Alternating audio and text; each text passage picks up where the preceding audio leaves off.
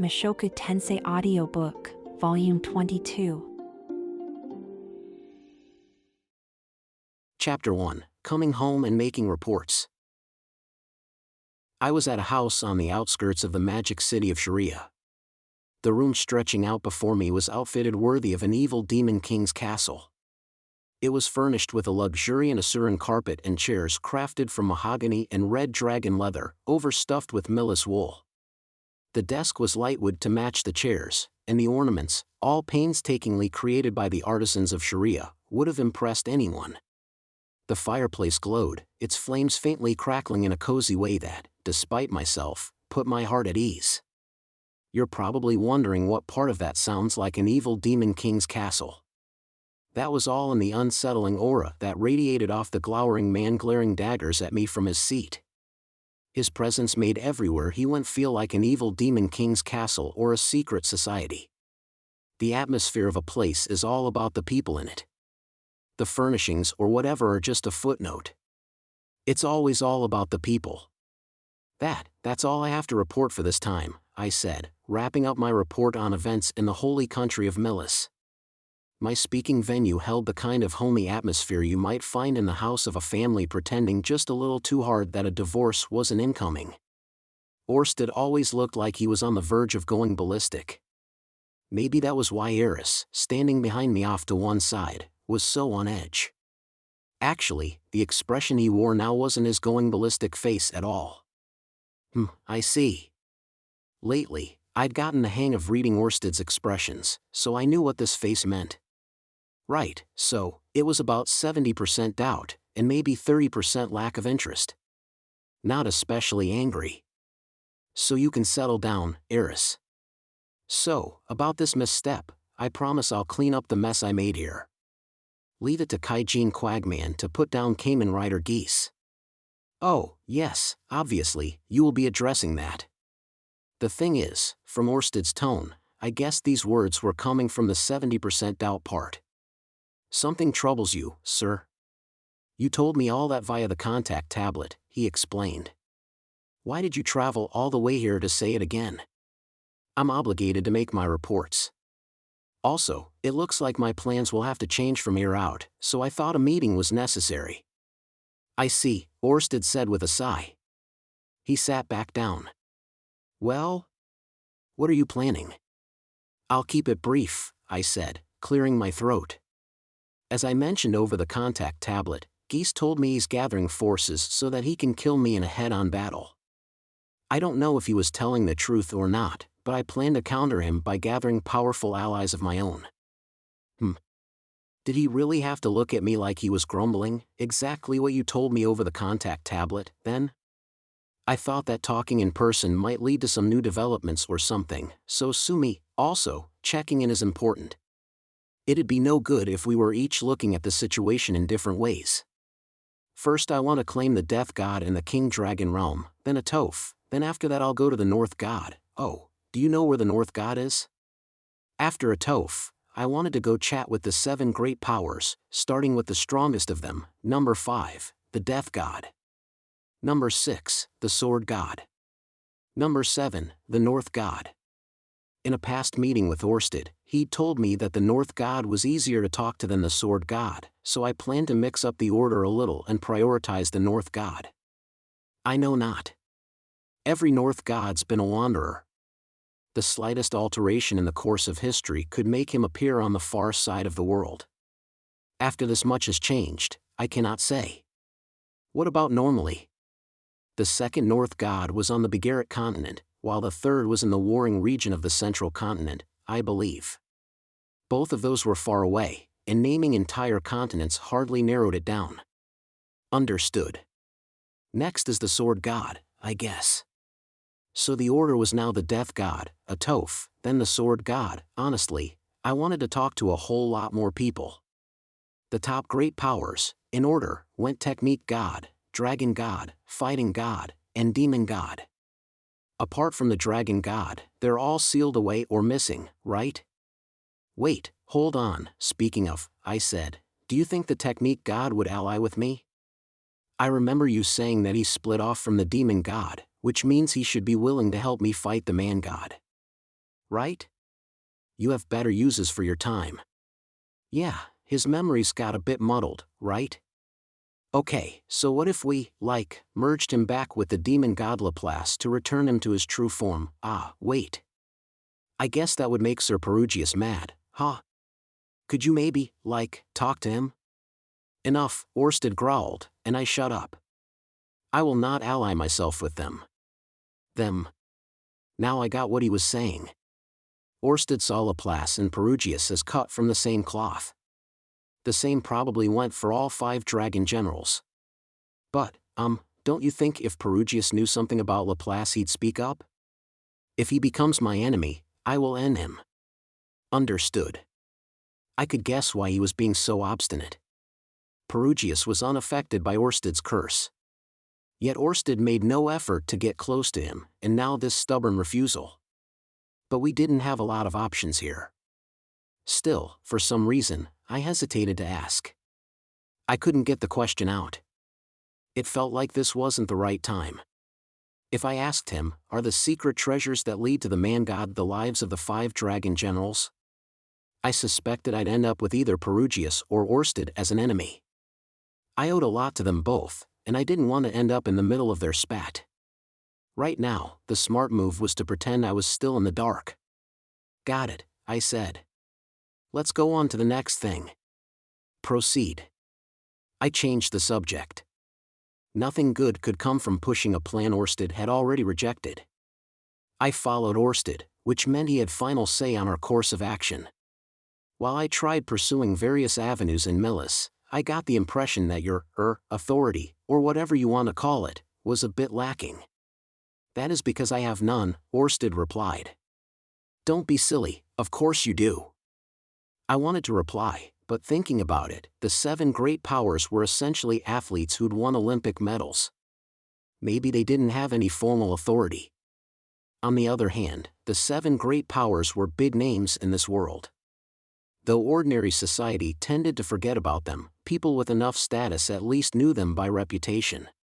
The 7 great powers included the best of the best swordsmen, the North God and the Sword God.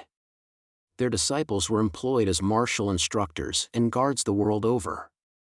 When you thought about how strong they were and what valuable allies they'd make to any political power, Orsted's position as number 2 amongst the 7 great powers seemed like a fairly big deal, and I was keen to put it to good use.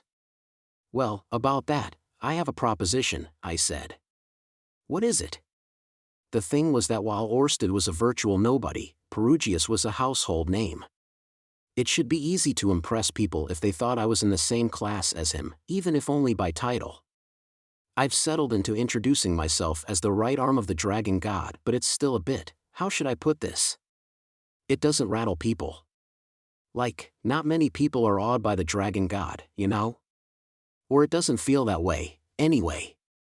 So I was wondering if, for clarity's sake, I could call myself the Dragon King. We could do Quagdragon King or something, whatever feels good. No, said Orsted. Wait, what? I forbid you from using the title of Dragon King. He was glaring at me. Really glaring. Yeah, I got it.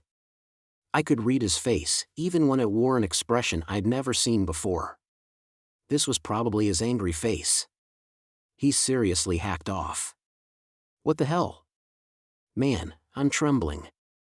All of them live as they please, clinging to their tattered pride. Then they die over petty grudges. When I didn't say anything, Orsted continued, you are different. That is why you may not use that name, Rudeus Greyrat. Yes, sir. That was unexpected. I hadn't prepped for a real confrontation. I thought he'd wave me off with a disaffected, you can call yourself what you want. Damn. I couldn't stop shaking. I heard a tooting sound, just as Eris moved forwards. Eris, don't. I called her off. Relax. This isn't a fight. It's not even a falling out. I said something that's totally at odds with the boss's plan for the company, and now he's mad. So get out of that stance, and take your hand off your sword, okay? I went too far. My apologies, I said. No matter, Orsted replied, and I lowered my head. Orsted's anger dissipated. Orsted always acted on the assumption he had the loops to fall back on, but some things were still non-negotiable. I'd stepped on a raw nerve without looking. Well, whatever. It didn't matter what I called myself. I could project authority in any number of other ways. My own sense of majesty might not be so easy to tap into, but I could, I could borrow a bit of authority from Ariel and the Kingdom of Asura, maybe? Right, let's go with that. Let's assume I get Ariel to lend me some authority, then. Who should I try to bring on our side after the Sword God? The Bihyrule Kingdom would be best. That is where the Ogre God resides. The Ogre God can wait until later. If it comes to war, he will provide good quality weapons, but he is no good in a fight. Now Orsted mentioned it, I did remember him saying the Ogre God and the Ogre God should be brought in with the rest. You mean I should get the Ogre God to join us? No. It's extremely likely that he is a disciple of the Man God. We should crush him before Geese can collect him. Right, the Ogre God was likely to turn against Laplace. And Laplace was the Man God's enemy. The enemy of my enemy, meaning that the Ogre God was easy to turn into a disciple, and therefore we should crush him first. Okay, yeah, that made sense as a strategy, building up our own pieces while also taking out Geese's, and taking them out one at a time so that 5 of them couldn't descend on us at once. That was one way to go about it. Is there anyone else likely to be turned against us? No, none as significant as the Ogre God, Orsted replied. There's the Abyssal King Vita who lives in Hell, the Labyrinth on the Divine Continent, and the vile Demon King Kebla Kabla of the Demon Continent. It would be prudent to remove those two. Moving against them first would cause problems, however, so they can be left until last. I see. They all had such wild names. I wondered if I'd have to fight them just for the crime of being likely to be turned by the Man God. They hadn't done anything yet. They weren't disciples. Would Orsted mind if I made them my allies first? I wasn't totally opposed to fighting them. If it looked like things weren't going to work, I could fight them then. When it came down to it, I wasn't super keen on murdering people before they'd even gotten involved in any of this. Alright, so the plan is I either make them my allies or neutralize them. Indeed. The details come later, I guess. On to the next topic. About my plans to visit the King Dragon Realm. After that, Orsted gave me scraps of information about the royal family and the nobles with power in the King Dragon Realm. That was where we left things. I hadn't expected the Dragon King thing to get under his skin that badly. Gotta be more careful next time. Phew, welcome back, Chairman Rudeus. The moment I stepped out of the boss's room, the girl at reception stood up and bowed enthusiastically. A half-elf, half-human girl. She'd inherited the long lifespan of an elf, but she was still very young. She had been hired as Orsted's secretary after a series of rigorous selection processes over a large number of candidates. She spent all day sitting here, never seeing Orsted because he was always shut up in the back. She acted on his orders purely via written communication, while also meticulously taking care of administrative duties. What was her name again? Oh, yes, thank you. You don't look well. Is something the matter? Not really, Sir Orsted wasn't too happy with me. I see. Even you get in trouble sometimes, Chairman. I might have, pulled the tiger's tail this time, so to speak. Oh dear, but the CEO really does rely on you, Chairman Rudeus. He may merely hold high expectations of you. Ha ha. No, that wasn't it. She was resistant to Orsted's curse and considerate of others. An all-around swell lady. The only thing was, I really couldn't remember her name. What was it, seriously? Pharisty, or Pharistily? No, that wasn't right. Aisha would probably know, but she was with Zenith right now in the neighboring room. That was fine. I'd ask Aisha privately another day. I was thinking, if Orsted is the CEO and I'm the chairman, doesn't it sort of sound like I'm more important than him? Oh, what should I call him then? I wonder. Linnea was the acting CEO, and Aisha was an advisor as well as the vice chief. If I was the company chairman, then that left, what about commander-in-chief? Well, he should have final approval. True. Well, I guess run it by him, I said. Whatever else aside, she seemed to be doing good work here. Up till now there hadn't been any major problems, and her cheerfulness kept everyone motivated. Orsted didn't seem to have any complaints. I'd also been sure to hire someone in massive debt, so she had a little extra motivation to tolerate a rough day here or there. There haven't been any other problems? No, nothing. That's a relief. If stuff isn't running smoothly or there's anything else you want, please reach out to me straight away. If it's within my power, I'll make sure it's done. What? She was surprised. Why was that? It was true that our company didn't have any labor standards it had to abide by, but I was trying to build a positive working environment. I'm sorry, Mr. Chairman. It's just that Sir Orsted asked me the same thing. Oh, did he? Huh. He's already made so many accommodations for me. Ordinarily anyone offered something like that, even indirectly, would be on their guard, thinking it was a deal with the devil. That had to mean the special helmet Cliff had made was doing its job, alleviating the effects of Ersted's curse. Good stuff. It's a shame that I can't even see his face, after all that he's done for me. That's the fault of the curse.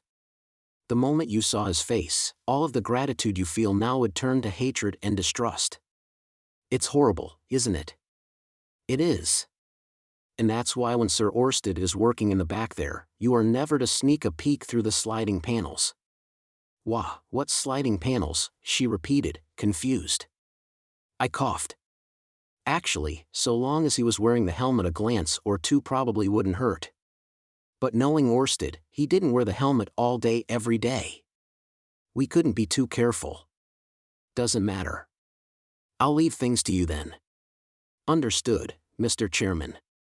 One more thing. Can you hint to the boss that the chairman looked really agonized? Of course. She chuckled. You know, I didn't expect you to be so timid. Nothing surprising about it. I've always been like that. I'm about as brave as I am tall. After that conversation, I left the office. Right. Next up, I had to report back to my family about Zenith and the whole thing with Geese. There was a lot I needed to say. At least it wasn't all bad news, but that was cold comfort. Lilia that day, Elinalise was with us. She came to the house a few times a week to speak with the house's mistresses. She was married with a child and household of her own, but her husband was far away. I expected she was lonely. That feeling was most familiar to both the ladies of the house and to me. From Elinalise's manner and bearing, however, you would never have guessed that she was quietly unraveling on the inside. I imagine that was why she constantly came over seeking advice. We went over all sorts of questions, from what sort of education was appropriate for children of a certain age to small complaints. One such question: when do you think Aisha will learn how to behave like a grown-up? I wonder the same, myself. It's not as though she can't. Well, she probably won't until she feels it's necessary. When might that be?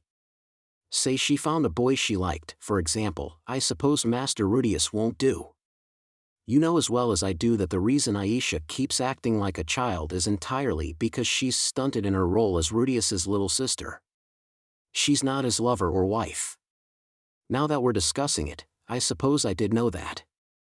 All of which is to say, you need to find someone else for Aisha. Someone charming. Someone who won't pay her any attention unless she behaves like an adult. I mused. Yes, I was the one looking for advice that day. Miss Elinalise looked much younger than me, but she had the wisdom that came with age. I was grateful for how thoroughly she addressed my concerns. Yes. You want someone younger and a bit useless. Someone who's got it really bad for grown-up women. Really bad, you say? Exactly. Aisha should have no trouble satisfying the fantasies of a kid like that, and she can also knock some sense into that kind of boy. I knew perfectly well that Aisha wasn't going to end up with Master Rudeus. He didn't want her, and she wasn't interested in him. Unfortunately, I couldn't see any potential marriage candidates I brought home going down well, either. All you can do is to try to make it happen. I see, I replied, hanging my head, and then cried out, "Oh," as Leo came galumphing into the dining room. Miss Laura and Miss Lucy were seated upon his back. They appeared to be playing horse. "Woof!" Leo barked, looking at me. How odd. He was a clever dog, and hardly ever barked unless there was a reason. It couldn't be that something had befallen Sylphiette. "Woof, woof." Leo wagged his tail, then looked from me to the front door and back again. Ah, never mind, then. Leo was far too happy. Besides, if something happened to Sylphiette, he would have barked urgently for someone to come to him. His gaze was fixed upon the front door. Were we to have a visitor? Leo didn't typically wag his tail for visitors. Ah, perhaps Miss Roxy has come home, I thought, standing upright as the lock on the front door went click. I rushed over to receive the arrivals. "Oh, hey, Lilia. We're back." "Hey, Lilia. Welcome home, Master Rudeus." "Miss Eris." I cried. There, in the doorway, was Master Rudeus, together with Miss Eris, Miss Zenith, and Aisha, and much earlier than I'd expected them. Master Rudeus's plan had been to remain in Millis for around half a year, but hardly a month and a half had passed since they left. On top of that, Master Rudeus's expression was unusually solemn. I immediately knew what must have happened. There had been trouble. Whatever it was probably Lady Claire's fault. Lady Claire wasn't a very flexible person, and also more than a little severe towards Aisha and Miss Norn. She was a devout believer in Millis and by no means a bad person, but also not one you could call good, even if you were being nice. Thinking about their personalities, she and Master Rudeus would be like oil and water. If I had to guess, they had a serious disagreement about something to do with family, and it had resulted in a confrontation. Did something happen? I asked. Master Rudeus's already solemn expression grew even harsher. I was sure Master Rudeus could handle any obstacle, but it stood to reason that some differences just couldn't be worked out. "I guess you could say that," he replied. His phrasing was deliberately vague. "Was it Lady Claire?" I asked. Rudeus looked surprised. "No," he replied. "Well, I mean, Claire and I did have a bit of a falling out. We're all good now, though. She's not such a bad person, deep down." This only perplexed me further, although I felt a little relieved.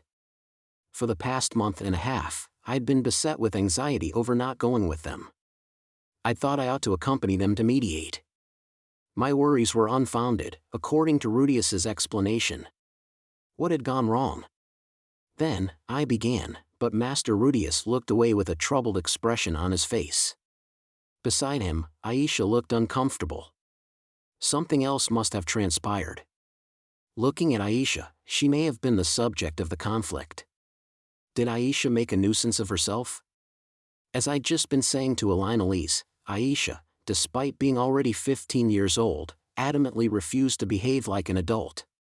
She was talented but persisted in acting like a child. I was so proud of her, long ago. This girl is a gifted child, I'd thought. Now I can pay back Master Rudeus for his kindness. But if she never stopped being a gifted child, no, Aisha did her job well, Rudeus said. By now, even I felt like I was prying as I opened my mouth. "So why?" Master Rudeus cut me off. Look, it's gonna be a really long story once I get into it. Can we wait until everyone's here?" "Of course." "I beg your pardon, Master Rudeus." "No worries, hey, and it's not all bad news. I have one piece of great news. I need to unpack, so watch my mom for me, okay?" Master Rudeus laughed weakly, then hurried off to his room. A worried-looking Miss Eris went after him. Aisha and Miss Zenith stayed where they were. Aisha was sulking, but I somehow sensed that Miss Zenith was in good spirits. "Did you behave yourself, Aisha?" I asked. I, did sort of screw up.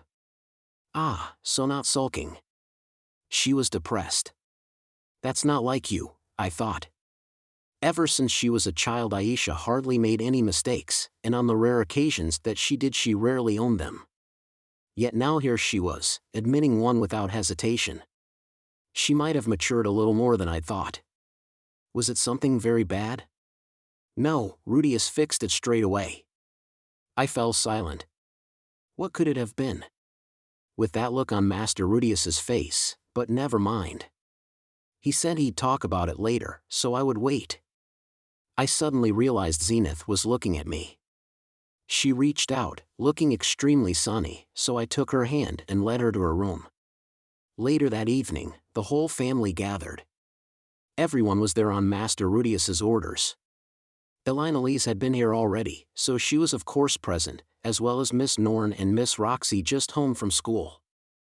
It was of course usual for the family to gather when Master Rudeus returned home, but much less common for him to propose it formally. We usually got everyone together only when Aisha or Miss Sylphie's perceptive eyes deemed it necessary to talk something through. Rudeus still had that look on his face. This was going to be important. As he began his tale, I listened with trepidation. Let's get things underway. First, I successfully met my objectives in Millis. Cliff worked his way into the church too, so there's no need to worry about him. Despite a hiccup with Lady Claire, Master Cliff had established himself in the church as he had originally planned, and Ruckwag's mercenary band was up and running as a result. The church was now thoroughly indebted to Master Rudeus, and he had recruited the blessed child as an ally of Orsted. It sounded like a total and unmitigated success. Miss Elinalise, hearing that Master Cliff had gotten himself a position in Millis, looked relieved. Sadly, Rudeus's tale didn't end there. Geese is a disciple of the man-god, Rudeus announced. Geese? That demon thief from Master Paul's old party? He was behind all the trouble that Master Rudeus encountered, and in the end, he had made a declaration of war before fleeing. I'd known him for many years, from back when we crossed over to the Begarit continent. Even then, he was always concerned for the welfare of Master Paul and Miss Zenith. I remembered how conscientious he had been about gathering the necessary intelligence to brave the Labyrinth expedition. Geese had worked tirelessly to save Miss Roxy and Miss Zenith. While Master Paul sank into depression, Geese ran around trying to recruit powerful warriors to join the party, selling maps he'd drawn up himself for next to nothing. The whole time he'd been helping Master Paul, he never let on he'd had another agenda. I couldn't square the Geese in my mind with the Geese Master Rudeus described, the traitor working to try and bring Master Rudeus, Miss Roxy, and the others down. Ever since your request to post wanted notices came, I've been wondering, Miss Roxy said. You're sure there hasn't been some mistake? An experienced labyrinth explorer herself, she always regarded Geese highly. According to her, there was no one more reliable in any field except combat. If only I could say it was. Master Rudeus gave a sad smile, then pulled a letter from his pocket. Miss Roxy took it from him and read over the contents. Her usually sleepy expression darkened, but she nodded, accepting it at once. She passed the letter to me. When I looked at it, I understood. The letter had a light-hearted and friendly tone despite its contents. Something about that told me instantly, this really was Geese. It wasn't that he hated Master Rudeus or Miss Roxy, or that he'd been plotting to destroy them from the start. He and Master Rudeus happened to be opposed, but it wasn't the sort of enmity that came from a grudge. Making the occasional gesture like this, telling you out of a sense of fairness when he usually never bothers, that's very like Geese, in a way, Miss Elinalise said with a sigh. When I thought back, this kind of thing had frequently occurred in the inner palace in Asura. The fierce power struggles of that country had turned scores of people who had no real personal enmity against one another. However, once circumstances had turned a man against his fellow, custom dictated that he should meet his new enemy in a fair fight. This letter modeled that mentality. I know Geese did a lot for all of you, so I'm sorry to have to say this, Master Rudeus said, but it looks like I'll have to fight him, and kill him. The words seemed to pain him greatly. It might not have been obvious, but I think Master Rudeus thought highly of geese. Miss Eris described them as good friends and had told me that they called each other boss and new bee. The way Geese talked about Master Rudeus's achievements as though they were his own made me think he truly loved Master Rudeus. Of everyone, this was probably hardest for him. "Oh, Rudy," said Miss Sylphie. She didn't seem to know what else to say. By contrast, Miss Roxy's face was hard. "Geese. Our Geese," she muttered. She, like me, had been in that party with Geese. She had relied on him. She'd accepted this new revelation quickly, however. There was no doubt in her eyes. On the contrary, I got the feeling she was determined to be a rock of certainty for Master Rudeus's sake.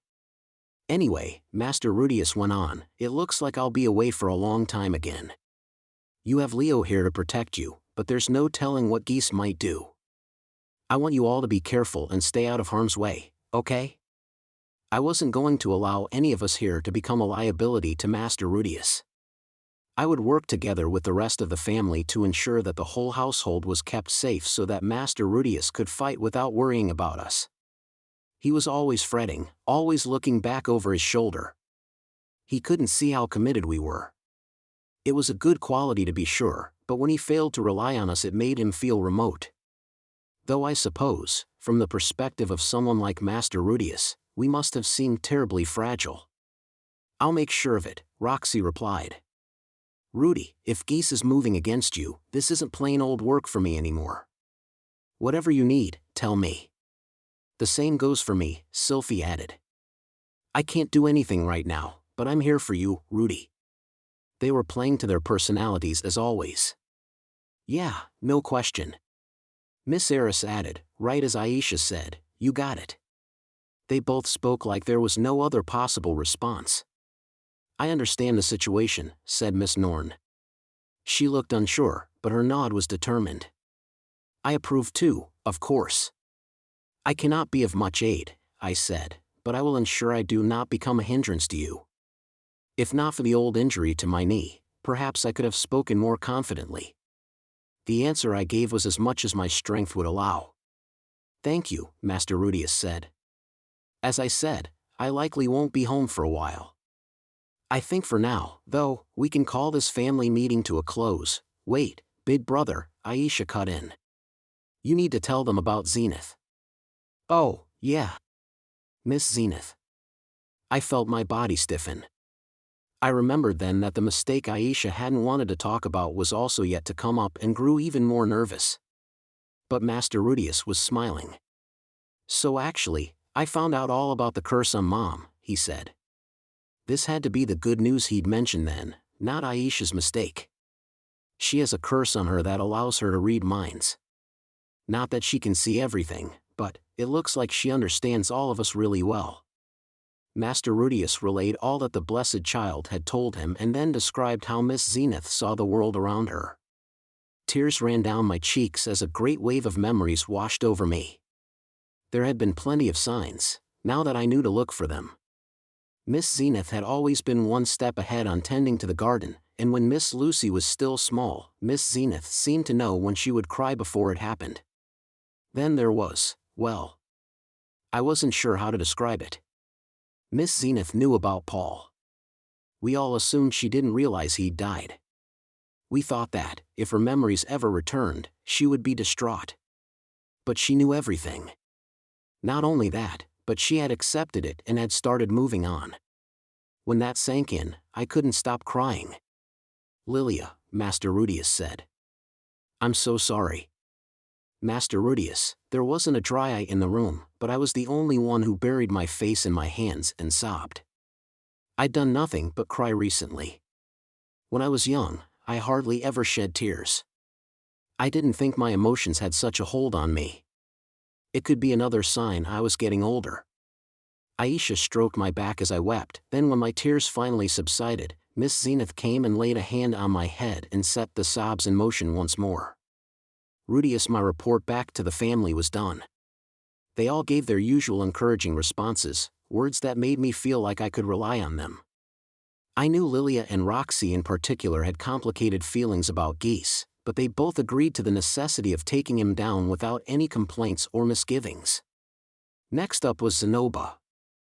I planned on paying a visit to the King Dragon realm, so I'd have to run it past him before I departed his company. He'd have his own thoughts on the matter, no doubt. Eris, Sylphie, and Roxy all came with me. We took the mercenary band's carriage to the Zenoba store. The main item on the agenda was making a checklist for powering up the magic armor.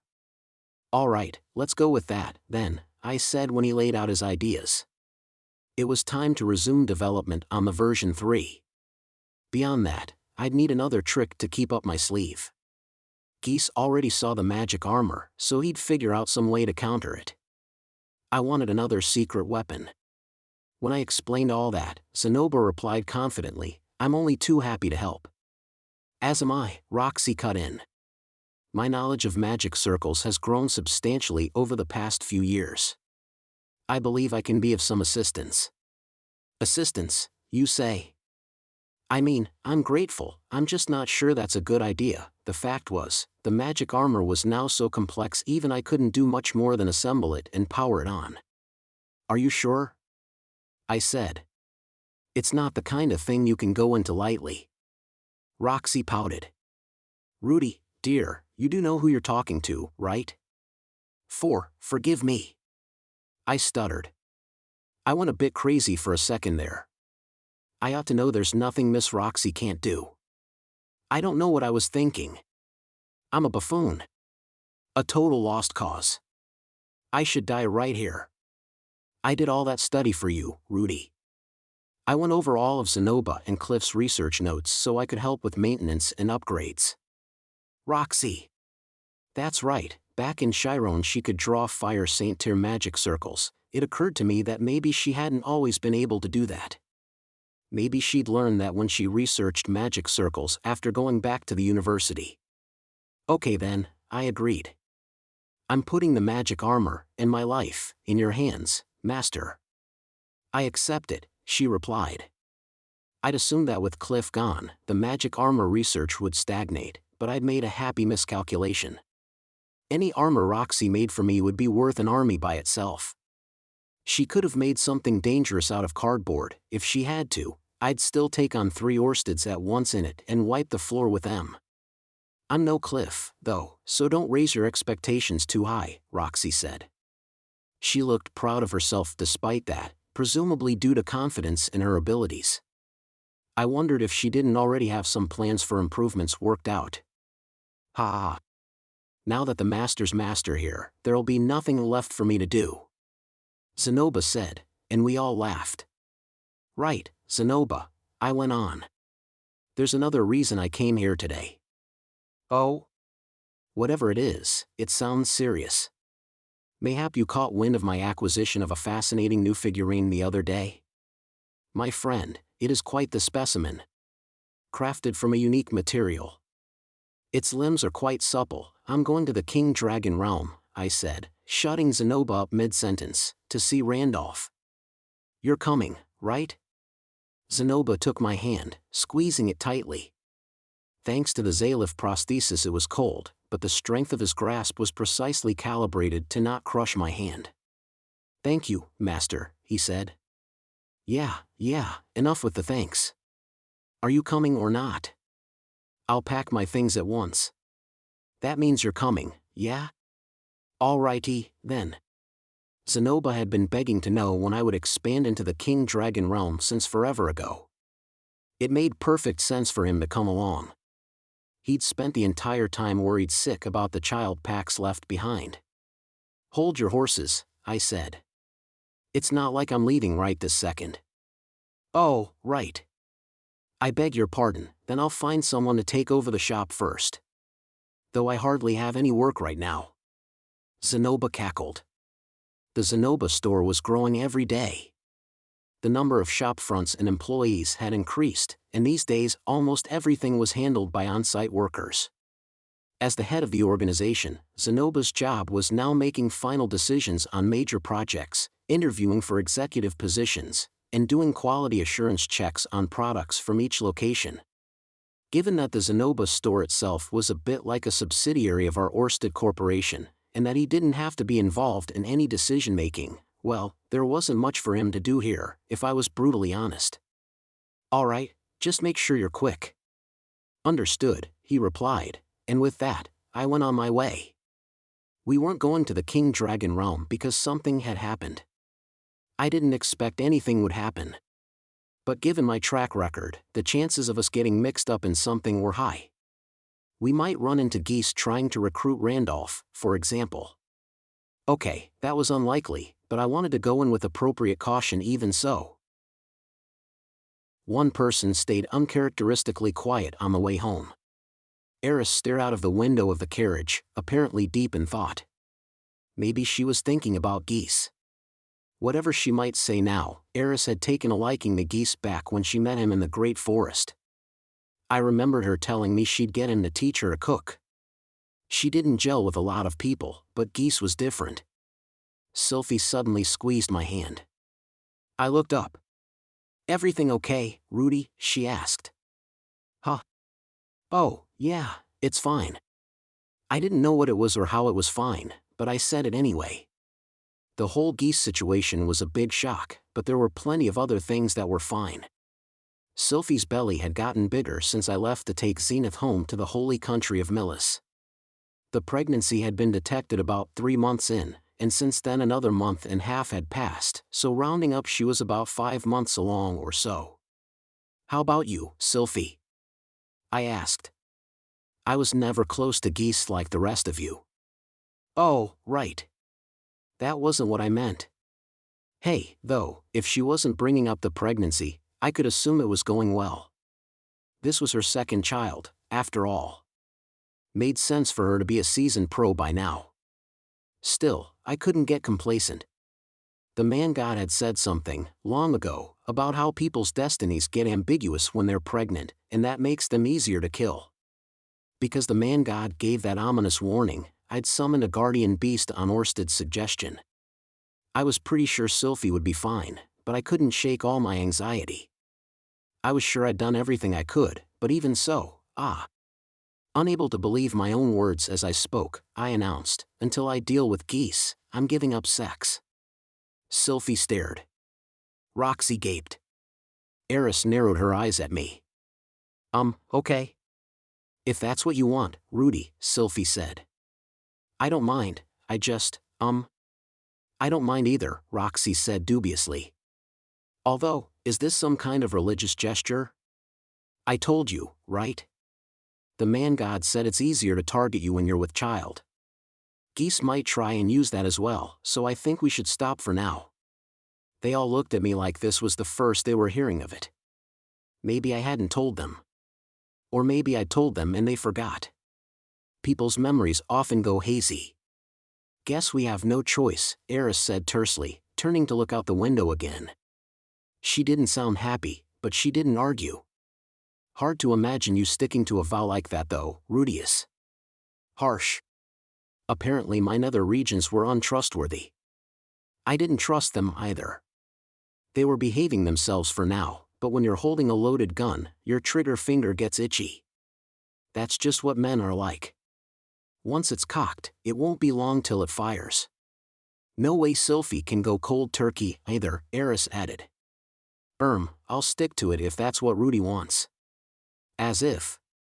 The moment Rudeus says, "Let's just fool around a bit," you'll give in, like, well, if it's just a bit, right? "Yeah," Sylphie admitted. Surely touching was okay, though. Say I held her close and left the ammunition in the barrel, just a bit. That kind of thinking would be the death of me. That's why I'll be at Rudeus' side at all times, ready to beat him up if he tries anything. So if I try to get busy, one wallop from Eris and I'm out like a light. Then when I wake up, all's forgotten. Perfect. "Thanks, Eris," I muttered. "Right. From this day on, I'm Rudeus the Celibate. This'll be no sweat." Chapter 2, Randolph's Woes. We ended up with a party of 5 for our journey to the King Dragon realm, me plus Eris, Aisha, Zenoba, and Julie. I didn't plan on Julie coming along originally, but she'd clamped on tight to Zenoba's waist and wouldn't let go. I think after Chiron she'd sworn to herself that next she'd go with him no matter what. Come to think of it, she'd tagged along when we set up a Zenoba store branch in the Asura Kingdom too, no questions asked. She was crazy about Zenoba, no kidding. You just wanted to be like, tell him how you feel already, except there were no signs that Zenoba reciprocated her feelings. Zenoba had his own complicated history with marriage, so I wouldn't get my hopes up. Ginger, maybe because she saw all that, decided not to come and instead took over managing the head office of the Zenoba store. She told me to take good care of Zenoba. Anyway, while we were in town, Aisha was going to set up an office for Ruckwag's mercenary band while Julie established a Zenoba store branch. Meanwhile, Zenoba, Eris, and I would meet with Randolph.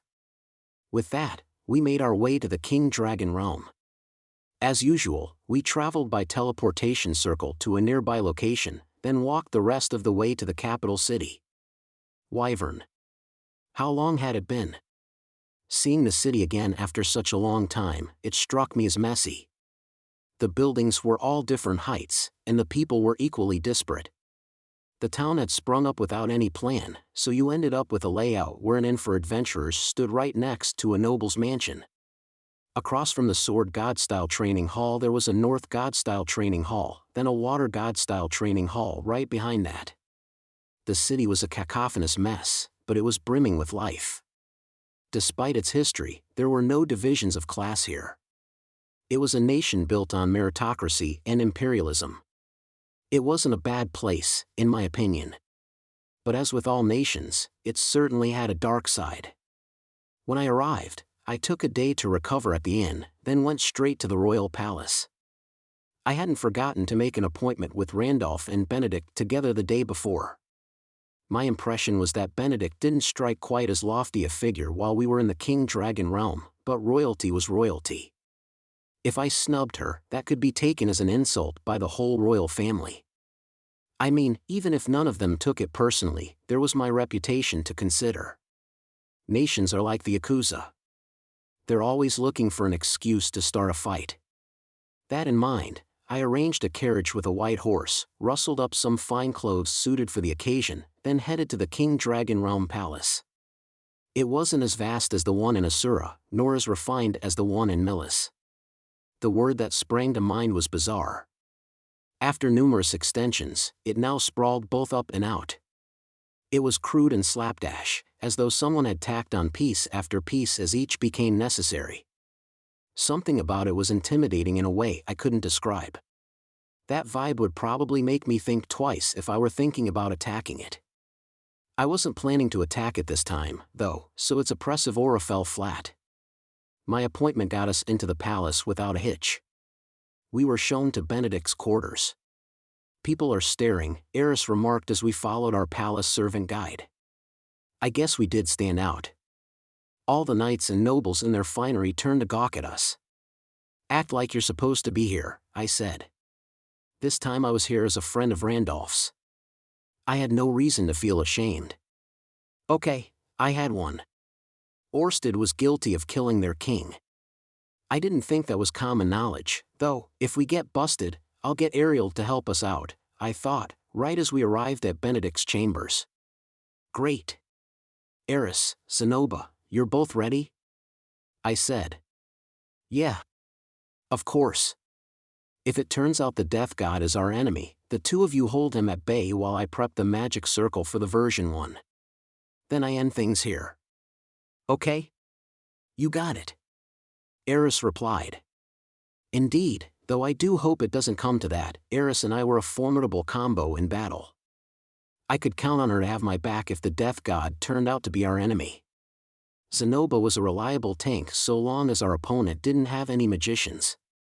I was a bit worried about Aisha and Julie, who I'd left behind, but I couldn't keep them safe everywhere all the time. All I could do was hope that they could get through half a day without incident. Enough dawdling. Time to go. For a room in a royal palace, the place was sparse. It was the absolute smallest space with the absolute minimum number of ladies in waiting they could get away with. Welcome, Lord Rudeus. It's been a long time. There he loomed, the world's top bodyguard, Death God Randolph Marianne. He looked ghoulish as he stood there, standing between me and his employer, Benedict, and the baby in her arms.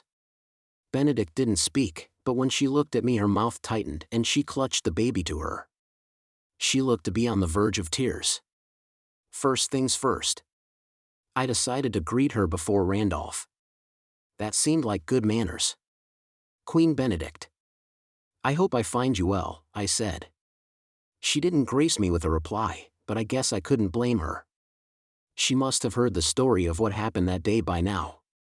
Pax was bound to have told her about me and Zenobia before that, and I seriously doubted he had any compliments for us.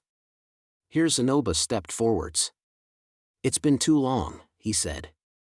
Queen Benedict, I am Zenobia, at your service. He leaned toward them, disrespectful of personal space as ever. Benedict drew back while Randolph stepped forwards, but Zenobia remained undeterred. I am glad to see His Highness, the Prince, in good health as well. A long silence loomed. Randolph stared at Zenobia in consternation. I wished he'd look at me too. Here I was, grabbing Zenobia's shoulder to try and get him to step back. Of course I couldn't budge him. Ah. My apologies. Should I have said princess? Zenobia asked. Benedict slowly shook her head. Male heir, confirmed. May I ask his name? Pax, she replied after a weighty pause. He was named for his father, Randolph added. Pax II. They'd given him his dad's name. I wondered if he'd get called Pax Jr. or Lil Pax or something. Well, isn't that wonderful? I should call my next son Rudeus Jr. or something. No, scratch that. I'd doom him to become a perv. I see. A fine name.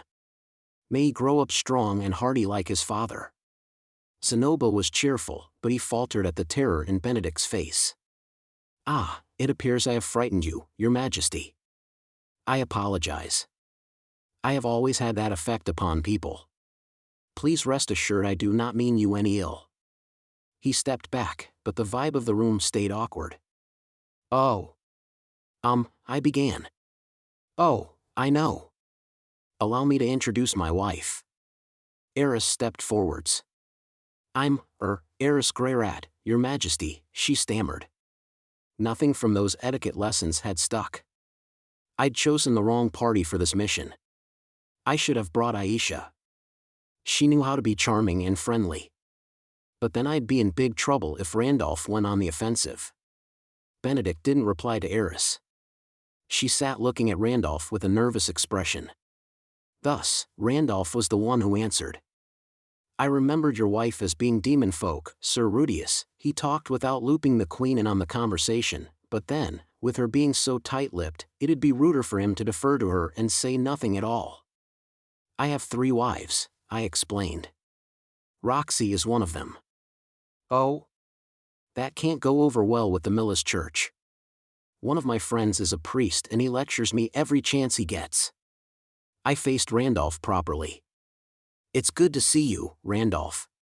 He was exactly as I remembered him, with his skeletal face and unsettling smile, in a stance that would appear vulnerable to an observer who had no knowledge of him. In reality, he was anything but. You could tell from Eris's tightly drawn lips. You look well, I said. I am, very much so.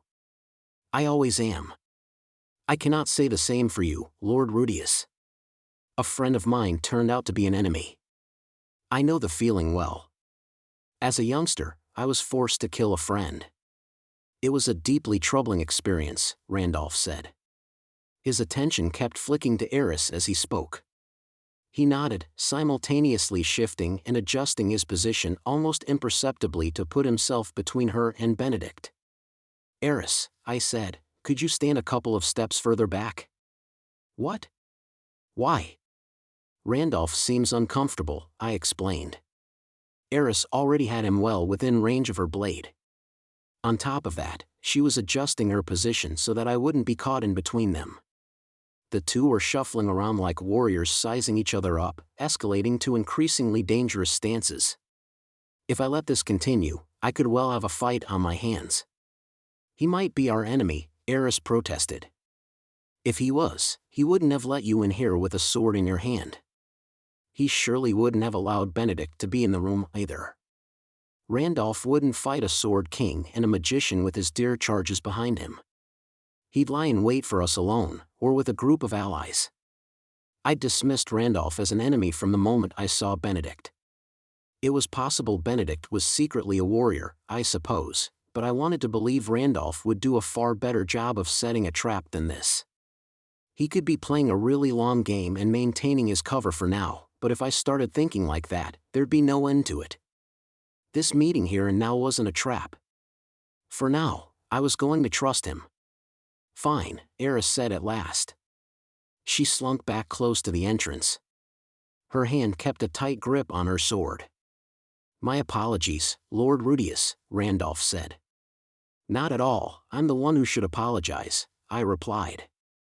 I'm afraid our schedule is quite busy, however, because of that friend of yours? Care to elucidate? I'd love to. That's why I'm here, after all. I told him what happened in the holy country of Milis, how Geese the demon had turned out to be my enemy, how he had no fighting skills, but he could talk his way out of anything, how with his silver tongue and the man-god's wiles, they were gathering powerful warriors. I told him how, in order to stop Geese, I had wanted notices out for him all over the world and planned to make key powerful warriors my allies. That's a very honest way to fight, Randolph observed. I couldn't come up with anything better. No, I meant it as praise. Even a clever opponent will run out of good ideas if you smash each trick to pieces as it comes without overthinking it. Randolph gave a rattling laugh. Was he speaking from experience? Immortal demons seemed like they'd be good at that sort of thing. Anyway, that's how things stand, I finished. I hope I can count on your support. It would be my pleasure, Randolph said, but there's no good reason for me to help you. I don't especially want to get tangled up with the man-god either. What if I told you the man-god was King Pax's sworn enemy? Oh? Randolph said, sounding interested. What's this? Do tell me more. I told him how the incident in Chiron had been the man-god's plot, who the disciples were, and what they'd done. Randolph listened until I finished, then laughed. His cheekbones jutted out unsettlingly, his laugh was a harsh croak. Well, then, that's a different story. I've longed for the chance to avenge Lord Pax. He grinned. His face was so creepy. It was the kind of face you expected to see behind a major betrayal, but it just goes to show you, you can't judge a book by its cover. He had agreed without much drama. Things looked promising, until Randolph continued. Unfortunately, he said, I'm rather busy here myself. Hold up. That means this isn't going smoothly. May I ask with what? He chuckled. Ah, how the tables have turned. His confidence put me on the back foot. I chalked it up to Randolph's typical banter. Don't go saying that until you've got the upper hand, I retorted. But I do. You're here because you need my help, correct? Damn, that sounded like the upper hand, all right. I had no choice but to listen to his demands. Fine. What sort of ridiculous task was he going to throw at me? Could this be another part of Geese's scheme? Worry not, it's nothing too arduous, he said. He stepped out of his position defending Benedict to one that left her exposed. Benedict sat there holding the baby with something like fear in her eyes. Of what? I didn't know. As I am sure you are all aware, this country has been in an ongoing state of unrest. The King Dragon realm had become deeply unsettled after Orsted killed their king back in Chiron. Still, the previous king had foreseen it and named his successor. The new monarch was placed on the throne at once, and the King Dragon realm gradually returned to stability, on the surface. Whoever had killed the old king was a mystery. A foreigner? Someone inside the palace? The culprit's motive was similarly unclear. No matter how placid the face they presented to the world, the palace was irreconcilably divided, with everyone jumping at shadows. They governed under a shroud of fear. We are not directly involved in this unrest. However, some see the Queen's child as an inconvenience. Aha! He was worried about Pax's child. Benedict was the daughter of the old king. She'd been treated as if she didn't exist. She was wed off to Pax, former prince of the kingdom of Chiron, so the King Dragon realm could get rid of her. I mean, that wasn't such a bad set of facts. A use had been found for an extraneous princess. That was all. But after she'd married Prince Pax, he was killed in a civil war, and as she'd borne his child, everything looked different. Pax's murderers were well underway rebuilding the kingdom of Chiron. They had their hands full and couldn't move against her at present, but their grudge against Pax burned as bright as ever. And why shouldn't it? The late prince had murdered their beloved royal family.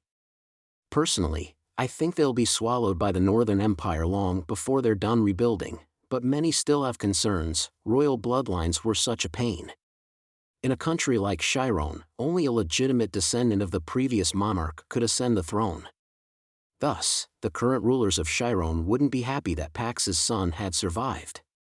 If the kingdom of Chiron stabilized, they'd probably show up in a few years demanding Benedict's child. Just a little infanticide as a token of friendship between the kingdom of Chiron and the King Dragon realm. But Lil Pax was still the grandson of the old king of the King Dragon realm. If a vassal state came up saying, "Hand him over," and they went, "Sure, here you are," that wouldn't reflect well on their reputation. On the other hand, if they didn't hand him over, that would sour relations with Chiron. So plans were in motion to eliminate the point of contention before it came to that, it seemed. Kill Lil Pax before Chiron came asking for the same. What? You want the kid? They'd say. Damn, I hate to tell you this, but he died in a tragic accident. What an unforeseeable tragedy. Ah, well. I'm sure you understand, right? That way, the King Dragon realm and the kingdom of Chiron could both get out with their reputations intact. The only one who'd come out worse for wear would be Randolph. They want him dead badly enough to fight Death God Randolph? I said doubtfully. Many see avoiding war between our two nations a higher priority than avoiding my blade.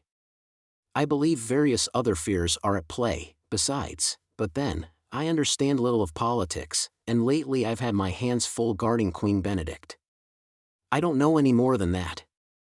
Makes sense. Right now, the political heart of the King Dragon realm was in a state of unrest. There was no way other countries weren't looking for a way to exploit that. Even if they couldn't openly attack the King Dragon realm, they could, for example, harass its vassal states. That seemed more than likely. If Chiron, their bulwark to the north, then turned against them, well, a lot of people were worrying along those lines, I bet. Personally, if it were me with Randolph standing ahead, I'd be more worried about making an enemy of him.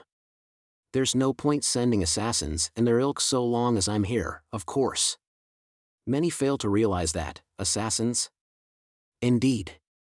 They don't realize they'll have to go through me until they get here. Some turn pale, some weep while begging for their lives, some turn around and leave again. There have been quite a few. Scary, Orsted told me that the death god Randolph Marianne of the Seven Great Powers was well known in the assassin trade, though you could assume that much from his name. People said if you wound up making an enemy of him, you'd better kill your employer and make a run for it. The ones doing the employing presumably didn't know about that. I imagined how it felt to be a hapless assassin, coming face to face with the death god. He's a terrifying dude, right? I get it, it was like that for me when I challenged Orsted. I don't object to guests, but if things go on like this, the prince's future is, well, Randolph finished pointedly. Their situation wasn't about to improve, no matter how many assassins he cut down. In the end, all they had to look forward to was Chiron's demand for the baby. He could refuse, but that would damage his reputation here. If they handed Lil Pax over, the kid would probably end up being executed, regardless of the wording of the bargain. No matter how the dice fell, Lil Pax wouldn't be allowed to live in peace. Unless, let's say I find you a way out.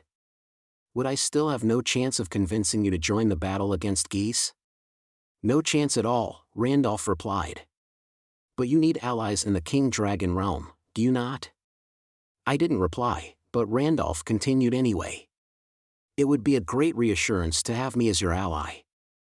Everyone says as much, they feel they can rely on me. And there might be other advantages for you. I imagine so, I said. Randolph wasn't going to fight at my side. That left chances for the opposite outcome. He could be taken in by the man-god, or rather, by Geese's smooth talking, and show up on the other side. Even if I helped him here, I couldn't rule out him turning against me. Sir Randolph, said Zenoba, stepping forwards. There is no need for convoluted conditions. Although I no longer lay claim to royal blood, the prince is my kin and I served his father. I have no stake in the power struggles of the King Dragon realm. If you are in trouble, I will of course help you. True. We had no reason to abandon Randolph now simply because he might turn against us later. Lady Benedict, Zenoba said, kneeling before her. Down on one knee, his face was about level with the sitting Benedict's. Eye to eye, he said, as Pax's older brother, I am also your brother. Will you not permit me to help you and the prince? Benedict stayed silent for a few long seconds, eyeing Zenoba sidelong, then at last, with painful hesitation, she held out a hand to Zenoba. I would be happy for your aid, she said. I am yours to command. He took her hand and kissed it. They might say if you want to kill a general, first go for his horse, but Zenoba had gone for the general and scored a perfect headshot. I shouldn't be surprised, this was why he'd come. When you weighed the pros and cons, it wasn't a bad deal for either of us. As Randolph himself had said, I'd secure myself a reliable ally in the King Dragon realm, and not just Randolph. Benedict and Lil Pax, if, through some twist of fate, he ended up wielding power once he came of age, would both be assets. This bond would pay off 10, maybe 20 years down the line. A long-term investment. The Orsted Corporation was always looking to the future. This mess was our CEO's fault, when it came right down to it. As his follower, it was my responsibility to do something about it. Indeed. I shall be glad of your assistance, Randolph said. The Death God must have known all that. He'd hidden his hand brilliantly. You sly bastard, anyway. That's how Zenoba and I ended up agreeing to clean up the mess in the King Dragon realm. Chapter 3, The Politics of the King Dragon Realm. Nothing is ever simple. Imagine you have Kid A being bullied by Kid B, okay, you beat up Kid B and Kid A is safe, right? But more often than not, that isn't how it works. So long as everyone perceives Kid A as the kid who gets bullied, everyone looks down on them. You end up with Kid C and Kid D picking up where the first bully left off. So, how to make Kid B stop? First off, why is Kid B bullying Kid A? Do bullies even need a reason? Was there something about Kid A that led to their being bullied? It does happen. I assume that was the case for me in my past life, at least. I thought the King Dragon realm might be telling a similar story. Benedict might be getting bullied due to the unlucky fact she had demon blood in her veins. I wasn't gonna stand for it, if that was the whole deal. I'd beat the crap out of Kid B. But what if there was more to it? Maybe there was some outside cause that was stressing out Kid B, and they took it out on Kid A. If so, Kid B might stop if you remove that outside cause. Removing it and then pointing out all the downsides of carrying on bullying Kid A should be enough to make them stop actively seeking a target to bully. Hopefully, Kid B was smart enough to see that. So, the question became, what might the outside cause be? To find out, your intrepid hero ventured into the heart of the deepest jungle. I just legged it to the training grounds to ask someone who knew the ins and outs of King Dragon realm politics. Randolph said I'd find a man there called Shagall who could tell me what I wanted to know. As you might expect, I'd heard about this individual from Orsted too. He was one of the top dogs in the whole of the King Dragon realm, Shagall Gargantus, the general paramount of the King Dragon realm. He was a quarter elf and had a characteristically rough way of speaking, but he was decisive and a man of action. And he had a moniker, the Generalissimo. He was also the one who'd recruited Randolph. The death god wasn't interested at all, but Shagall barraged him with visits and offered him every favor under the sun to persuade him to take the post. The guy clearly had a good eye for talent. The chances that he was a disciple of the man god were low right now, for the record, but if the King Dragon realm ever seemed in danger of falling, those odds would skyrocket. I guess he was a patriot. They're an energetic bunch. Sure are, I said, looking out over the training grounds with Randolph's letter of introduction clutched in my hand. Someone who looked like a receptionist had told me that without an appointment, I'd have to wait until training was done. Zenoba was with me too, by the way. Eris wasn't. I'd put her on bodyguard duty for Aisha and Julie. The training grounds were oval in shape and about the size of a baseball pitch, ringed by tiered spectator seats like the Coliseum. Down on the ground, soldiers in teams of 6 fought one another, their strategy dictated by their leader's orders. Shagall himself was sitting where he could see the whole scene. He watched the match intently while ordering a few underlings to take down notes. He held these military drills regularly in small groups to improve the skills of his officers. I wasn't sure if it was because these officers were more suited to commanding armies, but individually they weren't noteworthy combatants. Maybe there was something in there that they could use, though. The soldiers crept through the training ground, hunting for their enemy as they weaved through the various obstructions.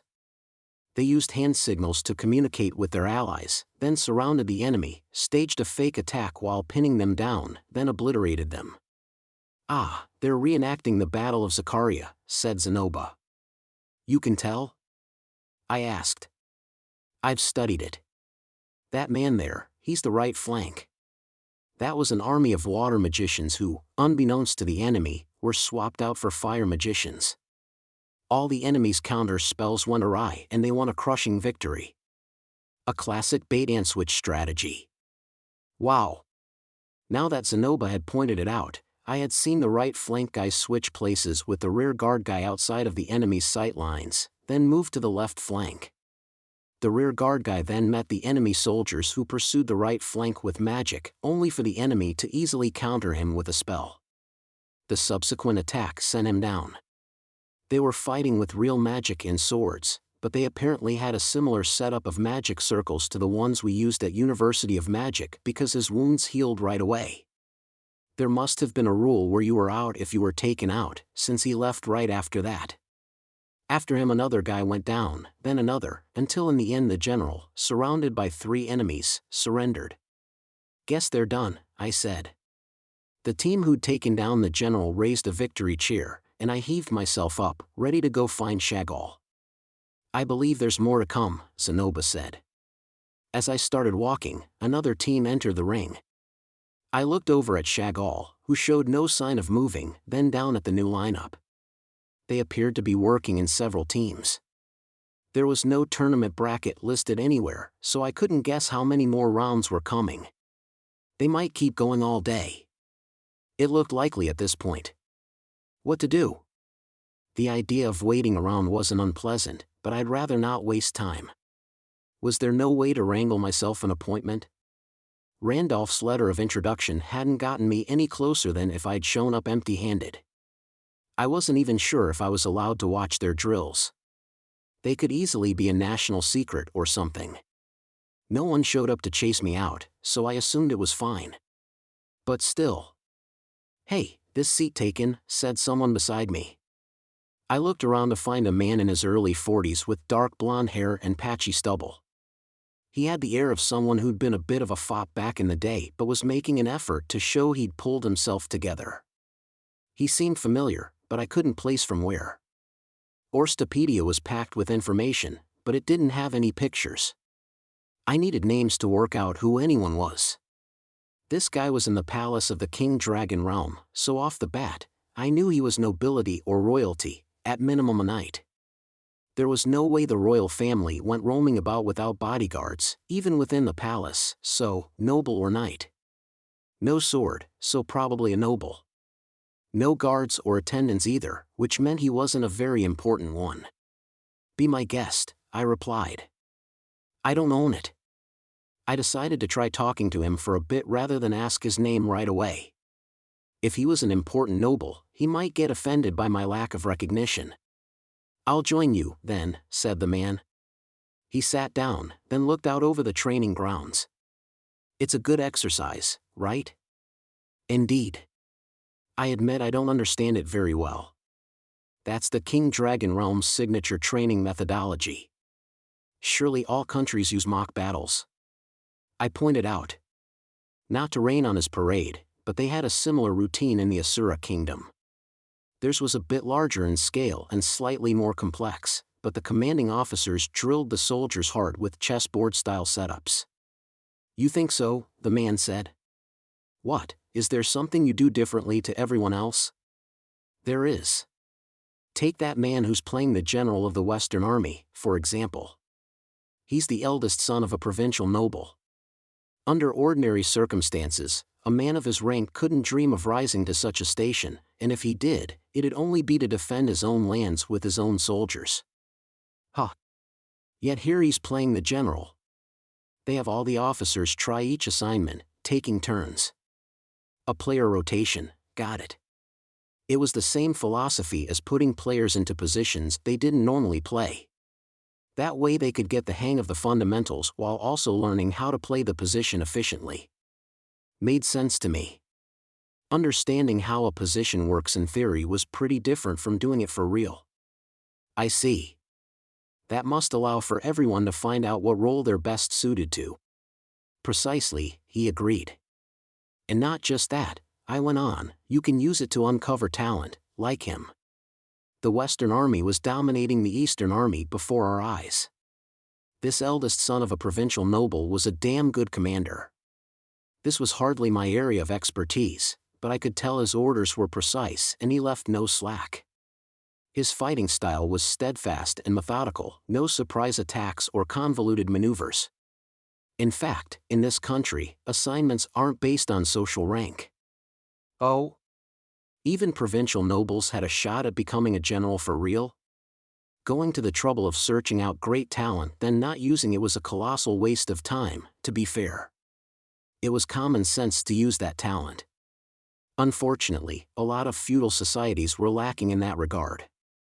I bet the Asura kingdom doesn't do that, the man prompted. I doubt it, I agreed. Though I'm hardly an expert. A little while back, Ariel had let me watch the Asuran army run through a practice maneuver. Luke sat beside me explaining this and that.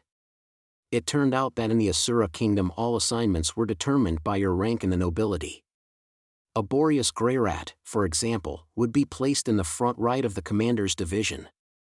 The positions were based on the assignments drawn up by the commander in the Laplace War. They'd been passed down as is ever since. As you'd expect, the formations they used reflected the values of that period, dragged unchanged into the present day. Visually impressive and flashy as they were, they lacked any practical value.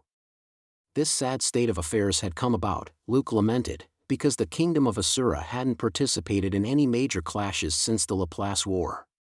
Meanwhile, the King Dragon Realm could assign all its commanders to the roles that best suited them.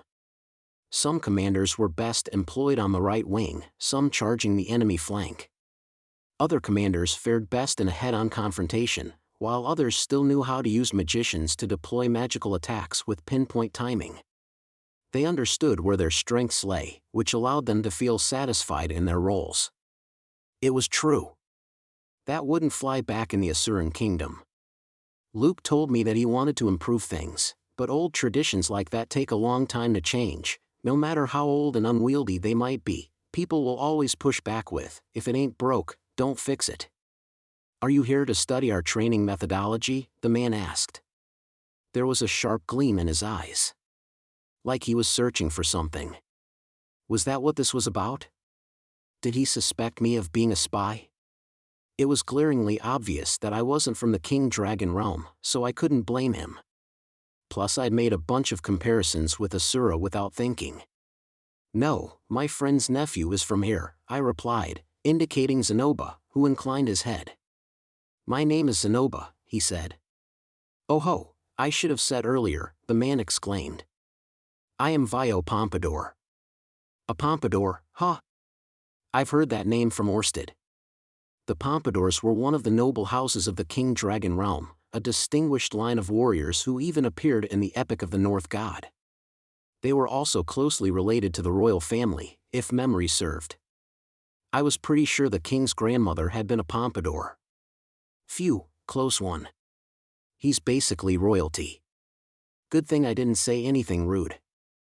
The other thing about the Pompadours was that their likelihood of becoming disciples of the man-god was around C rank, the lowest of the middle. A lord of the House of Pompadour. Please excuse my ignorance. Not at all, he said, brushing me off. What was your name, by the way? My most sincere apologies. I am Rudeus Greyrat. I am employed as the representative of Orsted the Dragon God, second of the 7 great powers. The Dragon God, eh? I've reeled in a big fish. And you, Sir Zenoba, are you also a follower of the Dragon God? He asked, turning to Zenoba. Zenoba nodded. Indeed, though, I am, of little importance. He's only saying that. He's very powerful. Strength is all I have to offer, I'm afraid. I didn't mean physical power, dumbass. The Zenoba store had grown a lot, there were branches all over the world now. And money is power, as they say. I wasn't exaggerating. 2 such esteemed individuals, Vio said thoughtfully. What brings you to the King Dragon realm? Well, I began. This is a tough situation to explain to someone who isn't involved. This guy could totally be one of Lil Pax's would-be assassins. Better not reveal too much. His nephew, you know, was in a bit of a tight spot, so we came to help him out. Is that so? Then we got here and found there's some political trouble going on, so we were wondering what we could do to pitch in. We thought we should get a handle on current events, and to do that, we were told to come here and talk to General Chagall. You have connections with General Chagall? This nephew of yours must be someone quite important, Vio remarked. Oh, no, the general just has a lot of friends, I replied. Generalissimo Chagall was known as one of the people who'd shaped the King Dragon realm into the powerful nation it was today. According to Orsted, he'd gathered up talent from the ranks of those who'd fallen out of favor and used them to build prosperity and military dominance. This training methodology on display was likely his invention as well. He was a popular guy. Connections everywhere. His circle was so wide, no one knew the full extent of it, so when I claimed that Zenoba and I were acquainted with him, it shouldn't have sounded too fishy. Unfortunately, General Chagall is very busy, so we're taking the liberty of waiting for him here, I explained. I see. Vio looked pensive for a moment, but then looked up and nodded. A friend's nephew is no better than a stranger in the eyes of most. It is admirable of you to come to his aid. He hadn't said as much in words, but the skeptical vibes I'd been getting from him abated and were replaced by a genial warmth. The friendliness was sudden, but maybe he was satisfied now that he'd worked out what the strangers were doing here. Though I should warn you, I think today General Chagall means to keep going with the drills until sundown. You don't say. I looked up. The sun was due south, meaning there were probably around another 5 hours of drills to go. How about you talk to me? Vio suggested. I may not look it, but I'm fairly knowledgeable about my country's affairs. There are things I can't go into, of course, but I can tell you about our current situation if that'll help. Would that be all right? I asked. We needed to know about the present state of the nation. It didn't have to come from Chagall. And a member of the House of Pompadour would know a lot about that. I wanted to hear Chagall's perspective as well, but sitting here for hours was a waste of time. Our meeting was kismet, I'm sure. Only, if we're going to talk, this place is, well, shall we go somewhere we can talk more freely? And so, off we went to hear what Vio had to tell us. Vio was actually a disciple of the man-god. Zenoba and I followed him, unsuspecting, right into the jaws of a trap. It was a dire situation, no, nothing so exciting. He took us by carriage to a restaurant a little way away from the palace, a pretty swanky joint. I tried to stay on my guard, but even I had to admit that it felt a bit too obvious to be a trap. Vio talked a lot. Inside the carriage, he told us all about the sightseeing spots, stuff worth visiting near the palace. Then he moved on to the design of the distant palace, then the local legends about the street we were rolling along. He had the easy knowledge of a seasoned tour guide. I was impressed.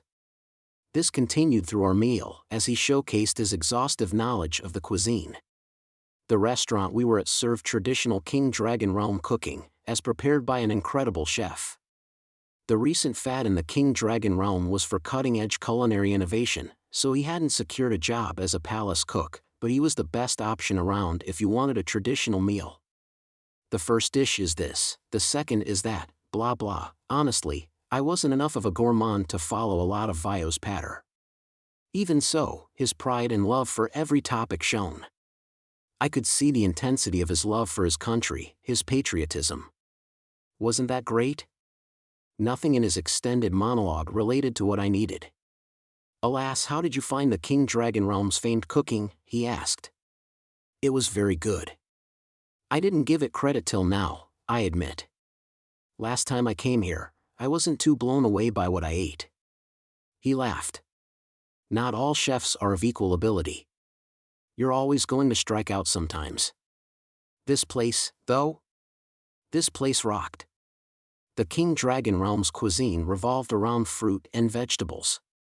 It was simple, but undoubtedly nutritious. My impression of health-conscious food was that it was all a bit bland, but this had been outstanding. Goes to show you how good ingredients can be transformed in the hands of a good chef. Was there anything else you wanted to ask about? Vio asked, satisfied he'd told us everything there was to know about his culture. Now that you ask, could you, tell us about the political situation? You want to know about politics? Not national secrets or anything, random rumors and gossip would do. All right. Let's see, first of all, the King Dragon Realm is in a bit of turmoil at the moment. That started when the former king passed away. Oof, straight in with a painful topic. The old king had been a disciple of the man-god. That was why Orsted killed him. Yes, I did hear about that. May he rest in peace, I, follower of Orsted, said. I didn't even blush. After that, one of the King Dragon Realm's vassal states was invaded, not just by one nation, but 3 different countries that came together for the attack. It appeared to have been orchestrated in the conflict zone to the north. They aren't powerful nations, but 3 at once makes for a thunderous headache. As a matter of course, the King Dragon Realm went to the aid of its vassal state, but you see, there's something off about how those 3 countries are behaving in the aftermath. Off in what way? They won't retreat. After our reinforcements and provisions arrived, they defeated the enemy in battle, then pushed them back to the border. But now they're fighting back hard. There have been attempts to negotiate a peace behind the scenes, but they play deaf to every envoy we send. Perhaps they think that if the invasion succeeds, they can get at least some territory out of it, I suggested. Considering the discrepancy in their power compared to the King Dragon Realm, it should be obvious how impossible that is, even if we are preoccupied with our own problems. And yet, when you thought about it, even if these 3 countries did invade one of the King Dragon Realm's vassal states and occupy a chunk of their domains, the King Dragon Realm, the real heavy hitter here, was hardly going to take that lying down. They'd join the war in earnest, and depending on the circumstances it was perfectly within their power to wipe out the invaders altogether. All 3 of these countries? I asked. Yes, all 3. Okay, that is odd. If it were a simple case of striking at the King Dragon Realm while they were weakened, I'd get it. But why keep fighting this hard even after the King Dragon Realm got back on its feet? If this had been the outcome they wanted, they could have straight up invaded any time without waiting for a gap in the King Dragon Realm's defenses. And 3 countries at once, something smells off, I agreed. Exactly. There's also the possibility that if Chiron joins them seeking independence, they might conquer one of our vassal states. Right. The biggest names amongst the King Dragon Realm's vassal states were the Kingdom of Chiron, the Sanakia Kingdom, and the Kika Kingdom, but there were a number of other smaller nations too. Their domains were small and their national influence limited. They were the kind of countries that barely avoided being subsumed by other countries by dint of the King Dragon Realm's patronage. It was very possible such a country could be wiped out. If Chiron had added its forces to the attack while they were withstanding an assault from 3 other nations, it'd be a serious bloodbath. I saw how some had ended up on the side of either killing Pax or handing him over to try and head off a potential invasion from Chiron. That aside, Vio went on to tell us all sorts of things about the politics of the King Dragon Realm. A minister who'd had a daughter, then such and such noble son who'd become allied with something or other faction through marriage. Most of it was everyday small talk, nothing that sounded like it could be related to Lil Pax. There was always a chance I was wrong, however, so I planned to look into it all regardless. Gosh, look at the time, Vio exclaimed. I looked out the window to see that dusk had fallen. I'm afraid I have another engagement after this, so I'll have to take my leave of you here, he said. Thank you very much for your time today, I replied. Not at all, the pleasure was mine. It's not every day I get the chance to boast about my country. I greatly enjoyed myself, Vio said, then he bid us farewell and left. We went back to the training grounds, but Shagal had already gone home. Bad timing. Nothing I could do about it now, so we headed back to our lodgings. There, we met up with Eris and the others. The 5 of us crowded around the table and exchanged what we'd learned. From what I hear, it seems like the Millis Knight Orders are throwing their weight around in these parts, Aisha said. She told us how a lot of knights from the Holy Knight Orders were staying in town, soldier types in blue armor emblazoned with the Millis insignia, loitering all over the city. When Aisha asked around about them, she heard that they were known for their tyrannical behavior. They refused to pay for meals, got into fights with adventurers, and quarreled with the guilds. Yet for whatever reason there was a silent agreement between the knights and the guards of the King Dragon Realm that the guards wouldn't intervene. This was causing tension with the citizens. It scarcely needed to be said that if they were a significant presence, our chances of selling Rudyard figurines here through the Zenoba store were abysmal. Those knightly order of whatever types hated demons, after all.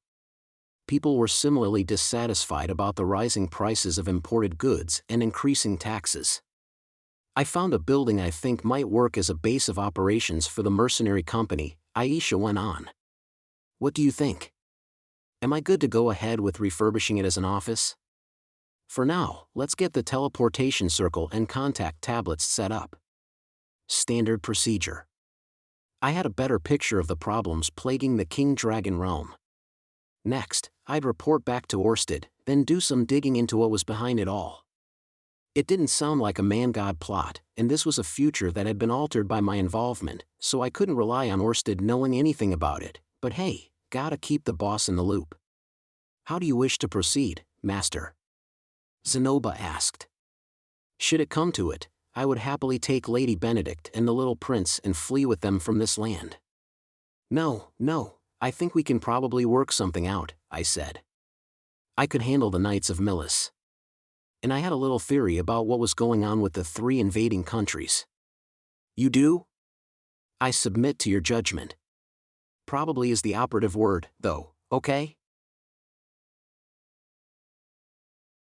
Chapter 4, The Naughtiest Kid. A few days later I went to the Kingdom of Asura. When I asked Orsted about the situation in the King Dragon Realm, he'd coughed up the name of the culprit without batting an eye. All according to my predictions. Although actually, I'd simply remembered a report that had come to Orsted about it. So, I went to the Asura Kingdom, alone, to settle things with the mastermind once and for all. To get to them, I turned to Luke, who was a bit like the Prime Minister of the Asura Kingdom. Once I explained what was going on, he gave me the location along with directions for how to get there. Connections do come in handy once in a while. Okay, well, Luke was my cousin, so this was more like having a big brother I could ask to help me out. When I said so to Luke, he blushed a tiny bit. Geez, stop that. I'm sorry, but you know I'm into women. The mastermind was in one of the most heavily guarded places in the Asura Kingdom, but with the travel permit Luke obtained for me, I was able to traipse across regions forbidden even to the highest-ranking foreign dignitaries. The security was as heavy as I'd heard. I passed a whole host of checkpoints along the way, but eventually, I arrived at the mastermind's lair. There I was, in the very heart of Asura's palace, outside the queen's chambers. In front of the ornately embellished door stood a huge man. He wore sparkly gold armor, and his battle axe was planted on the floor before him. A doorkeeper. His whole deal just screamed doorkeeper. He had to be about twice as broad as me, and that wasn't fat. You could tell from the way he held himself that he was padded by a thick layer of muscle. The good kind, too. He was muscly on the inside, not just the outside. His core was ripped. People with ripped core muscles even stand differently. Eris was the same. Even the way they stand looks more solid. Of my wives, by the way, the one with the weakest core is Roxy. That's why she's always falling over. But that's not important right now. Well, hello there, I said. Hope you don't mind if I just pop on in. I slipped past the big guy and was heading for the royal chambers, when, clomp, clomp. He stomped over to plant himself in my way. Huh. I tried to go right, and he moved right. I tried to go left, and he moved left. He had me totally blocked off. So, do you think you could let me in? I tried. No. No one tell me about you, he replied. I tried flashing him the permit, which was just the Asuran coat of arms, but he wasn't having it. I mean, okay, I didn't get an appointment, but come on. Come to think of it, this doorkeeper hadn't been here when I'd come by not so long ago. Was he new? He had to be. I'd never seen him before, and he didn't know who I was. He was almost certainly a new hire. Honestly, Luke, what are you even teaching your newbies? Look, new guy, I tried again. You'd better get out of the way or you're going to piss me off. I've got permission to be here, all right? No. At night. Now, only Lord Luke, Lady Sylphie, or Lady Sylphie's husband go in. What's that? You have taught him how to behave. Very impressive, very impressive. So the problem is just that he doesn't know what I look like. Is that right? I said brightly. I should have said, so sorry. I'm Sylphie's husband. My name is Rudeus Greyrat. You can go ahead and let me, no. No proof. Proof? Come on, how am I supposed to prove it? Would a photo of Sylphie and me being all smoochy do it? Except, too bad, there aren't any photos in this world. Maybe if I brought Lucy, the physical manifestation of my and Sylphie's love, would that count? It was a moot point, since she was back at home. All I had in my pocket was the holy idol. Proof, I said. As I hesitated, the big guy pointed his battle axe at me. You suspicious.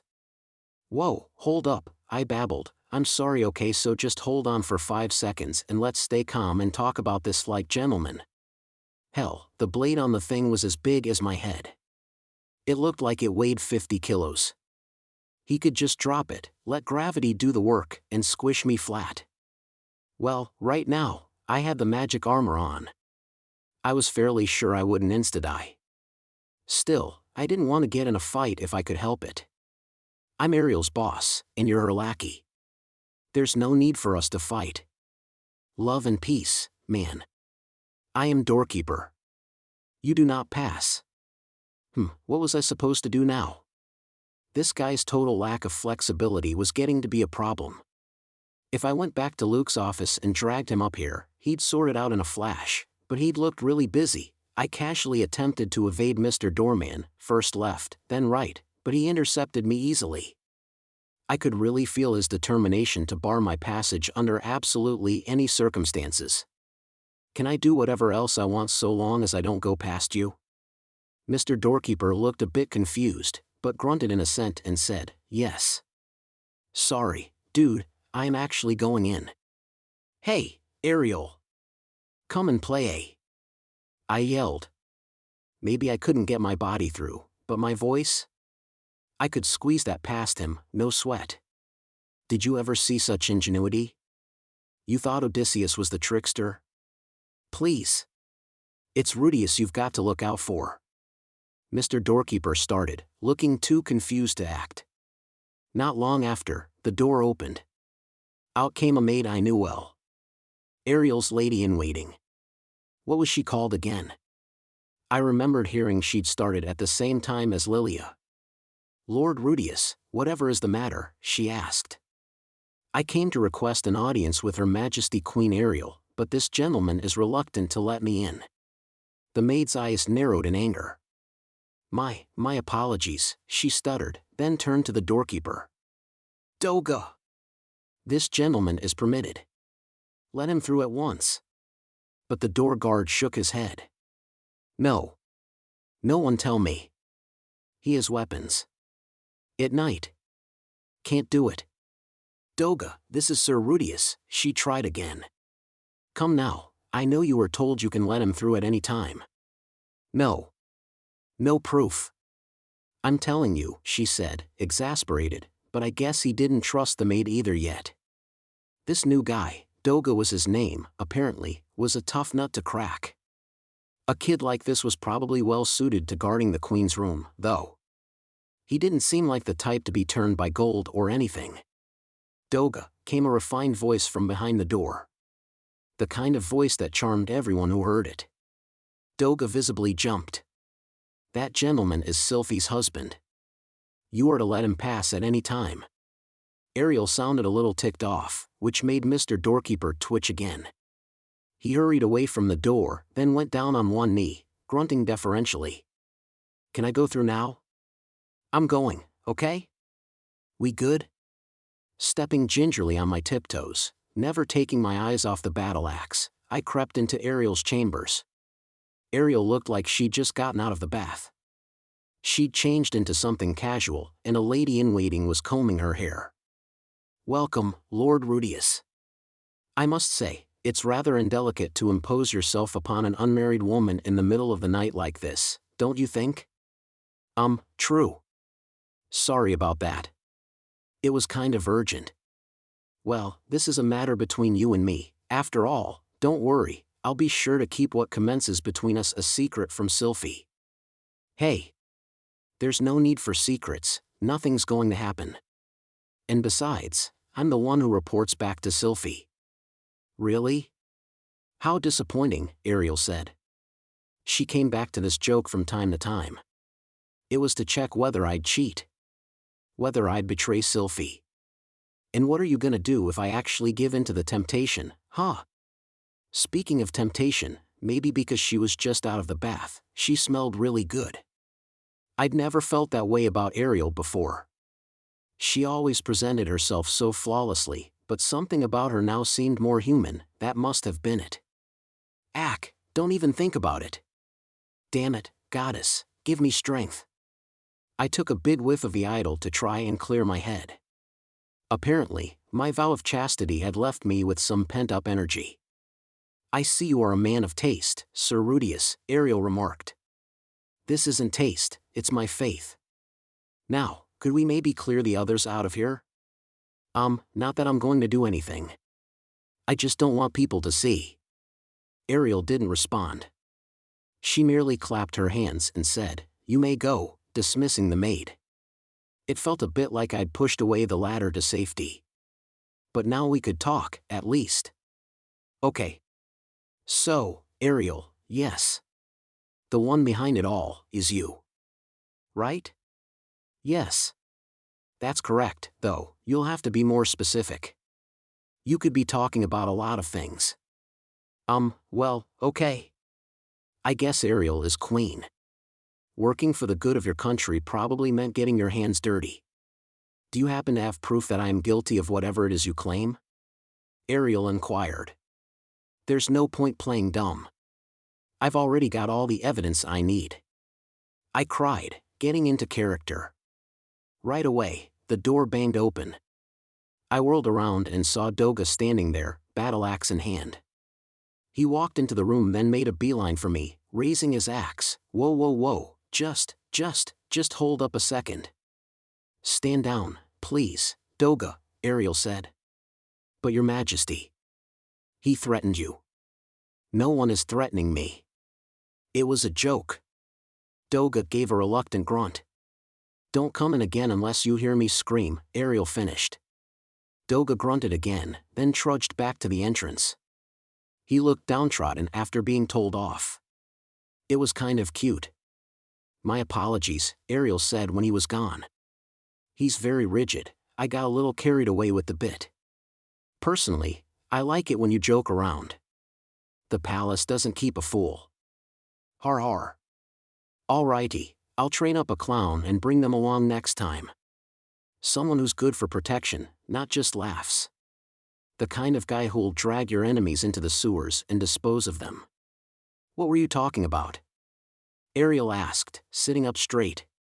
It looked like she was taking this seriously. The 3 countries invading the King Dragon Realm's vassal state. Okay. What about them? She spoke like it was so obvious that she didn't have to say it outright. But then, it was. I'd checked with Orsted, and confirmed that the 3 countries invading the King Dragon Realm's vassal state were being supported behind the scenes by none other than the Asuran Kingdom. Or rather, Orsted had received a report to that effect. It basically said, hey, I want to use these 3 countries to invade this vassal state of the King Dragon Realm. That cool? I'd read it myself. Only, the Asuran Kingdom wasn't interested in conquering the vassal state, or expanding its territory. That wasn't what this was about. The point was to wear down the King Dragon Realm, pure harassment, plain and simple. Also, the reason consumer prices were rising in the King Dragon Realm was thanks to the Asuran Kingdom ever so slightly increasing its tax on imports and traded goods. Would you mind stopping the invasion? I asked. It'd help me with some negotiations with the King Dragon Realm. Of course, Ariel replied. She picked up a pen and scribbled something on a piece of paper in front of her. Then she took what had to be the royal seal, stamped and folded the paper, sealed it, and then finally handed it to me. Give this to Luke, and it should end the invasion a few days later.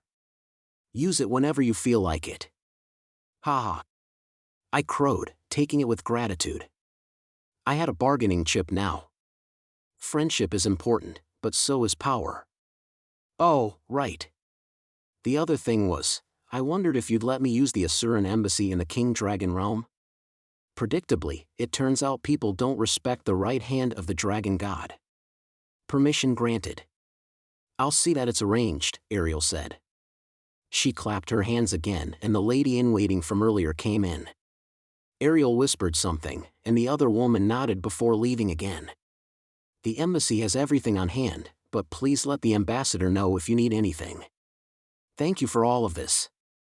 Not at all, Ariel said, looking at me doe-eyed. It was sexy. I didn't like it. Is this why you raised me to this position? She asked. No, I mean, that's what Sir Orsted wanted, but I just wanted to make Sylphie happy. Heh heh. I ought to thank Sylphie, then. Ha ha. We're both going to be indebted to Sylphie forever, aren't we? We chuckled some more together. Heh heh, ah. It was fun talking to Ariel like we were plotting something dastardly. I mean, we could basically do anything. I'm sorry about Doga before, by the way, she said. Oh, Mr. Doorkeeper? He's a very reliable doorkeeper, but he is a little inflexible. I had to wonder what reliable here meant for a doorkeeper, but a big hulk like that did seem like the ideal choice to stand guard at an entrance. It was that or be a baseball catcher. With a body like that, he was sure to make a first-rate batter too. Forgive him this time. I'll make sure he's more careful in future. Not at all, I can't fault a young person who's dedicated to his job. Please don't fire him or anything for this. Wouldn't dream of it. I didn't know if he was young inside that armor, but no reason to split hairs. Right, then. It wouldn't be proper to linger in the bedroom of an unmarried woman, so I'll be on my way. Goodness, surely you wouldn't appear without warning in a lady's room, make demands of her, and then simply wander off? I'm a perfect gentleman, I said indignantly. Sylphie doesn't have to be ashamed of her husband. You could at least give me the rundown of the situation, Ariel said pointedly. Oh. Right. I'd sent her the news of what happened in Millis via contact tablet, but some things were better said in person, as I'd written myself. Anyway, I gave her the rundown on what happened in Millis and what I'd been doing since then. In conclusion, it looks like I'm going to have to fight geese. I'm gathering my forces now. I see, Ariel said. I'm presently gathering my own forces as well. When the time comes, I'd be happy to lend them to you. What are you gathering forces for? I asked. I could be murdered in my bed at any time, so I'm building a private army. I'm sure as far as Sir Orsted is concerned, the stronger his allies are, the better. No arguments there, I agreed. Huh, she's really good at this. Ever since Ariel became queen, she'd taken to her duties like a fish to water. She didn't need anyone to tell her what to do, she knew what she wanted, and she was always moving towards it. And her strides were a lot longer than mine. Becoming queen wasn't the final goal for her. There was plenty left on her bucket list. She wouldn't run out of goals until the day she died, nor stop striving to achieve them. Man. I could probably learn something from that. I wonder if I could borrow her boots for a bit and try to walk a few miles in them. I wasn't going to ask, though. If I did, she'd hand them over way too eagerly. I bet she'd toss in her stockings for free. You know, you're a bit scary, Ariel. Oh, dear. Truly? I feel if you ever saw me at my weakest, you'd betray us. You wound me. After all that I owe you, the very idea. If you're worried, though, I could tell you one of my weaknesses. What? No. There's no need to go that far. I was just reminded that you're always on the hunt for an advantage, that's all. I'm also a woman who acts on her feelings, Ariel said, pouting. Then, as though something had occurred to her, she pressed a finger to her lips. But there's an entertaining thought. What? Well, if I had a child I could name it Rudeus Jr. Wouldn't that be fun? Wah. Please don't. Nothing could be more suspicious. I imagine Sylphie looking at me, her eyes cold, and Luke with shocked disbelief all over his face. If she said anything outright, I could brush it off as a joke, but quietly naming a child after me was basically declaring that the kid was mine. It wouldn't matter how much I insisted that Ariel and I weren't involved. Everyone would draw their own mistaken conclusions. That's not funny at all. That's an epic betrayal. Not of Orsted, but of me and Sylphie. Actually, I was talking about betraying Sir Orsted. Not just me. You know, I was there when the water god Rida was killed. Do you really think I could betray you after that terrifying experience? The death of water god Rida, she was right. That had been terrifying. Rida was overwhelmingly powerful. We'd been pinned down, even Perugius. Then Orsted showed up in the ballroom, fended off all her attacks, and knocked her out with a single knife hand strike. He didn't do it that way because it favored his strength, or because it was the technique he knew best. He killed her that way because it was convenient. If I were a figure of note, the thought of meeting a similar fate would make my blood run cold. Death could come at any moment, no matter who tried to protect you, like a horror movie, right? I don't genuinely think you'll betray us, I reassured Ariel. Just in case though, watch out for anyone who shows up saying they received advice in a dream. I will. But you needn't be concerned about me. I've really come to appreciate just how much this throne is worth. Doesn't that mean I should worry if it looks like you might lose it? I'm offering my favors to the servant of the big scary dragon god for that very reason. We'll gladly take whatever you've got. She chuckled. I'm counting on you to help me cling pathetically to my throne, should it come to that. Okay? I suppose I could lend a hand. Although, according to Orsted, Ariel's regime would last until Ariel herself died. Speaking of clinging, I said, the other day, Roxy's daughter Lala we chatted about everyday stuff for another hour or so, then with that, I left the Queen's chambers. I stepped out to find myself face to face with several knights. Doga, plus 3 others. They were standing there as if they'd been waiting for me. It spooked me a bit, frankly. I thought I was about to be dragged off into the bowels of the castle and shaken down. They all looked seriously intimidating. The scariest looking one was someone I knew though, which changed everything. "Been a while, Ghislaine," I said. "Yeah," she replied, nodding solemnly like she always did, but I could tell from the way her tail was wagging that she was pleased to see me again. She wore golden armor, but unlike the full body plating of the two men standing beside her, her light armor only covered the most crucial spots, the bare minimum.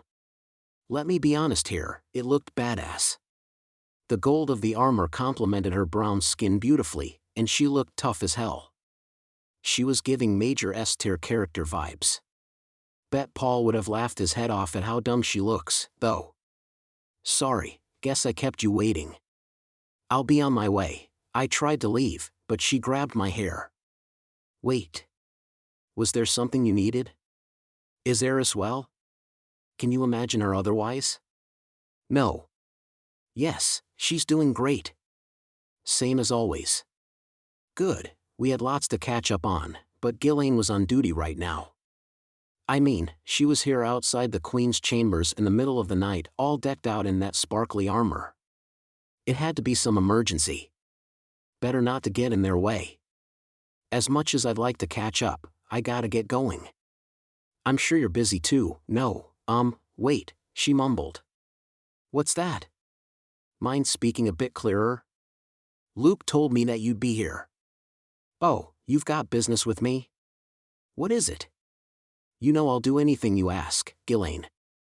"Well, depending. I'm a bit busy with other stuff right now. It might have to wait till later if it's super involved." "Nothing serious." "He said he wanted to see you." "Who said?" I wondered. Then I looked at the two guys beside her. They both looked like totally ordinary middle-aged men.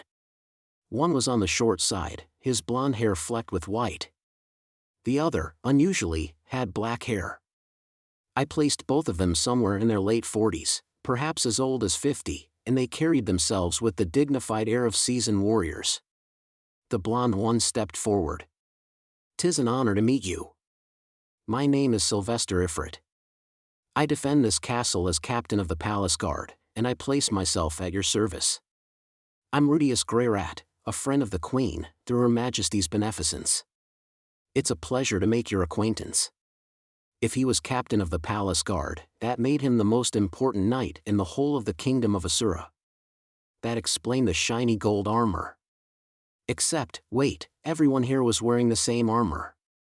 "You are too modest. I hear you are an old friend of Her Majesty's," said Sylvester.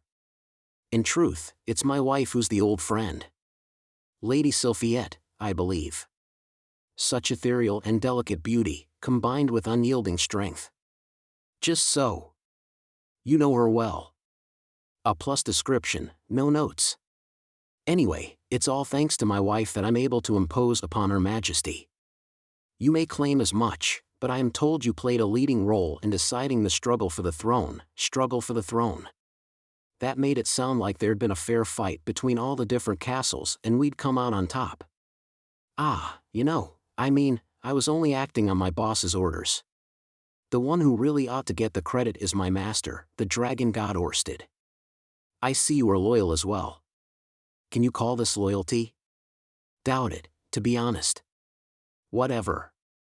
Hopefully, through little things like this, I could grow Orsted's authority. Had it not been for you, I would never have been promoted this far," Sylvester went on. "Yeah? At the end of the day, I'm the son of poor, middling-rank nobles and nothing more. Thanks to this position, however, I've been able to put even my youngest son through school." "I'm glad to hear it," I said. When I heard captain of the royal guard, I'd assumed he was from one of Asura's most important noble families. Apparently not. Ariel believed in meritocracy and had been elevating talent. This guy had to be one of her hires. Hold on a second, if this guy's captain of the royal guard, how incredible must he be?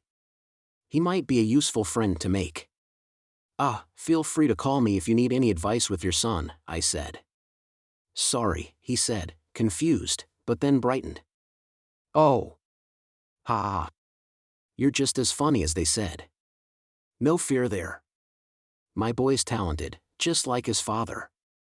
Talented people still have their own worries and run into trouble." "True," he agreed. "I'll bear that in mind." With that, I turned to the next guy who was decked out in his own set of gold armor. Sylvester, Ghislaine, Doga, and this guy, with all of them sparkling away, it made the room seem weirdly bright. "And, you are?" I asked. The black-haired man met my eyes, then let out a ha of laughter. I laughed too. I'm a firm believer in a smile as the first step to good communication. Smiles will save the world. "It's an honor to meet you. My name is Rudeus Greyrat." The man stared hard at me. He ran his eyes all the way from the top of my head down to the tip of my toes. He walked around to look at me from behind too.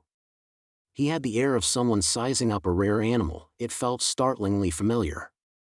That's right, he reminded me of Kashirika. Which meant this guy probably had a demon eye. "What?" I said. Nothing. It's very rare that I get a look at a servant of the esteemed dragon god, that is all. It's true that there aren't all that many of us. I imagine so." He talked like someone who'd met Orsted before. "Ah, by the way, your name was?" "Oh, how rude of me," he said. "I am." Then he froze, and clamped his mouth shut. He let out another brisk bark of laughter and shot me a sidelong glance. "I'm afraid it's not yet time for you to know my name," he said abruptly. Unlike before, his voice was now unnecessarily dramatic. "You shall know it when the time is right. My name, my identity." With that, the black-haired, middle-aged man turned and strode away. There was even something about how he walked that looked like amateur theatrics. "What's his deal?" I asked Ghislaine. She looked troubled. "It was his idea. He wanted to meet you." "Ah, seriously, what was his problem? Did he never grow out of his edgy teen phase?" "Damn it, Chandel," she muttered after her departed colleague. "Rudeus is my old teacher, you tool." His name was Chandel, got it. As it happened, Sir Sylvester confirmed immediately that the black-haired man's name was Chandel von Granger, and he was captain of Asura's Golden Knights. I really had no idea what his deal was. Still, I had a funny feeling I'd run into him again. I guess we'll make our first introductions the second time we meet. The line probably would have been funny if I'd thought of it at the time, but I settled for thinking it to myself. Chapter 5, The King of the King Dragon Realm. Something I'd learned over the past few years was that even among equals you still have to demonstrate your authority. When dealing with a big organization, you had to show them you can hang or they'd walk all over you. When in Rome, do as the Romans do. This situation was a bit different, sure, but it was important to do the appropriate prep so that you could keep up. So here we were at the Asuran embassy in Wyvern, capital of the King Dragon Realm. Ariel was a major shareholder in our corporation, and no matter where we were, advertising the fact that we were backed by the Asura Kingdom brought clout. Borrowed authority and all that. In reality, Orsted was the one backing the Asura Kingdom, not the other way around. Both were backing me, though, so either way it worked out. In any case, this time we were negotiating directly with the King Dragon Realm government. If it were just me, I'd get my butt kicked to the curb, but by borrowing like crazy from the Asuran Kingdom's authority, I thought we might avoid another Millis. That was my motivation for borrowing clothes and a carriage and everything else I could think of from the embassy, holding tight to the letter with Ariel's seal on it. At the moment, though, I was sitting in silence, twiddling my thumbs and checking out the interior of this room at the embassy. Someone was taking forever to get changed. "Aisha, you can take anything you like back with you, so hurry up. Eris is waiting." But big brother, I can't decide. Do you think green is best, after all? Eris is wearing red, and you're in gray. Aisha had been wandering around in her undies trying to choose her outfit for some time. I'd usually avert my eyes while a woman got dressed, but Aisha had said, "Big brother, I want you to choose," and so, while enduring the glares of the other maids, I was here watching Aisha get changed in the flesh. The thing was, despite saying she wanted me to choose, Aisha had no intention of giving me the last word on the matter. When I said, "Okay, that one," she shot back, "No, it's too much like Eris's," and went to look at something else. As the maid outfit had caused a bit of a problem last time, I was all for her wearing something more proper, but she was getting way too into it. We went through 3 flouncy, fluffy dresses. No one around me put much effort into getting ready, so this was a welcome novelty at first. It was wearing thin at this point. But then, I'm not in a leading role, so maybe plainer is better, she mused. You can be showy if you like. In fact, yeah. Let's blow the minds of the King Dragon Realm big shots with your unparalleled cuteness. Oh, be serious, she yelled back. Now she was mad at me. If we were being serious though, given how few men Aisha got to spend time around, she might as well dress up fancy and try to get some attention here. Step out in a super cute outfit, chat up the noble boys at the palace, grab that trophy wife bag. Or whatever. We'd have to have a talk if she brought home someone too weird, but as Aisha herself said, she didn't really have any real work to do here. And besides, she was free to love whoever she liked. Okay, we're the dark green one. That way you won't match Eris, plus it's not too showy. How's that? I suggested. I guess, Aisha said. But, like, the skirt's so short. You can see my legs. What's wrong with that? Hell, show them off. If you've got it, flaunt it, I thought. But the maids around us were making faces that told me this was a no-go, so I could only assume legs were indeed a little risque. Ugh, Aisha grumbled, then returned to rifling through gowns. Standing there in her underwear, I was getting a front row seat at how much she'd grown. She'd filled out in all the right places. Hotness seemed to run in our family, and Aisha was no exception. It was the kind of hotness that brought the creeps calling. Paul's family, the Rudeus Greyrats, had a thing for big breasts, see Zenith and Lilia. I bet my grandma had giant knockers too. Must be in our genes. My daughters would probably turn out the same. I couldn't picture future Lucy with her breasts bouncing around, but if Eris had a daughter, she'd be a knockout for sure. Hey, big brother. Aisha said. Huh. Well, she said huskily. I realized she was standing with her hips thrust to one side, her hands on the back of her head to show her sides. I'd seen that pose somewhere before. Who taught you that? I asked. Persina. She said it's got a perfect hit rate. She's lying. She's never scored with that pose. I wouldn't trust her advice. No way. Aisha replied. She's so popular in the mercenary company, though, hey, we're not here to hang out. I said. Hurry up and choose. I was trying to move her along, but we had plenty of time. The King Dragon Realm was unexpectedly relaxed about punctuality, so no one would make a fuss if we were a bit late. Great country, right? But my personal motto was to not leave things to the last minute. Still, it was important to always have a bit of wiggle room so you could go through life with time and peace of mind to spare. Unfortunately, some people wanted to get everything done as fast as possible. Hurry up. Eris threw the door open with a bang and barged in. She wore a luxurious red jacket with black pants, the formal dress of the King Dragon Realm nobility, and had her hair pulled back in a ponytail. It really suited her. She was every inch the gallant swordswoman. Actually, though, she was wearing the men's version of formal dress. According to the maids, she couldn't wear a sword with any of the gowns they had at the embassy, so that made her decision for her. How are you still trying stuff on? She exclaimed. Oh, hi Eris, Aisha said. Sorry, there's just so many options, Eris huffed. Her bright red hair swishing behind her, she strode up to Aisha, then grabbed one of the gowns hanging around her. It was a wine red dress. Put this on, now. But Eris, then we'll match, Aisha whined. What, you don't want to look like me? It's not that. It's just, like, I'm supposed to be in the background. It's no good if you don't stand out. Not today. You're my little sister, so you'd better wear something that doesn't embarrass me. Aisha went a bit pink. Then, with a sheepish laugh, she took the dress from Eris. Well, when you say it like that, Eris, I guess I'll take this one. She looked more than a little pleased. Maybe she was happy Eris had called her little sister. The mind of a teenage girl was a mystery to me, but what was important was that she was happy. With that, we had a dress for Aisha, so we set off for the palace. I arrived at the castle, then went to the audience chamber of the King Dragon Realm. I don't mean to sound pretentious, but I've developed some strong opinions about audience chambers. I've seen a lot in my time: the Asura Kingdom, the Kingdom of Chiron, Kashirika's castle. Audience chambers are a chance to flaunt your wealth.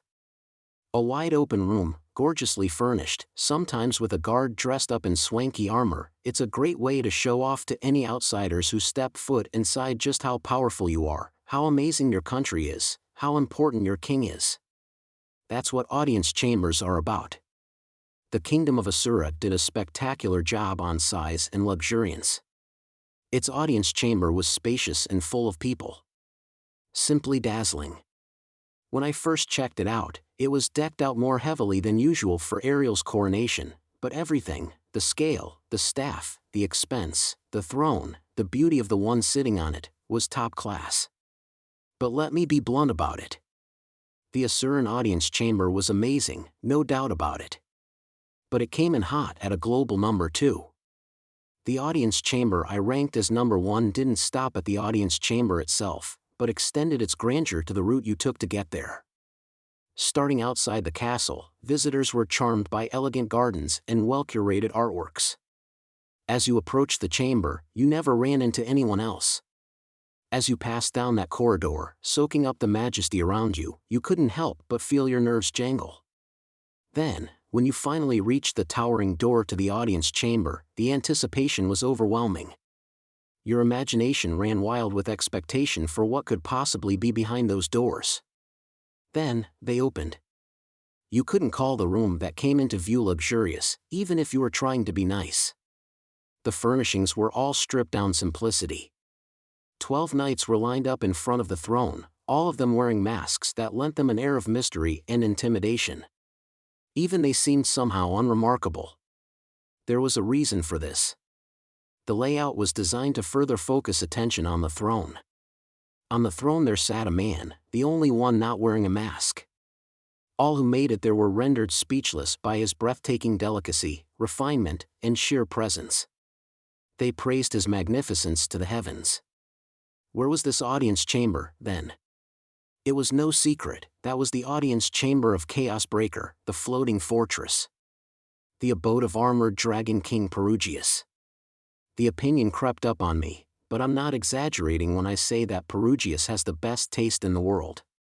A sigh of incredulity slipped out of me as I looked upon the audience chamber of the King Dragon Realm. It was of a different breed to Asura's palace and Chaos Breaker. In a word, it was sloppy. First of all, the entrance was flanked by 2 huge sets of armor like door guards. They had to be about 3 meters tall. These suits of armor, easily as huge as the magic armor, glared down at all who entered the audience chamber like guardian statues at a temple. There were no giant races in this world. Well, it was possible that there was some tall race somewhere that I didn't know about, but no one residing in the King Dragon Realm would fit this armor. Which meant that it existed only to scare and overawe visitors. When you entered the audience chamber, the first thing you saw was, you guessed it, the armor. From the doors almost all the way to the throne, empty suits of armor stood around the edge of the chamber. Fencing the gold-threaded carpet that ran up to the throne to protect the king, wow! More armor. This time occupied. The throne they guarded was dull gray steel, like they'd repurposed a suit of armor into a chair. A cushion was affixed to it with rivets. It looked extremely uncomfortable. Aside from this, there were practically no other furnishings. There were some bits and pieces with the marks of allied nations and crests of knight orders, but that was it. Silver armor and rough stone walls. It was like someone had thrown a bunch of stuff together because it looked tough, then called it a day. Even so, the sense of being watched by all those helmets was fairly intimidating. It won't be for everyone, so I'm giving it 4 stars. There was one other reason I downrated it, though: His Highness, the first prince of the King Dragon realm, Kirkland von King Dragon. Yep, the guy sitting on the throne wasn't the king, but a guy about my age. A young guy with blonde hair and a wispy beard. I'd done my research. Kirkland von King Dragon, the current first prince of the King Dragon Kingdom. He would one day be king. He was extremely intelligent and politically astute. When the king was absent, he handled affairs of state in his father's stead.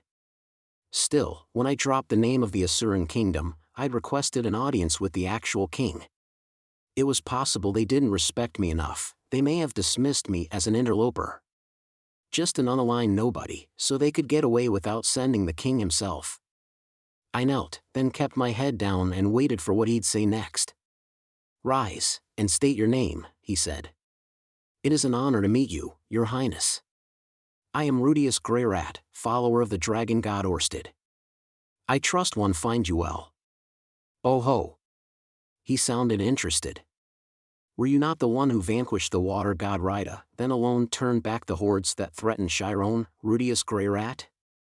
The rumors of my exploits had been embellished yet again. They'd start saying I sparkled like a Christmas tree at this rate. "Actually," I replied, "Water god Rida was my master. And I wasn't alone against that army. My companions and I fought alongside the soldiers of Fort Karen to stop them. An honest man to boot. Surely you do not dispute, however, that you were involved in the deaths of both Water god Rida and North Emperor Obear." "I don't deny it, Your Highness. In the King Dragon realm, we place ability above rank and status. We value those who achieve great things, such as you, for instance, though they may lack social standing." "I appreciate you saying so," I said. After I thought they were being disrespectful, he seemed surprisingly well disposed towards me. But no, I should chalk that one up to mentioning the Asuran kingdom. "First, I must apologize," the prince continued. "My father, His Majesty King Stelvio von King Dragon, 33rd ruler of the King Dragon realm, has taken ill. Thus, I am here leading in his stead. Please, think nothing of it, Your Highness." "Oh, he's sick, you say? Well then, there's no helping that. All good. Now, I was told you have something to say that will be worth my while. I don't often get to hear from people like you, or to rephrase, I have never known a man like you to come to me without some purpose." "Yes, Your Highness, I began, but he held up a hand to cut me off. "Wait, don't say it. Let me guess."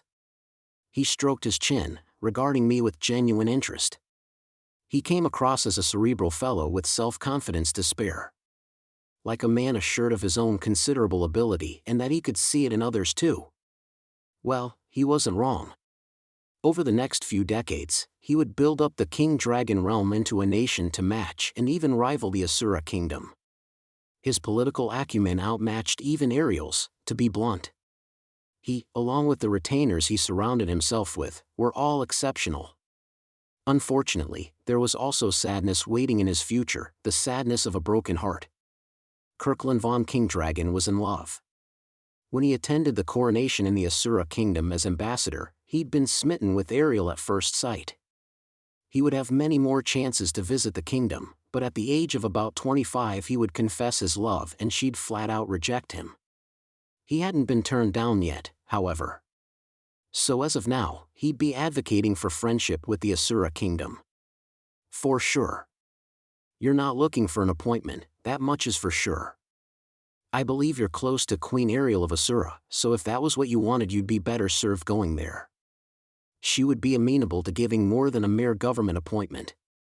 I dare say she'd grant you a title. How am I doing? All true, Your Highness. He stared at me even more intently. Then, with a grin, he went on. What could bring a man such as yourself to our door, seeking favor? Well now, there's a thought. There has been a strange rumor on the streets of late, remind me of it, Chagall. At this, one of the knights at the prince's side looked up. He had the face of a small-time crook and wore the same armor as Randolph. Rumor has it that Rudeus Greyrat is appealing to the rulers of all the different lands in preparation for the resurrection of Laplace some 80 years hence, said Generalissimo Shagal Gargantus. I'd been told he was a quarter elf and spoke rough, but this guy's ears were rounded, and he spoke like a noble at court. Maybe because he was addressing royalty. Ah, that was it, said the prince. The Pope and Millis had known all that too. You really couldn't underestimate these powerful nations and their information networks. And as part of your appeals, you are placing branches of your own organization in each of those countries, then using them to do business. Am I wrong? You are not, Your Highness. You're not wrong, but I sense we're about to get a bit off track. And thus, he continued, you have come to the King Dragon realm, as you went to those other nations, to request our cooperation and permission for your business activities, is that right? The prince wore a smug grin of satisfaction. I mean, yeah, okay. If not for geese, that was going to be my plan. Only this time, things are a little different, but he's so pleased with himself. If I contradict him, he might get grumpy. Not that part of me doesn't want to. You came all the way here to seek permission for something you could just as easily do without my leave. I admire that attitude, he said. The prince was in high spirits. None of this was especially surprising to me. Randolph and Shagal were old friends, and my business could easily have come up in conversation. However, if I were to immediately grant your request, it would reflect poorly upon the dignity of my country. We cannot have a senseless mob banging at our door because they think the royal family will grant anything asked of us. I didn't reply. As such, I impose a condition upon, what is it? The prince said, looking suspiciously at my raised hand. We were getting off track. I had to do something. Excuse the interruption, Your Highness, I apologized. Everything you said is true, but today, I'm here for a slightly different reason. The prince stopped. Oh, he said. First, let's explain why I'm here. It's about Lady Benedict's child, I said, then watched the expression on the prince's face change along with his demeanor. My friend Randolph tells me that Lady Benedict's child, that Lord Pax II, is regarded as an unwanted annoyance, and that there are some who seek to do away with him. What of it? The prince replied haughtily, without a hint of remorse. With his mother being what she is, he is of no political use. Why should the King Dragon realm support the life of one who will only encumber us? What about Lord Randolph? If the child is killed, he won't stay here. The King Dragon realm is not so feeble that I can be swayed by the strength of one man. No doubt. If you were, there wouldn't be any talk of murdering Lil Pax. You've come before me today, then, he said, to ask that I spare the child's life? I looked into the prince's eyes. No. I wasn't thinking of sparing him. It was more like, if you have no use for him, would you give him to me? Pfft. The prince snorted with laughter, then looked at Shagal. Did you hear that, Shagal? I did, Your Highness, with these very ears, the general replied. The prince stamped his foot, then leaned forwards to glare at me, resting his elbows on his knees. His attitude had changed yet again. Was I seeing his true colors now? Tell me this then, Rudeus Greyrat, he said. How would that proposal serve the King Dragon realm? Don't panic. Don't freak out. Perugius has way more majesty than this guy.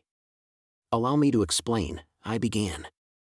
The government of the King Dragon realm is in the hands of the Orsted Corporation. First, I'm told that, ever since the death of the former king, a vassal state of the King Dragon realm has been under assault by 3 other nations from the conflict zone to the north. The prince didn't reply, so I went on. These vassal states may be under your dominion, but they are still your vassals, and thus you have to support them. The King Dragon realm was badly affected by this war breaking out in the middle of your domestic unrest, and I expect that you are stretched thin trying to respond. What is your point? The prince asked. I can put an end to all that. Because Ariel's the one who's driving that war. She'd gone and riled up countries that had long hated the King Dragon realm, and now she was selling them weapons. Not only that, but she was also looking over their shoulders and applying enough pressure to make sure they kept the war going. The Asura kingdom had deep coffers, I'd relied on them myself many a time. But that gold didn't grow on trees. They played dirty when necessary. The kingdom of Asura didn't regard this any more seriously than light harassment, so all I had to do was ask to cut it off at the source. One more thing, Your Highness. When the former king died, you took out a loan from the Millis church because you were in urgent need of cash, correct? The prince looked at me. Even though you paid off the loan, you still allow their nightly orders to sojourn here to this day. Their high-handed evangelizing is causing a bit of upset, from what I hear. What, you can put a stop to that too? The prince asked. I can. If he'd still been in debt, my hands would have been tied, but it was paid off. The knight's behavior was little more than Millis's own way of harassing the king dragon realm. All I had to do was put in a word with the Blessed Child, or the Pope, and then the knight orders should return to their own country right away. I'd owe the Pope a favor, but that wasn't a problem. Times like these were why I maintained that connection. In addition, if, in the future, any difficulties arise between Lord Pax II and the Kingdom of Chiron, I will take full responsibility for it, I added. If it came to that, I'd bring along Zenoba. Zenoba, Randolph and I would make for quite a trio. It'd turn into the battle to avenge Pax in no time. What say you, Your Highness? I'd put forward 3 proposals so far. That should be plenty to persuade him of the benefit of letting the nuisance child live. What's in this for you? He replied. I can't reveal their name, but someone in Sir Orsted's inner circle cares deeply about Lady Benedict and Lord Pax II. I intend to use this as a bargaining chip with him. Those of us who serve the dragon god are all one under Sir Orsted, but strengthening such friendships is nevertheless important. I wasn't lying. I was just adding an air of gravitas to telling him I wanted to help Benedict and Pax II for Zenoba. But the prince didn't look satisfied, and he didn't reply. That's one scary glare he's giving me. Was there something I forgot to say? I think it's a good offer, said Shagal, throwing me a lifeline. Sir Rudeus has the ear of both the Asura kingdom and the holy country of Millis. We can therefore assume he is trustworthy. Our own plans to deal with the issues he raises are already in place, so the benefit of his proposals may be minimal, but from what I hear, he knows the weaknesses of Queen Ariel and the Blessed Child of Millis. Building a relationship with someone as well connected as Sir Rudeus will benefit us. At present, we're trying to replace a great loss with a smaller one, so any benefit will, Shagal, be silent, the prince said quietly. Shagal immediately clamped his mouth shut. I understand the benefits. All right. So what's the hang-up? What I don't like is his manner, the prince went on. He speaks as though he holds us in the palm of his hand. Dang, so I should have bowed and scraped a bit more, huh? I guess I did lord it over him a bit. Hitting the right balance on that is tricky. My distaste, however, does not mean that I want to reject your offer. The fate of Benedict's child ought to be decided by Parliament. I can hardly make a unilateral decision on the sudden offer of an outsider. But Your Highness, Shagal objected, you explained to Parliament that the plan is a last resort, didn't you? If the question is whether to spare the life of a child who may cause strife in the future or lose the death god now, Parliament prefers the first option. Should a better option present itself, however, there would be nothing remiss in you taking it. I'm not talking about that. Not that at all, the prince replied.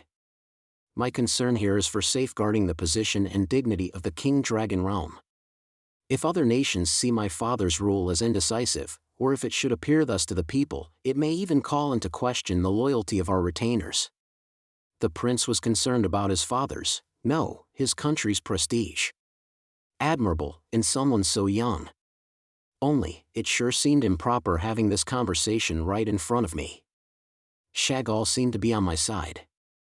It helped that he was friends with Randolph, I guessed. Every point he made supported my position. The prince mused. Hey, I didn't mind if he wanted to bring in more players and mull over the decision. We could include the king on his sickbed, maybe the prime minister, and really go through the issue slowly. Once we talked it through properly, they had to see it was a generous offer. Even if they still refused me, I had another plan ready to go. I'd already acquired all their central players' personal information, including their preferences and their weaknesses, and I could put it all to use to clear any obstacles. I could lead them by the nose. The hard sell would certainly have repercussions, though, so I preferred to avoid it. As we stood there in silence, a new voice said, "What did I tell you?" All of us looked to see where it had come from, and there he was, emerging from a door off to one side and behind the throne that led into the back of the audience chamber. He was ordinary. A fellow of roughly 40 with mousy blonde hair, he looked bone-tired. Overall, he kind of reminded me of Ariel's older brother. No, I could do better than that. I'd met someone with an even closer resemblance, a certain someone I'd met when I went to see Shagall on Randolph's instructions, the man who'd been so valuable on the topic of the King Dragon Realm's problems. Vio Pompadour. But this was very strange. Today, he was dressed in incredible finery. Especially that king's crown resting on his head. Now where could he have gotten that thing? "This isn't someone you want to make an enemy of," he went on. "Your Majesty," the prince exclaimed. Here was His Majesty, King Stelvio von Kingdragon, 33rd ruler of the King Dragon Realm. "Listen, Kirk," he chided his son. "We can't openly make an enemy of the Asura kingdom until we've restored order to the conflict zone.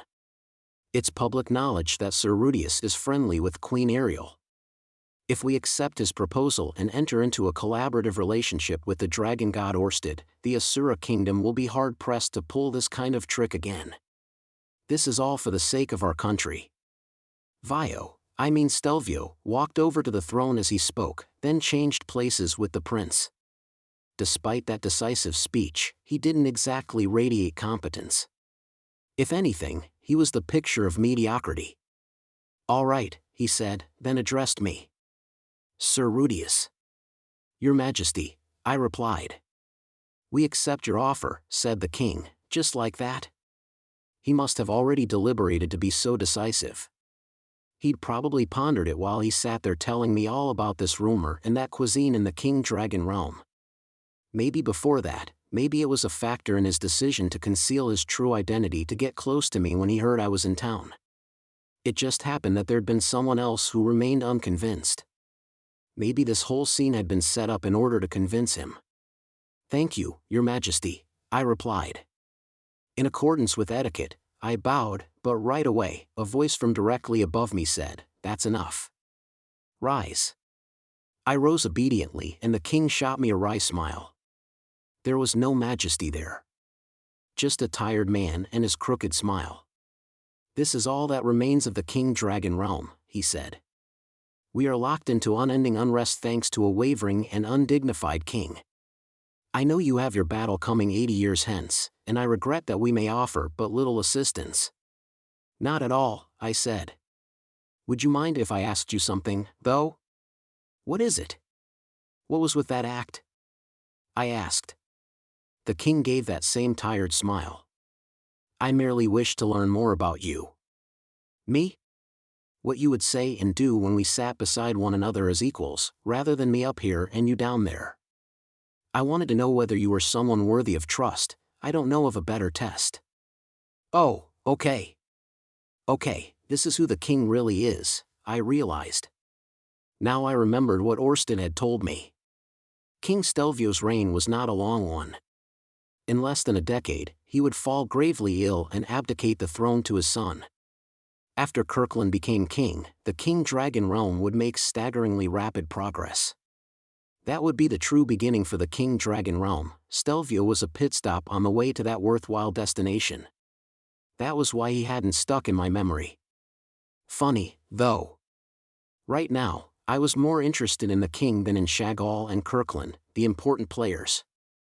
In my mind's eye, I kept seeing his face from the other day as he told us about his country's food and famous places, and unique products. He'd look so happy. So proud. "Well, I think, that's great," I said. I had a hunch that he hadn't ever wanted to be king, or even assumed the slightest aptitude for it. And truly, he had neither aptitude nor talent. Yet he still sat on the throne, surrounded by suits of armor.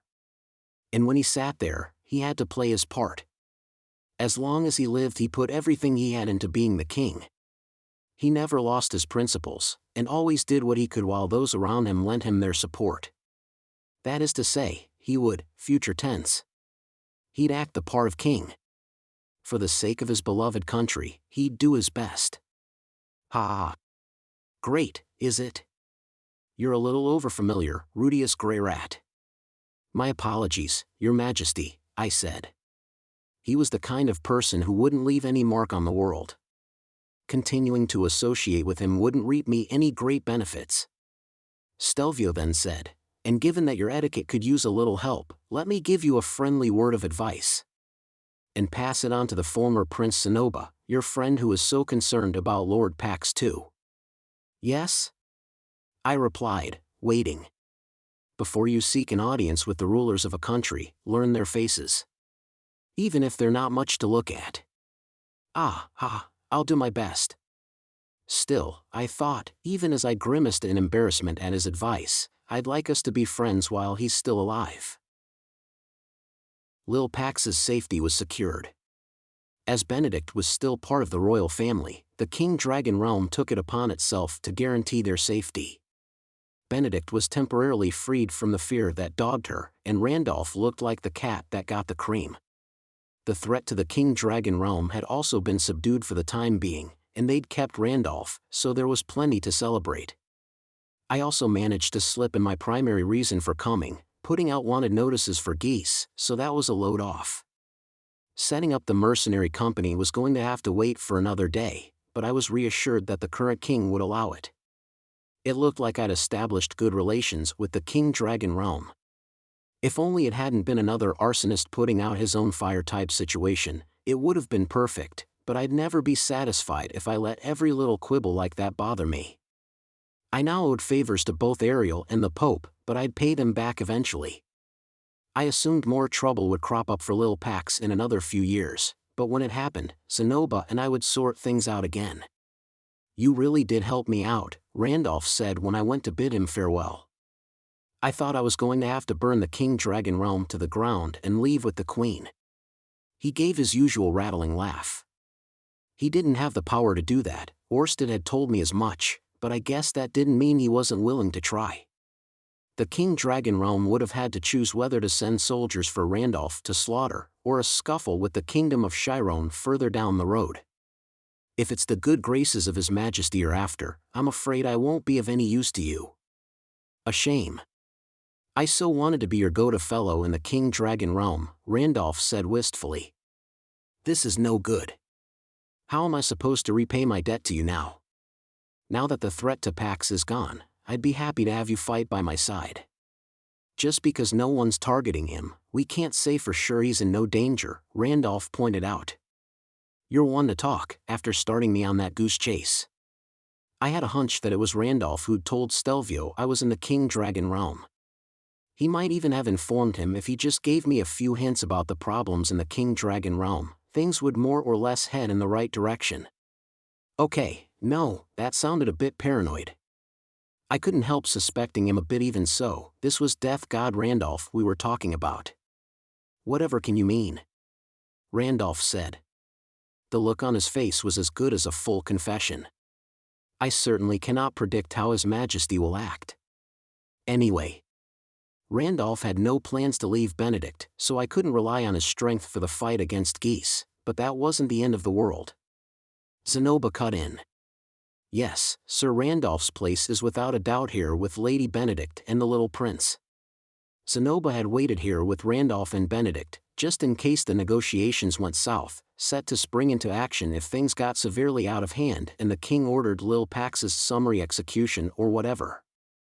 I'd done my best to ensure that didn't happen, and in the end it hadn't.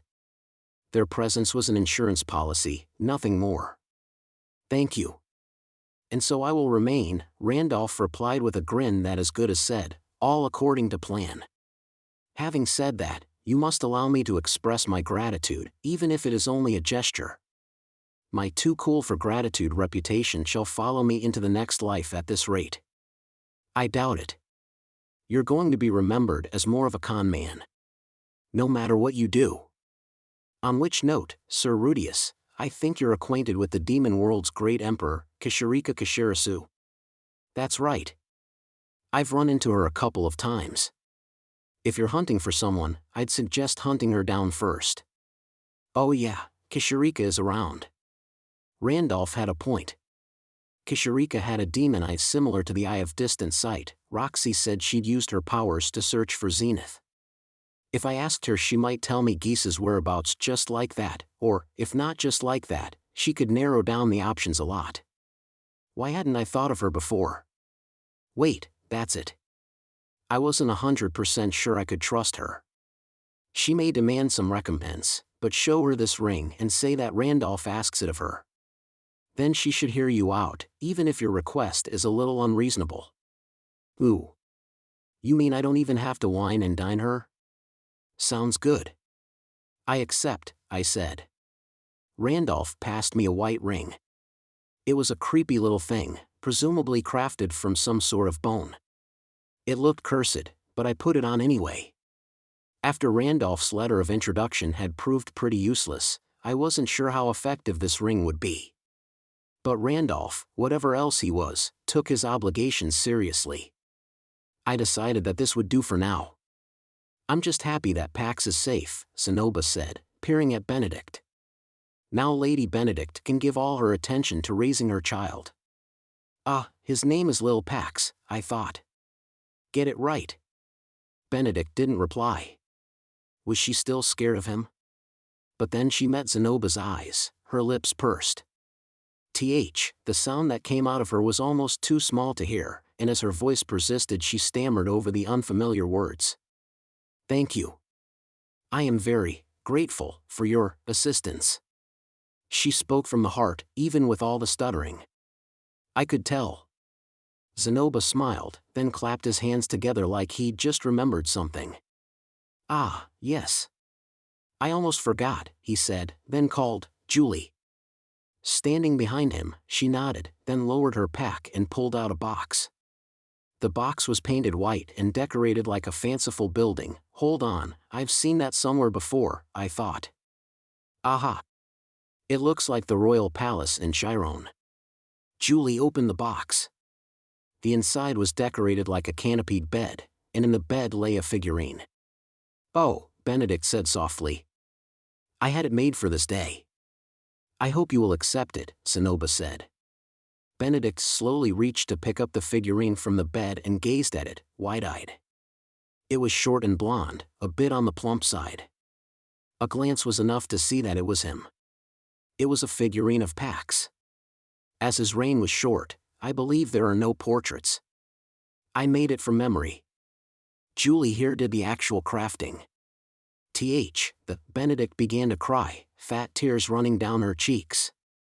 She looked at the figurine, trembling all over and sobbing. She gave a wet sniff to pull herself together and turned to face Sonoba. I'll treasure it, she said, cradling her son in one arm and the Pax figure in the other. I'm glad to hear that, Sonoba said. But nothing material is indestructible. When it becomes damaged, send word to me, and I shall come to repair it at once. I will, Benedict said with a small nod. Crap, watching this is gonna make me cry too. Zenoba, you done good, man. Well, Zenoba, I broke in, I'd better be going. Very well, Master Rudeus, he replied.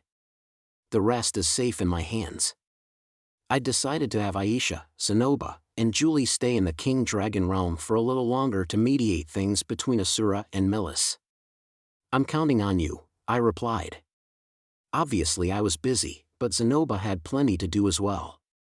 Business was booming for the Zenoba store, but I still needed them to expand further. I also needed him to continue development on the magic armor. He hadn't had any chances to shine on this mission, but he was a reliable guy, and I'd be relying on him even more in the future. All right. I'll be off then. Farewell, Lord Rudeus. May you have strength in battle. You too, Randolph. Stay well. My time in the King Dragon realm had come to an end. Next stop, the Demon Continent. I wasn't going there to look for Kashirika. Come on. I didn't have the time to go around asking after someone who could be literally anywhere. I'd still keep an eye out for her, I wasn't stupid. It was a low priority, that's all. No, I had someone else to talk to there, the immortal demon king Atofe. Interlude, Blue and Red. Roxy was at home that day, drawing up a test for school. It was meant to be her day off, but Roxy was the sort of teacher who adjusted her lessons based on her students' comprehension of the material, meaning that she sometimes ended up making tests on her own time. All of a sudden, she became aware of the smell of something burning. She looked up and confirmed that the air was faintly white with smoke. Leaping up from her chair, she opened the door. In the corridor outside her room, the white smoke hung thicker still. Covering her mouth with the sleeve of her robe, she ran downstairs. A fire? She thought. By a stroke of luck, no one else was home. Sylphie was out on a walk with the children. Usually the mothers took turns taking the children on their walk, but today, Lilia and Zenith had accompanied her. They likely wouldn't be back until early afternoon. Ordinarily, Aisha would have been home, but she was away in the King Dragon realm with Rudeus. Anyone who'd need to be evacuated was already out. All the same, this was their home, and it was Roxy's job to watch it. She'd be mortified if everyone came back to find the house gone, or even reduced to a smoldering ruin. Determined to stop the fire, she set off in search of the source of the smoke. She reached the bottom of the stairs, then looked through the various doors, all of which had been left open. On the right was the living room, then on the left the dining room. The fireplace in each room was empty, and the fire didn't seem particularly close, so Roxy continued down the corridor toward the kitchen.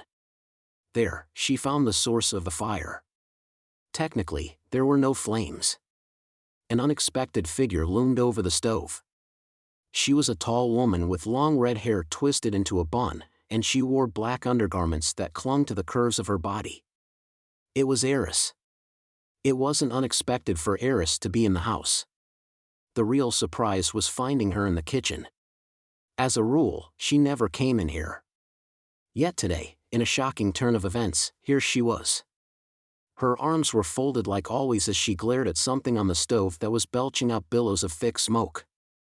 Whatever it was had long since charred to a crisp, making it impossible to identify. Roxy could just about make out that it was roughly 20 centimeters long. Did she find a rat? Roxy wondered.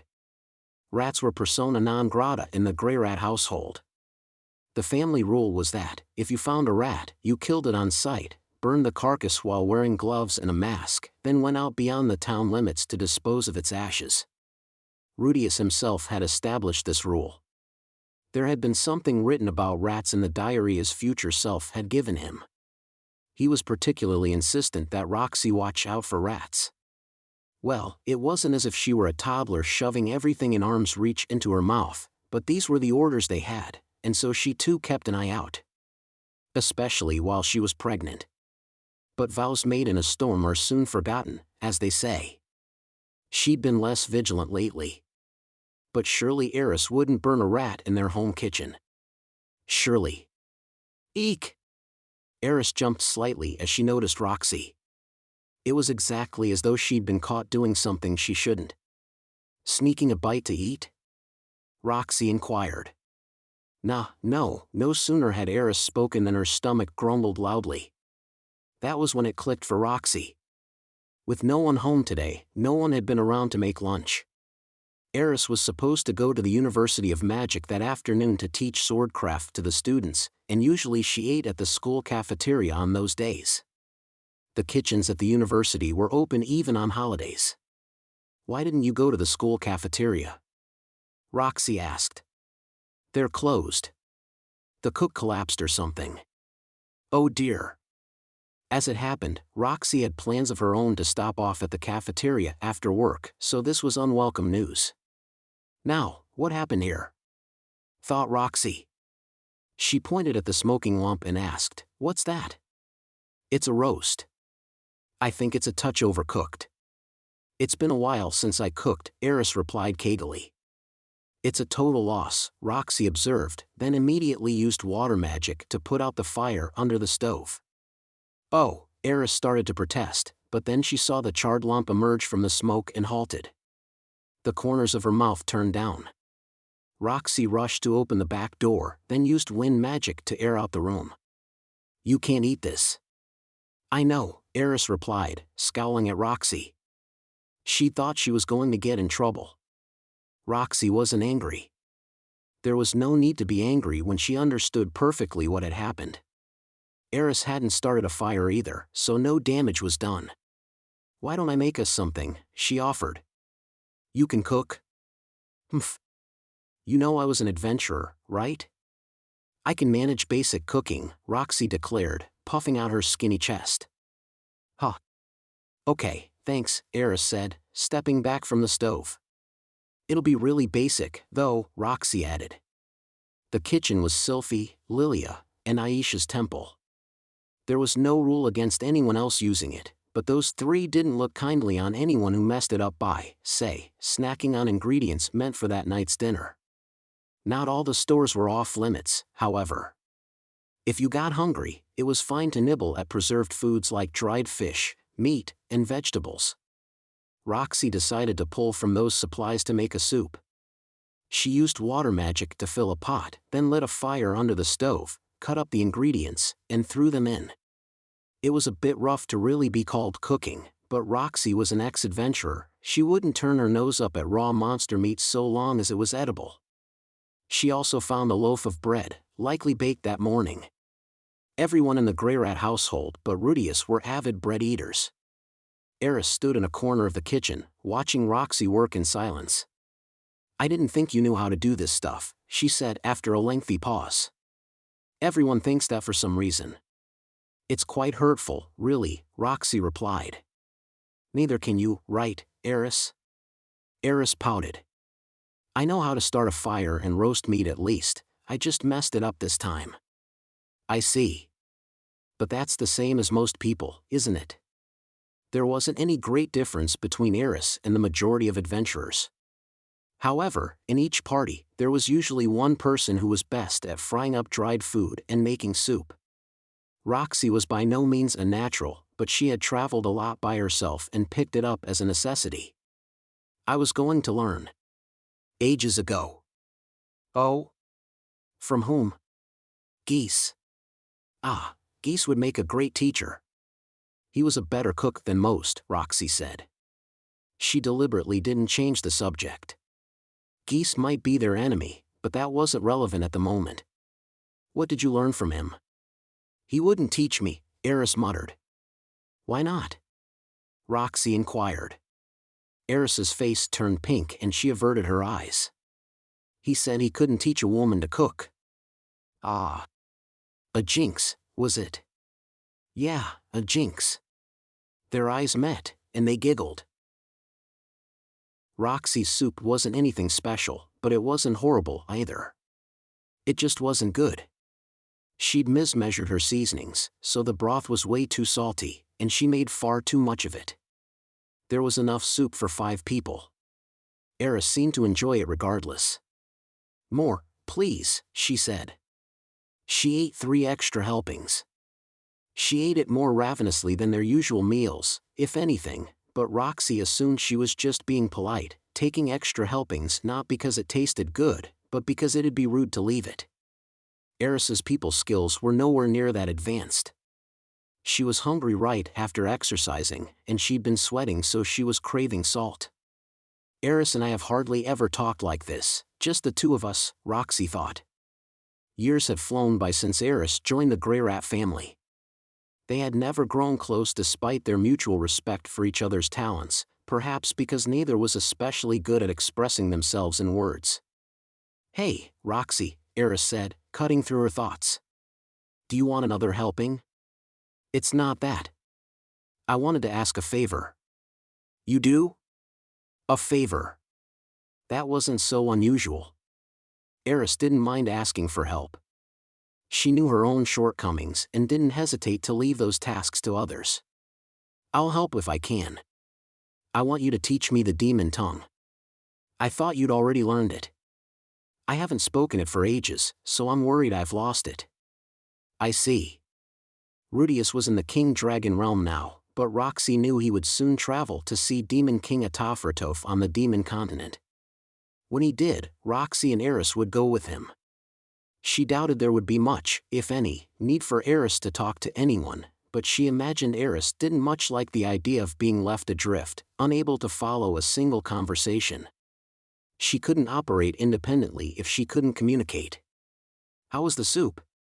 Roxy said, suddenly switching to demon tongue. Eris looked surprised for a second, and then her expression became serious and she met Roxy's eyes. "It was delicious," she replied in the same language. "It was a little salty for my taste." "Seriously?" Eris said, then laughed. "It sounds like you can speak fine," Roxy said, switching back. "I guess. I followed you better than I expected. Shall we try some more?" "Yes, please." Roxy went on chatting about everyday things with Eris in the demon language. She talked about the children, and about school, and found that in the demon language, it was easier to talk frankly about topics she usually couldn't broach. When the conversation was over, Roxy felt like she and Eris had grown a little bit closer. Chapter 6, Infiltrating Fort Necross. We were in the Gaslow territory, one of the most hostile regions on the Demon Continent. The monsters that spawned on the Demon Continent were far more powerful than those on other continents and more numerous. There was still an ecological balance, however. Just as there were large numbers of acid wolves and pax coyotes in Baigoya, so too did this region have its native flora and fauna. There was the basilisk, with its petrifying breath. The black drake, soaring unchecked through the skies with its powerful jaws and poison talons. The giant lake water bug that created pools of its own mucilage, then attacked anyone who came to drink from them. Then there was the white fawn cobra, highly agile and covered in hard scales that resisted magic, and beasts aside, some places belched poison gas and others gaped into deep ravines. Given that all the monsters were brutally vicious, the whole place was dotted with danger zones. As such, the Gaslow territory in particular had a reputation as a miserable pit. Absolutely lousy with demons. Next to no towns or settlements were established there, and those that did exist were heavily fortified. Hardly any adventurers came here. Some, however, allegedly saw this place as aspirational. It was home to the Demon Continent's greatest fort, built by the immortal Necross Lacrosse, one of the 5 great demon kings. The master of that fort was Demon King Atofe, Gaslow territory's immortal demon king. In the war some 400 years earlier, she had fought on Laplace's side, raining fury down on the battlefield and crossing swords countless times with armored dragon king Perugius. There was a legend about her that was especially heeded by warriors: "Journey forth, you who seek power. The Demon Continent is your destination. Travel its lands. Ascend to Fort Necross. Show your might before the Demon King, and lust for yet greater might. Only then may all-conquering power be yours." Yup, those who were in search of the fort were knights errant. They followed the legend here, seeking power. No one who made it here ever returned, so in the end, no one knew if the legend was true or a mere fairy tale. Well, except for me. Around half of those knights died on the journey. The majority of those who survived were assimilated into Atofe's personal guard. Someone probably did make it home every now and then, but it takes more than 1 or 2 people knowing the truth to kill a good yarn like that. I was pretty sure that Atofe's retainer Moore was the one spreading the rumors. It was a nasty trap, preying on pure-hearted warriors. Devilish, even. Anyway. Our party that was heading to go see Atofe consisted of 3 members, me, Eris, and Roxy. I brought along a bottle of wine as an offering. Orsted told me that Atofe liked to drink. There was probably still going to be a fight even if I plied her with alcohol. Fort Necross was a 3-hour journey from the teleportation circle ruins.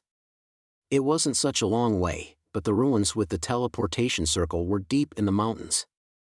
Some black drakes were using them as a nest. The black dragons came flying at us and we sliced them up, one after another.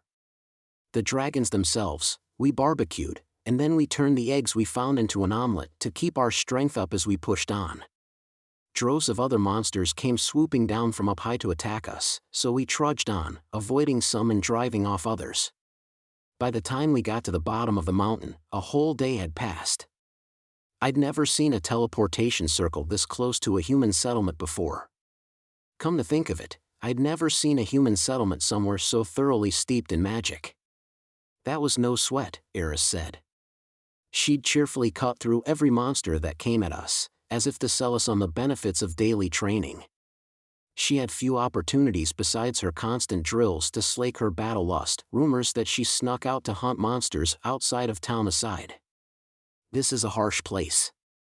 I shudder to think of what would happen if I came here alone. Roxy looked worn out. She'd done her best to plot a route where we'd go relatively unnoticed by monsters. It was all down to her that the bottle of wine had come through unscathed. That's all you've got, Roxy? You're rusty. Eris laughed. I can't deny that. My reflexes were a bit sharper back when I was adventuring, but now I sit around at my desk all day. Better watch out, or your students won't take you seriously. You'll have to start training me, then. You're on. While Eris and Roxy talked, I looked down at the fort below us. The first thing you noticed was that the whole thing was black. I guessed it was built from the same material as Kashirika's castle. It wasn't especially vast, just a castle and a town protected by thick walls. Not uncommon in this world. What qualified it as a fort was its structure. The walls divided it into 5 blocks, each adjoining the others to form a terrace. The lower 3 were an ordinary castle town. The upper 2 were full of buildings with no connection to daily life and a great amphitheater. A military facility, most likely. Right at the top was a black castle-like building that towered imposingly over the rest. That would be the keep. We ended up approaching the fortress from behind. It seemed pretty defenseless to me. It made sense, given it was protected on this side by the mountains. Oh, I see people, I said. They came into view as we approached, 5 of them, clad in black armor, standing on the wall. They'd seen us and started clamoring about something. Was it bad manners to arrive from this side? I asked. There isn't really etiquette around that. I expect they just don't get a lot of travelers coming down from the mountains, Roxy replied decisively. Eris was already racing ahead. What do we do if they shoot at us from above? I wondered, but the 5 figures on the walls showed no signs of moving. Eventually, we reached the base of the wall. I spotted a big door, so this was probably some kind of back entrance. It was a black painted gate and a black wall, so I hadn't noticed it from farther away, but drawing closer it became immediately obvious. Well met, heroes. You have done well to reach Fort Necross. Demon tongue. It had been a while. They say you never forget how to ride a bike, but apparently a language once learned was much the same. What was that about heroes? You must be stout of heart to have traversed the demon mountains. Do you seek the honor of champions or the power of the demon king? Whichever, it makes no difference. If you wish to enter, here. First you must defeat us, Lady Atofe's personal guard. In summary, they weren't going to let us through. That tracked. No country anywhere would let in a strange man who showed up on their back doorstep. Very well. We'll go around to the front gate, I replied, also in demon tongue. When in Rome, as they say. I planned on going around as we were told. I was coming here to ask for a favor, so I ought to do things right. The black armored figures didn't reply. They seemed kind of perplexed. One appeared to be asking another what to do. I knew what to expect with Atofe, but this back and forth at the gate was a surprise. Had I said something wrong? Oh, and I'd really appreciate it if you could tell Captain Moore that Rudeus Greyrat has brought Queen Atofe an offering, I added. Maybe I should have led with that. Make it clear that I wasn't suspicious. With that, I turned to leave, but then a voice rang out. Halt! You are a guest of Queen Atofe? That's right, I replied. I had the honor of her acquaintance, very briefly. So I came to pay her my regards. There was a brief pause. Very well. Wait there a moment. Well, they were going to let us in. That was a relief. Going the long way around would have been a pain. Eris grumbled, but I was happy to take the back entrance. If the alternative was fighting our way through each of the guards' ultimate four, that was a big no thank you from me. We were in the audience chamber at Fort Necross, an open-air affair with no ceiling. A long staircase wedged between thick pillars engraved with images of devils led up to a platform. It was ringed by candles burning with purple flame. In front of each candle was stationed a soldier in black armor standing at attention. The platform had no walls or handrails. From the edges, you'd probably get a good view of the castle town below. At the very back sat a menacingly ornamented throne. Hold up, this isn't an audience chamber. It's more like, the place where you draw an enormous magic circle to summon an ancient archdevil or whatever, at the last possible moment. An arena where the band of brave souls fight to stop a demonic king. That's the kind of place this was. It wasn't an audience chamber. It was an arena. Well met, heroes. You have done well to make it here. Sitting on the throne was a woman of about Eris's height who wore the same black armor as the others. She stood up, looking genuinely excited, then spread her robe with a flourish. The evening light of the sunset behind the mountains cast deep shadows over her. She cut a truly majestic and wondrous figure. If you just focused on how she looked, that was. I am immortal demon king Atofe Ryback, she declared. It had taken us about 2 hours to come in the back gate, be taken to Moor, and then escorted up to this arena. She must have gone out of her way to get everything ready so fast, unless she'd waited for sunset because she knew it'd make a good scene. Regardless, it was a 5-star effort. You should be proud to stand here, mortals, said one of the guards. The others followed, one after another. Brave champions, you have overcome many trials. We ask you this. Do you seek the honor of champions? The renown of heroes? Or perhaps, the power of the Demon King? What a mean question. If you said honor or hero, you got the crap beaten out of you then made to serve the Demon King. If you said you wanted the power of the Demon King, you got the crap beaten out of you then made to serve the Demon King. It was an ultimatum to which the only answer was yes. Eris snickered.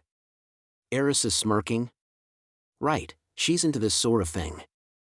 Lady Atofe, mumble, one of the guards wrapped up in black armor standing beside Atofe went to whisper something in her ear. Something about today's itinerary, perhaps. I'd made it clear that I was here to apologize, but now we were talking about heroes and whatever. Chances were high that some misunderstanding had occurred. Shut up. Like I can tell from over here when it's so bright. Atofe punch. More went flying. Show me your faces. Atofe demanded, striding over. The fist she just used to punch out more was still clenched tightly. She came right up to me, then said, "Oh." The moment our eyes met, her mouth twisted in an evil smile, and she breathed, "It's you." Gotcha, was what it sounded like. Scary. Good to see you after all this time. After that, after you and Perugius. That trap you set for me, and you come to me, you stroll on in here, a vicious smile was spreading across her face. But I'd seen this coming. That's why I brought an offering. I was here to apologize. Honestly. Yeah, about that, I'd like to, offer you an apology, very good. You've grown into a man since I saw you last. I like that face on you, that's the face of a man who isn't afraid. All the brave souls who challenged me wore such a face. Atofe hadn't listened to a word I'd said. She just pressed her face up close to mine, eyes wide with excitement, then bared her teeth in a grin. I could practically see the lens flare on her fangs. That's the face of a man who isn't afraid to die. What? That's weird. I'm sure I anticipated all this, huh? How come my legs are shaking?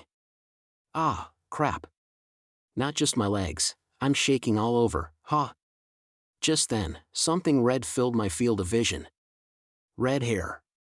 Stand down, Eris said, inserting herself between me and Atofe. Who are you? I'm Rudeus Greyrat. Oh ho!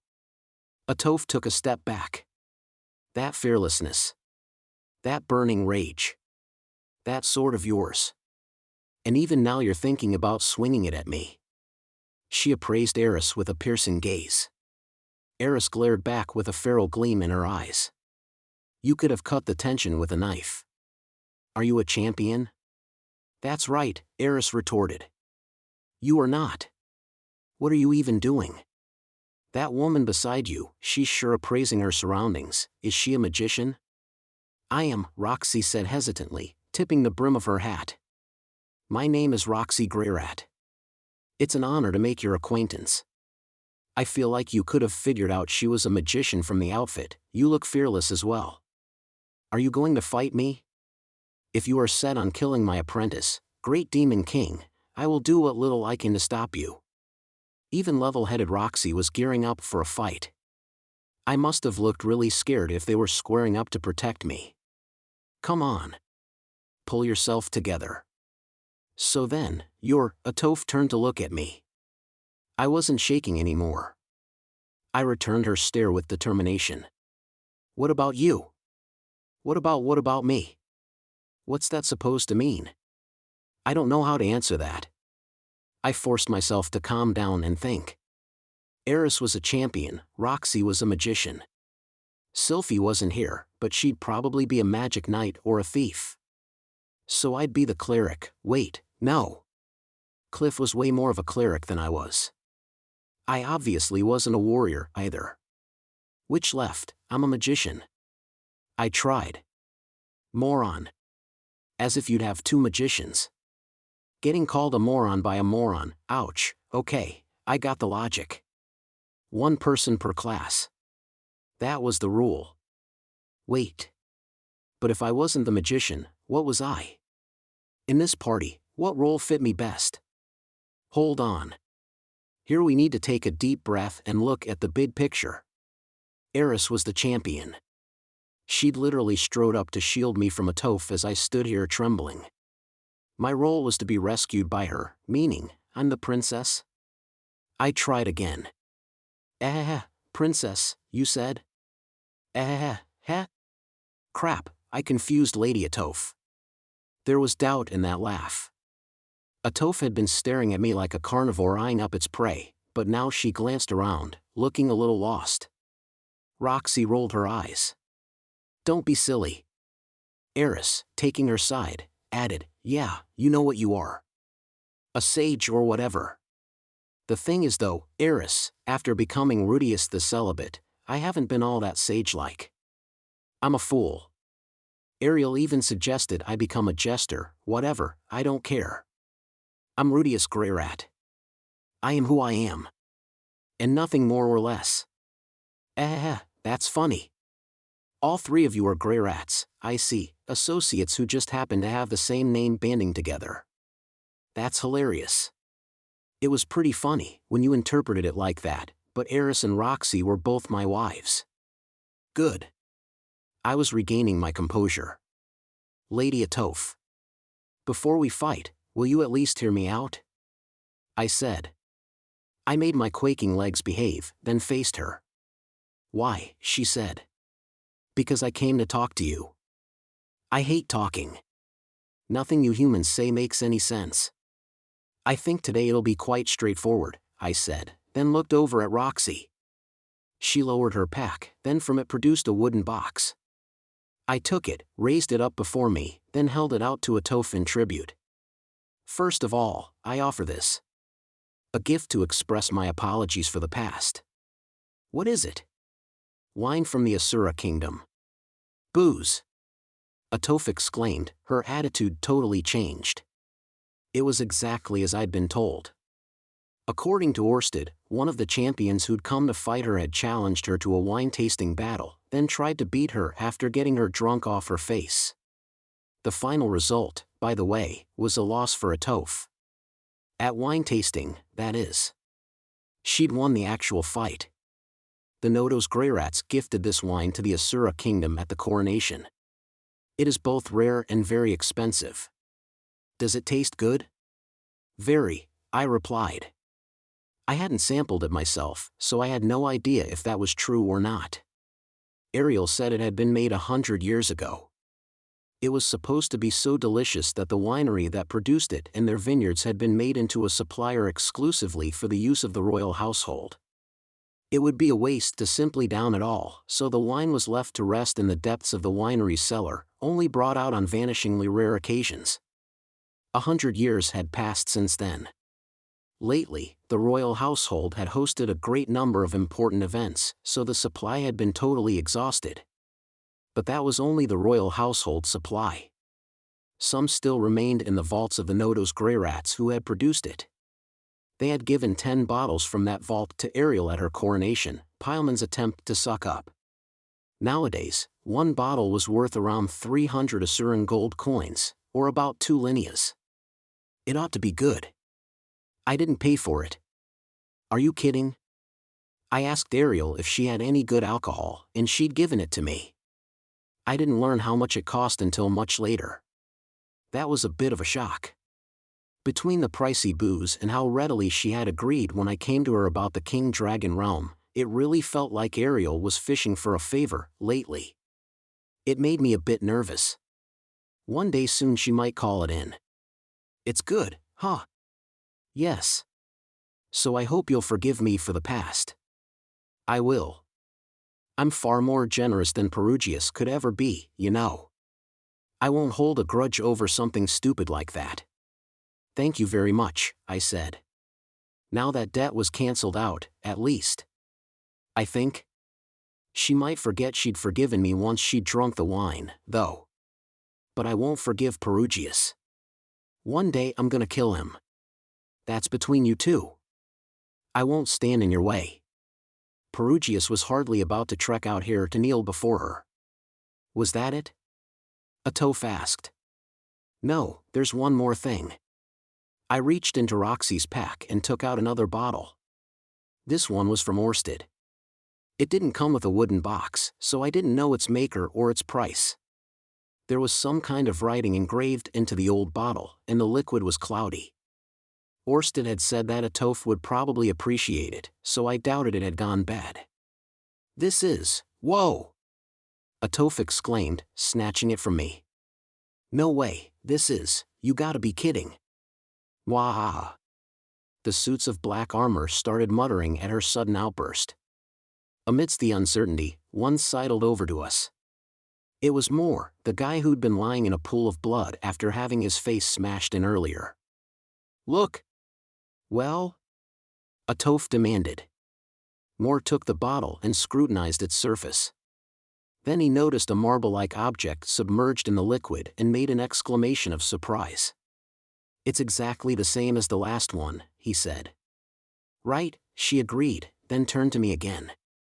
Oi, you! Where'd you get this? Well, my master, the dragon god Orsted said to bring it if I wanted to befriend Lady Atofe, the dragon god. That settles it then. Atofe trembled all over as she gazed at the bottle. This is the very drink Eurupen sent Carl and I when we got married. The fabled secret spirits of the dragon clan. Ah, so that's the story. No wonder she likes it. Its name, Nile Ale, the dragon god's jewel. Man, what a killer move. I've got goosebumps. Was the stuff inside actually ale? The color of the bottle was so dark it was hard to tell. That day was the one time I got to drink this, never once before or after. I've been hunting for it ever since, but now I've found it at last. I practically heard a da-da-da-dan sound effect as she raised the bottle. She looked thrilled. I was just happy that the gift went down so well. I felt bad we'd bowled over Atofe so easily, but this was a crushing victory for Orsted. So, that ale, that's it. I'll beat you and then the ale will be mine. Atofe declared, the wine in her right hand and the Nile ale in her left. She took what she wanted by force. A demon king to the end. I'm giving it to you, I said quickly. You what? It's a small symbol of friendship offered by the dragon god Orsted to the immortal demon king Atofe, I shouted. When talking with Atofe, it was important to be loud and forceful so that you didn't get steamrolled. Eh? A question mark popped up above Atofe's head. A round 3 had materialized while her brain shorted out. What, are you chicken? She yelled. Fight me. We can fight if you want, but I'm giving you the ale. I don't get it. You don't get it, huh? That's too bad. I tried to explain it as simply as possible. It's not a banquet, it's not a party, and it's not a thank you or an apology. Why would you give this to her? Asked Moore. More to the rescue. Right, I did need to explain that bit. The thing is, I have to fight this guy called Geese in the near future. He's gathering powerful warriors under him to bring me down. I was hoping to ask Lady Atofe for her assistance in that battle. I wasn't going anywhere near the subject of the war with Laplace 80 years from now. Orsted said that even if I asked her to work with me to fight Laplace, she'd never agree, and it'd likely end in a battle. She wasn't duty-bound to Laplace or anything, it was simply too difficult for her to understand. In all the futures Orsted knew, Atofe fought for Laplace without fail, so he'd arrived at the conclusion that it was easier not to bother persuading her otherwise. I could talk to Moore about the details later. You want Lady Atofe to fight together with you? Moore said. That's right, I replied. Thanks to Moore's easy-to-understand translation, Atofe seemed to be following the conversation. Aha, I get it. I'm no dummy. I like it. Let's do it. Wait, never mind, that sounded like she wasn't following.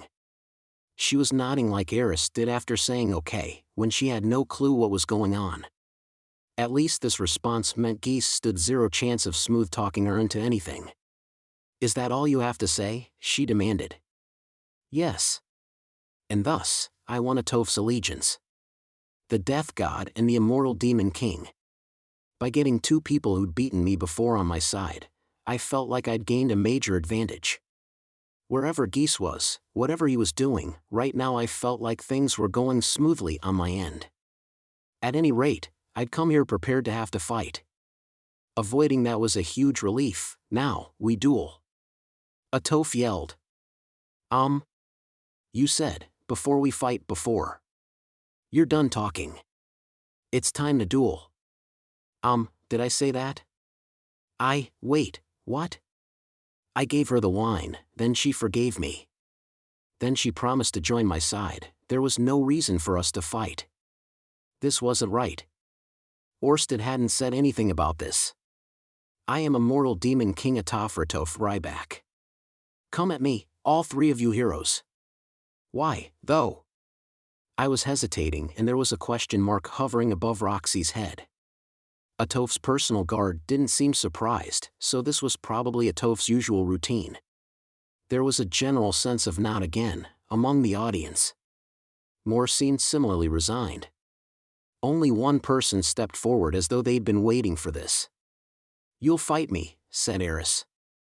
She strode right up to Atofe until their noses were practically touching, as though she could care less about distance. You want to fight me one-on-one? Atofe said. They looked like they might kiss, they were so close, staring each other down. You're not worth Rudeus's time, Eris hissed. You talk big, kid, Atofe replied. Eris's goading had hit its mark. The murder in her eyes grew more and more intense. In 100 years, you're the only one who's ever talked like that to me.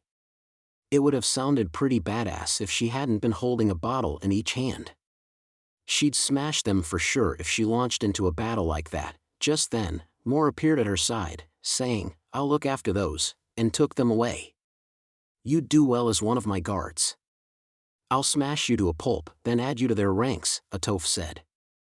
When you lose, will you hear Rudeus out? Eris retorted. Fine. Fight, win, make nice. Was she that simple? I guess I'd messed up. I'd been thinking about this wrong. Here's an offering, to forgive me, okay? And here's another offering, so become my ally, okay? All too complicated for Atofe. Fine, fine. I knew from the start that this fight was practically inevitable. We'd fight, win, then make Demon King Atofe our ally. We'd prepared for this. All right, let's go. Lady Atofe, please wait.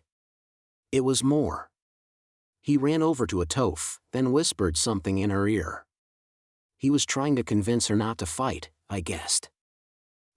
There was nothing like a man with a little sense.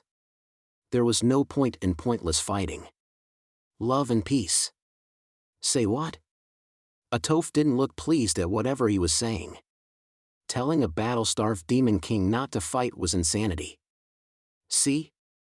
Now Lady Atofe's mad. She's gonna punch you, I thought, just as Atofe called out, "Hey, you," at me. She was beckoning. Crap, was I going to get punched? I wondered if I could block it. If she hit me in the face like with more, I was a goner. I walked, trembling, over the Atofe, but she just stared intently at me.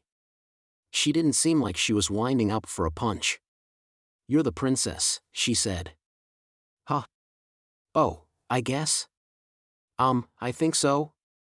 Here, I thought you were a man. I am a man. Say what? You're a princess even though you're a man? Gender's so fluid these days. Anyone can be a princess, I thought, but shut my mouth tight before I could say it out loud. Overly complicated words were a guaranteed ticket to getting my face bashed in. Fine. Let's do this. Atofe suddenly grabbed me around the waist, lifted me up, and threw me over her shoulder. Oh, a pile driver? But it's okay. The magic armor will handle it. I braced myself, but she didn't move to throw me on the ground. She held onto me like a sack of potatoes. If I was a princess, she shouldn't haul me over her shoulder like this. It should be more, I don't know, dainty-like. Rudeus? Roxy and Eris cried out. When I looked for them, I found the ground was suddenly far away. Atofe, with me on her shoulders, was flying. This was bad. Way worse than a pile driver. Some other, more incredible move was coming, like a Demon King bomb. Crap. If I fell from this height, my skull would crack open like an egg. I squirmed, then got both my arms around Atofe in an attempt to escape. "Hey! Hands off my butt," she yelled. I hurriedly let go. "It's not like that, I swear. I wasn't groping you or anything, and I definitely wasn't being unfaithful. I didn't have any control over it. She did have a nice butt, though. It was tight. Nothing but the best on a Demon King, heh." While I fretted, Atofe called out, "Champion. I have your princess. If you want her back, take her from me at Fort Necross." I'm pretty sure this is Fort Necross, MWA haha, mwahaha, she cackled. Her voice echoed through the back of my skull as the ground shrank further and further away. Where in the world was she taking me? What was going on? In the midst of my confusion, I caught a fleeting glimpse of Eris and Roxy, gawping up at us in stunned amazement. Chapter 7, Dueling Atofe's Ultimate 4. Rudeus had been kidnapped. Eris and Roxy had watched in blank shock as Atofe slung him over her shoulder and shot up into the sky.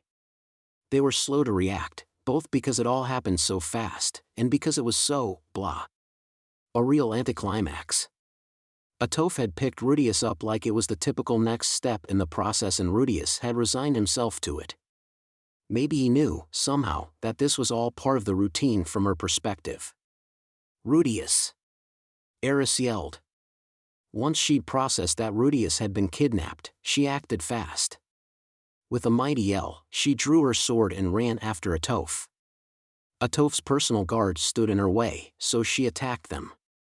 "Guh!" grunted a guard who parried her, thrown on his butt by the force of her blow. "Out of the way!" Eris demanded.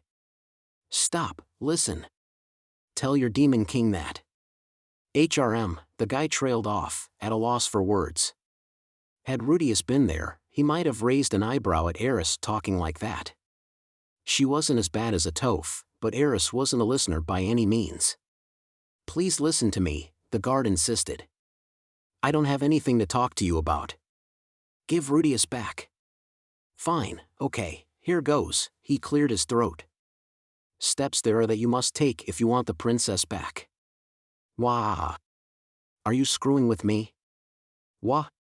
The guard barely managed to deflect Eris's second blow before retreating a few steps back. Eris howled, her gaze roving around the sky.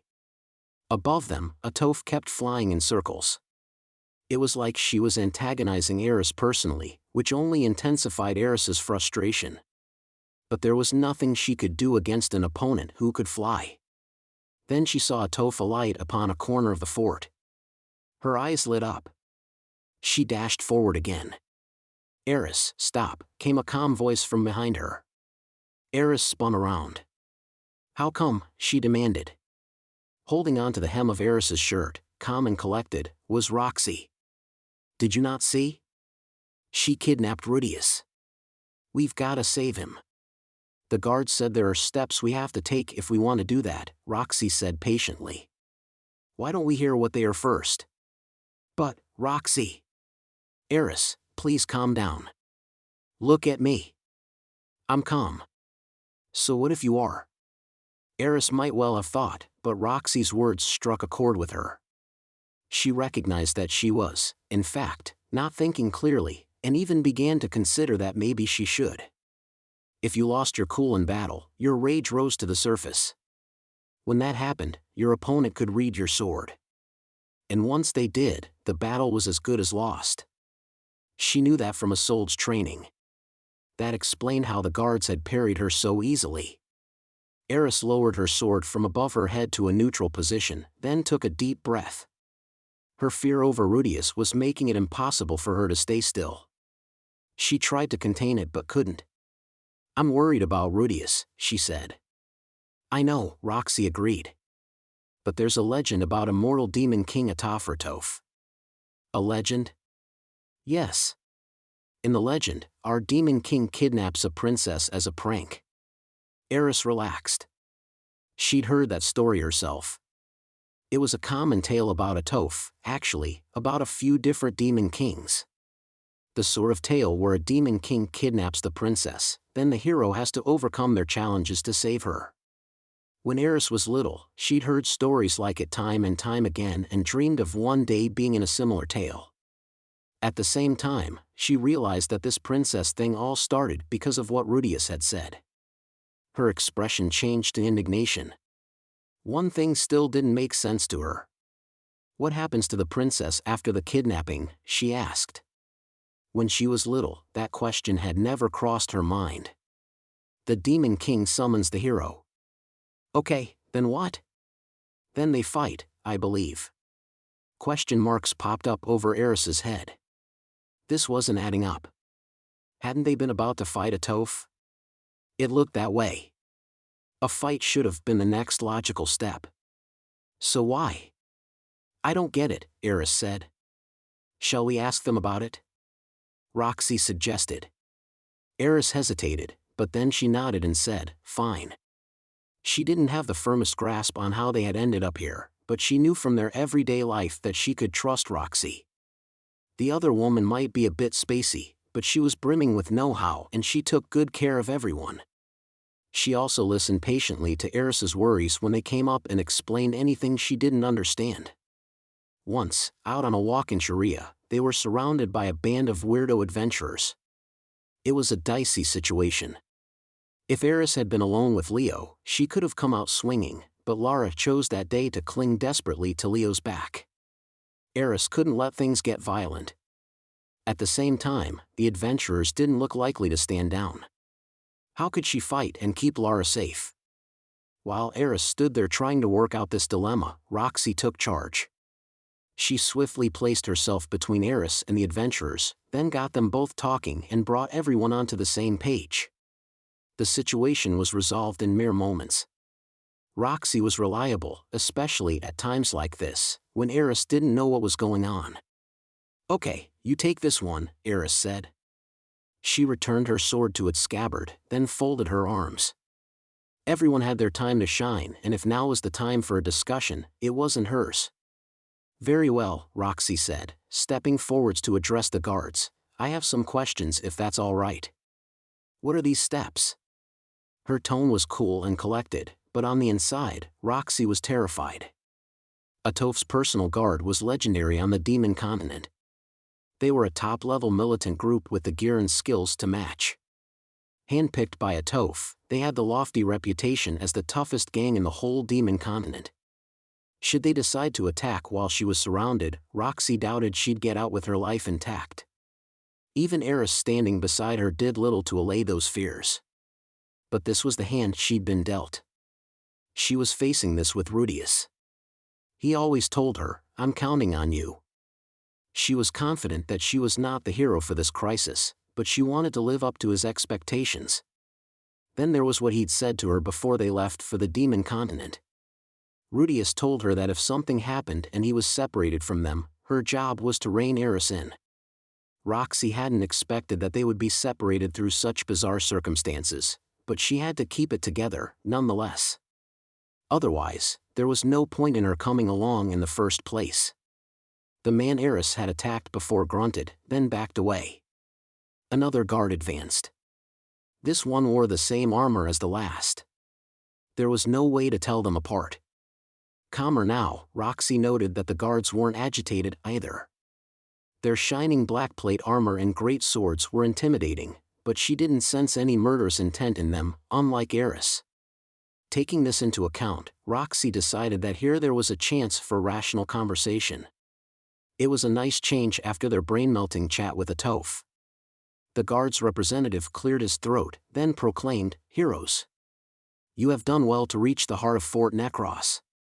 You must be strong indeed to have fought your way through the personal guard of Demon King Atofe. We commend you. None can deny your valor. Yet we are Atofe's personal guard. We must defend our honor and our pride.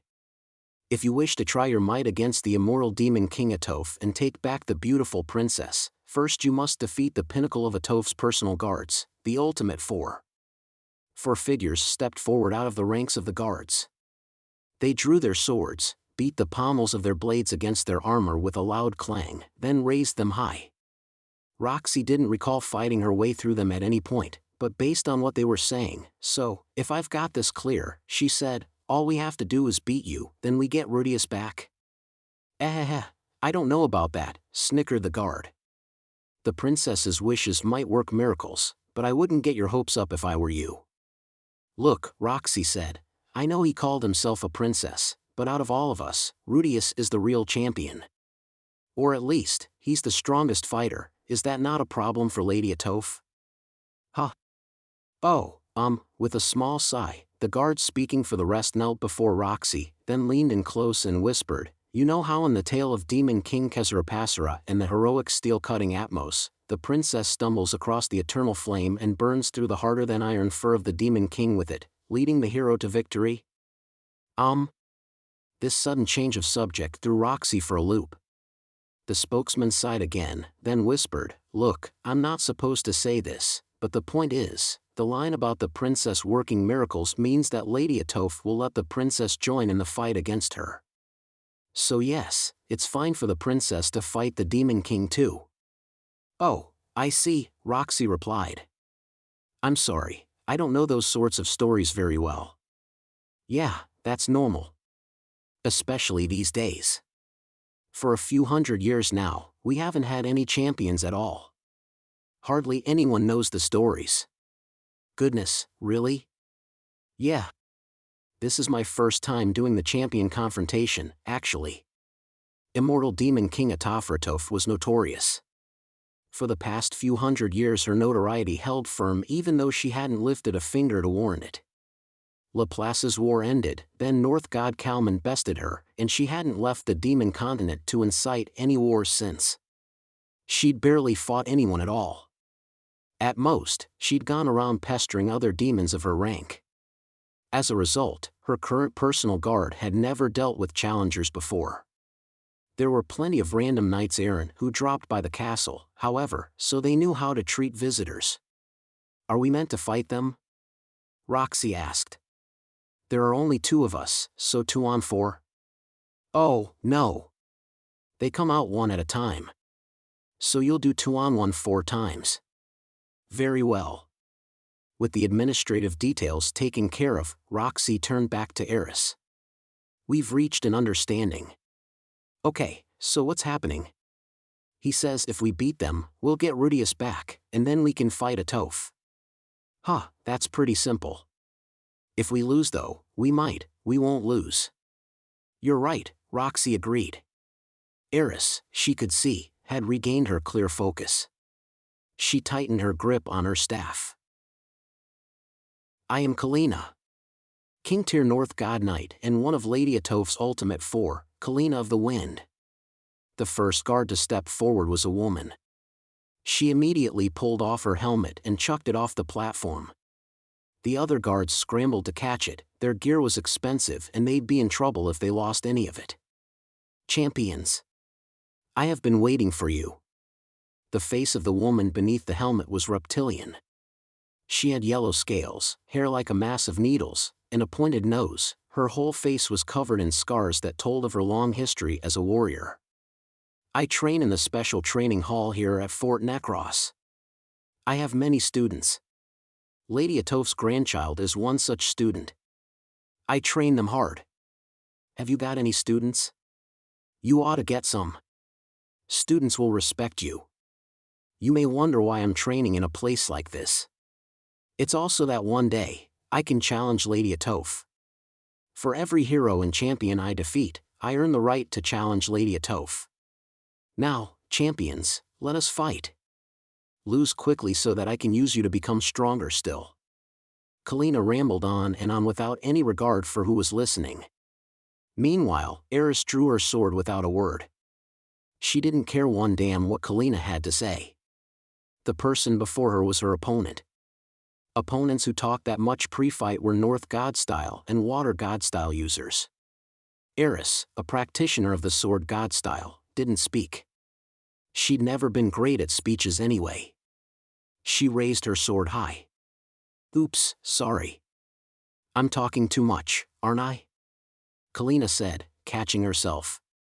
Fighting time. Here I go. Eris moved as Kalina said, here I go. She was smooth and efficient. Her sword was held high above her head and she swung it down. It was a movement she'd practiced over 100 times every day since her time at the Sword Sanctuary. She must have done it tens of thousands of times. She slashed down on the diagonal. Even as her blade began to move, it was already too fast for the human eye to perceive. This was the Sword of Light. It made no sound. Before anyone knew what was happening, it was over. Her blade came to a halt on Kalina's other side, after which Eris slowly raised the sword back above her head. Okay, it was not, strictly speaking, accurate to say that no one knew what was happening. Kalina knew. She had a special ability, a sixth sense that let her see danger coming. As she said, here I go, she'd seen her death flash before her eyes. This ability of hers was a little different from Rudeus's demon eye of foresight. She'd had it since she was little. Whenever she faced imminent death, she sensed it and she'd know that, unless she acted then in that moment, she was going to die. She didn't know if her danger sense was accurate because she had never ignored it to find out. All she knew was that the ability kept her alive. It got her out of close brushes with death time and time again, and that was why she'd gone knocking on the North God's gates. So when she said, here I go, and her death flashed before her eyes, she dived out of its way. She didn't avoid the strike altogether. She managed to move her upper half about 10 centimeters out of the way. 10 centimeters was enough to save her life. She felt with perfect clarity the sensation of the blade cutting through her body. She saw it slice down from the upper left, entering around her left shoulder and exiting where her left leg met her torso. She saw both arm and leg detach from her body, a perfect cross-sectional diagram of a suit of armor. She'd never seen such a clean slice. Her left leg was severed and, unable to stay upright, she toppled to the ground with a clang. Her arm hit the ground at the same time, leaving only her severed leg, braced by her armor, still standing. That was too fast, someone muttered. Maybe Kalina, maybe another one of the guards. It didn't matter. Everyone could tell who'd won. Eris looked down at Kalina as she had earlier, now smirking. The arena was silent. Would Eris end it? No one moved to stop her. Atofe's personal guard fought to the death. It might even be considered crass for someone who'd risen to the level of the Ultimate Four to beg for mercy. Or maybe everything was happening too fast and no one was keeping up. For a long moment, Eris stood there silently with her sword raised. But then her expression returned to normal, and she asked dubiously, "Is it over already?" Kalina felt a chill run down her spine. Eris was saying that the fight wasn't over yet.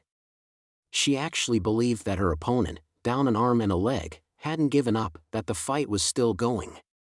And Kalina understood that were Eris in her place, it would be. Even if Eris lost a limb, if she were in the same state as Kalina, she wouldn't yield. The students of the North God trained in how to fight even after losing a limb, although few of them were ready to sacrifice so much. Kalina was not one of those few, as much as she'd wished to be. That mindset, that willingness to sacrifice, such qualities only came to the surface when you were pushed to the brink and even there refused to yield. She'd never assumed that any of the opponents she'd defeated in the past shared that quality. Kalina, seeing that Eris was ready to go further than she was, said, "Yes, it's over. You have bested me, champion. I am utterly defeated." Thus, she accepted her defeat. Eris slowly lowered her sword, first from a high guard to a middle guard, and then finally returned it to its scabbard. She didn't remove her hand from the hilt. She surveyed her surroundings, never once relaxing as the waiting guards scooped up Kalina and carried her from the arena. Only when she was satisfied that there was enough distance between her and the remaining three of the Ultimate Four did she take her hand from her sword. "They're not much, these Ultimate Four," she said, as though nothing much of interest had happened. She wasn't deliberately insulting Kalina. She wasn't even dismissing the other woman as weak. She only thought that, if that was the best Kalina could do, she was nowhere near as good as Aubert, who also fought North God style. Even Nina and Isolde, both of whom had trained with Eris, could have dodged her blow. Brave words, little girl. But Kalina was the stupidest of Lady Atofe's Ultimate Four. "I won't have you judge us all by her performance. Yeah, we're not morons like that. We're clever. Eh. That's right. We'll cut you to pieces with our sharpness." Rudeus might have commented on how cliché their bumbling bad guy squad shtick was if he were present. Instead, Eris considered this and decided that if the others were stronger than the first woman, she should prepare herself accordingly. Eris wasn't vain. She knew the limits of her strength. And so, she called out for someone. "Roxy." "Yes?" "Stay behind me. I swear I won't let you get hurt," she said. Roxy felt a small shiver run through her. Roxy knew Eris well. She knew that Eris was a hard worker and the most natural talent in the household at doing violence. Roxy also knew that, while not on the same level as Rudeus, Eris thought of herself as the family's protector. When it came to stabbing things, anyway. To Eris, family was something she protected with her sword. Roxy counted as family. There was a single exception to her rule, Rudeus. She relied on him alone in these situations. He was the only one who could keep up with her in a fight. At that thought, Roxy felt ever so slightly ashamed. "I am Benabine, Saint Tyr North God Swordsman and one of Lady Atofe's Ultimate Four, Benabine of the Water." The second of the Ultimate Four looked the definition of average. He didn't remove or fling away his helmet like Kalina, and he wasn't any bigger than the other two. Possibly he was from a particularly hairy race because white hair stuck out of the gaps in his helmet. "A North Saint? You're a lower tier than the last one?" It's true, I can't match Kalina with a blade," he agreed. "But skill with a blade isn't the only thing that decides a fight." "True," Eris said simply, then brought her sword up to a high guard, identical to before. There wasn't even a millimeter's difference in her stance. She smirked. There wasn't a hint of murder in her eyes now. But did that mean that she'd strike in the same way as before as well, with her ultimate attack? The one you couldn't dodge even if you knew it was coming? Would she use the Sword of Light? "Shall we begin?" said the man. "Come at me from whatever angle you prefer." The screech of metal on metal rang out as he spoke his final syllable. Eris had already struck. Her blade followed the exact same trajectory as before and came to rest in exactly the same place. She was so fast no one even had time to blink. Just like with Kalina, Benabine's left arm and left leg hung down, and his body began to sway, except his body didn't sway. His left arm and leg didn't even fall off, though Eris was sure she'd cut through them. Alarmed, she took a step back right as the man's sword whooshed through where she was standing. Without warning, Benabine's sword was in his hands, a black great sword like the rest of Atofe's personal guard. "You dodged, huh? But don't think you," this time Eris acted before he got to the end of his sentence. She stepped in to cancel out her previous step, then swung upward at Benabine's right arm. A cool metallic cling resounded as Eris instantly brought her sword back up to a high guard. She let out a breath, suspicious now. She'd cut him. She'd felt it, for sure. But even though she was sure she'd cut it clean off, Benabine's hand remained attached to his wrist. "You should let me finish," Benabine said. He stabbed his sword into the floor, then grabbed his own wrist with his left hand. His right hand, or rather, the guard, popped off without resistance, and not merely in a single piece. The hand within had been split perfectly in two to produce a cross-section as clean as Kalina's body earlier. That wasn't the only point worth noting. The other was the hair.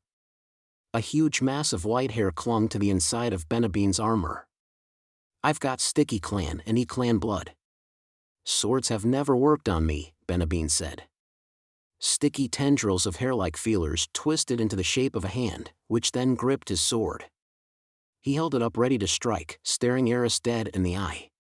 Eris's only reply was to take another swing at Benabine. She cut down, then up, then right, then left, at his neck, his shoulder, his arms, his legs. She rained blows from every angle down on every part of his body. Eventually, Benabine swung his sword again. None of her strikes had any effect, so there was no need for him to defend himself. Eris dodged everything he threw at her.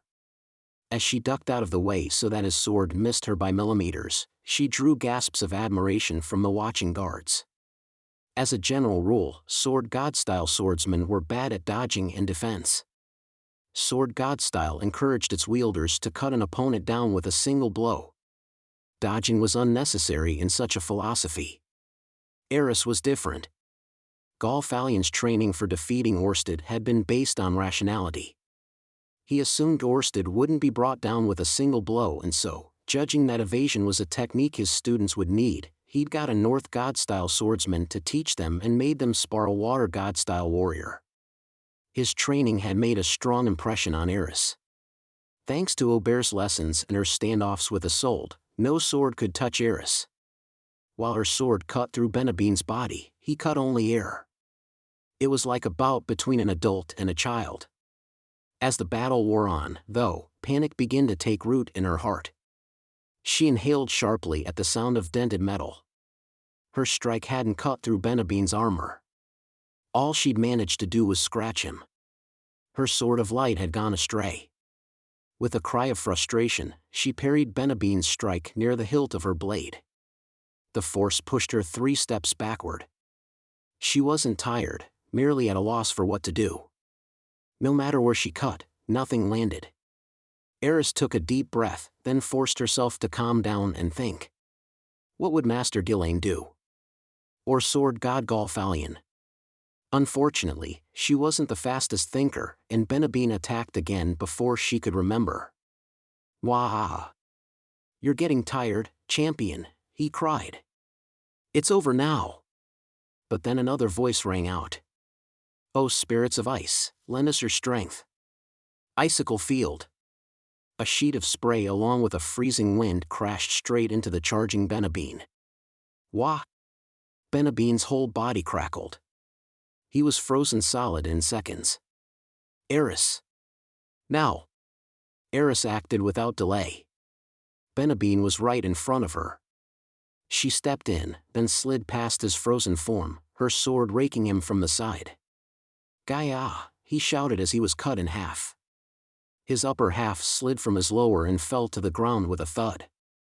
There was a tinkling like breaking glass as his armor shattered, leaving behind 2 clumps of pure white hair. Both were covered in ice and twitching slightly. Ugh, he grumbled, damn it, not my personal guard armor, so that was why you spent all that time on meaningless attacks. With that, he stopped moving. The other guards promptly ran over and carried him away. Eris watched them blankly, then turned to look behind her to where Roxy stood, frozen to the spot with her staff still in her hand. I'd heard that the Sticky clan were vulnerable to ice. She mumbled it really was effective. Roxy, seeing Eris in trouble, had used magic without knowing whether it would do any good. That it had been even more effective than she'd imagined had come as a shock. Realizing that Eris was staring at her, she returned to her usual pose, then cleared her throat. I'm sorry. Should I have stayed out of it? Of course not. You saved me. Eris exclaimed. She was surprised herself. If she were honest, she'd been out of ideas. She'd never fought an opponent like Benabine before, where she could cut their armor, but not their body. Well, maybe once or twice, but she hadn't been prepared for it this time. Had the fight gone on like that, he might have overcome her. You back me up, okay? Understood. Roxy, on support. Roxy answered, sounding a little happier this time. The remaining 2 of the Ultimate 4 laughed derisively. Benabine was weak. He was totally reliant on his inherited abilities. He was truly one of a kind among swordsmen. Clad in the renowned black armor of Lady Atofe's personal guard, one can see how he might grow too confident in his powers. Indeed, I envy his talents. But to think he failed to pay heed to a magician even as his armor was cut to shreds. He was the greatest fool amongst the Ultimate 4. 2 of the Ultimate 4 remained. One stepped forwards. Tremble, worms, he declared, for I am your next opponent. Thus, their bout with the 3rd champion began. Chapter 8, Imprisoned in Fort Necross. Rudeus. Look, here we are, Atofe said. After flapping around in circles above Fort Necross, she alighted on a building located not too far away from the arena, then threw me into a room within it. Where exactly? I began tentatively. The room was made for a little girl. Everything was baby pink. There was a canopied bed, white furniture, lace curtains, and a fancy teapot. It looked like a room in the Asuran palace, but even Ariel's room wasn't this girly. The only thing that didn't fit the aesthetic was the view out the window, reddish-brown earth, a mountain covered in spooky trees, and I even spotted black drakes flying around in the air above the mountain. Not that that wasn't striking in itself, the princess's room. Atofe declared. Princess? You mean this room belongs to your daughter, Lady Atofe? No. I don't have a daughter. I know. Orsted told me that much. Demon King Atofe Ryback had only one child. A son. North God Kalman II. The epic of the North God currently in circulation was mostly about him. He'd slain a giant king dragon and defeated behemoths on the Begarit continent. He sounded like a genuine hero, but Orsted called him an idiot boy. As they say, like mother, like son. Then this room, it's your room. This isn't really my style. Don't hold out hope that your champion will come and save you. You'll be here until you die. Atofe cackled. She wasn't listening. With another mwahaha. Atofe left the room. Alright, what was going on here? Was I imprisoned? The door wasn't even locked. Was this Atofe's roundabout way of proposing to me? Dude. I don't get it. Excuse me, came a voice from behind me, and I turned to see more. Thank goodness. Someone sensible. You appear to be confused, he said. Yes, I replied. Please take a seat. I'll explain. I sat down obediently on a ridiculously girly chair. It was pretty comfy. They must have used good materials and a really fluffy cushion. It was a bit small for me, though, more the size for someone more petite. A teenage girl would suit it perfectly. As I sat down, Moore took the teapot and poured a cup of tea.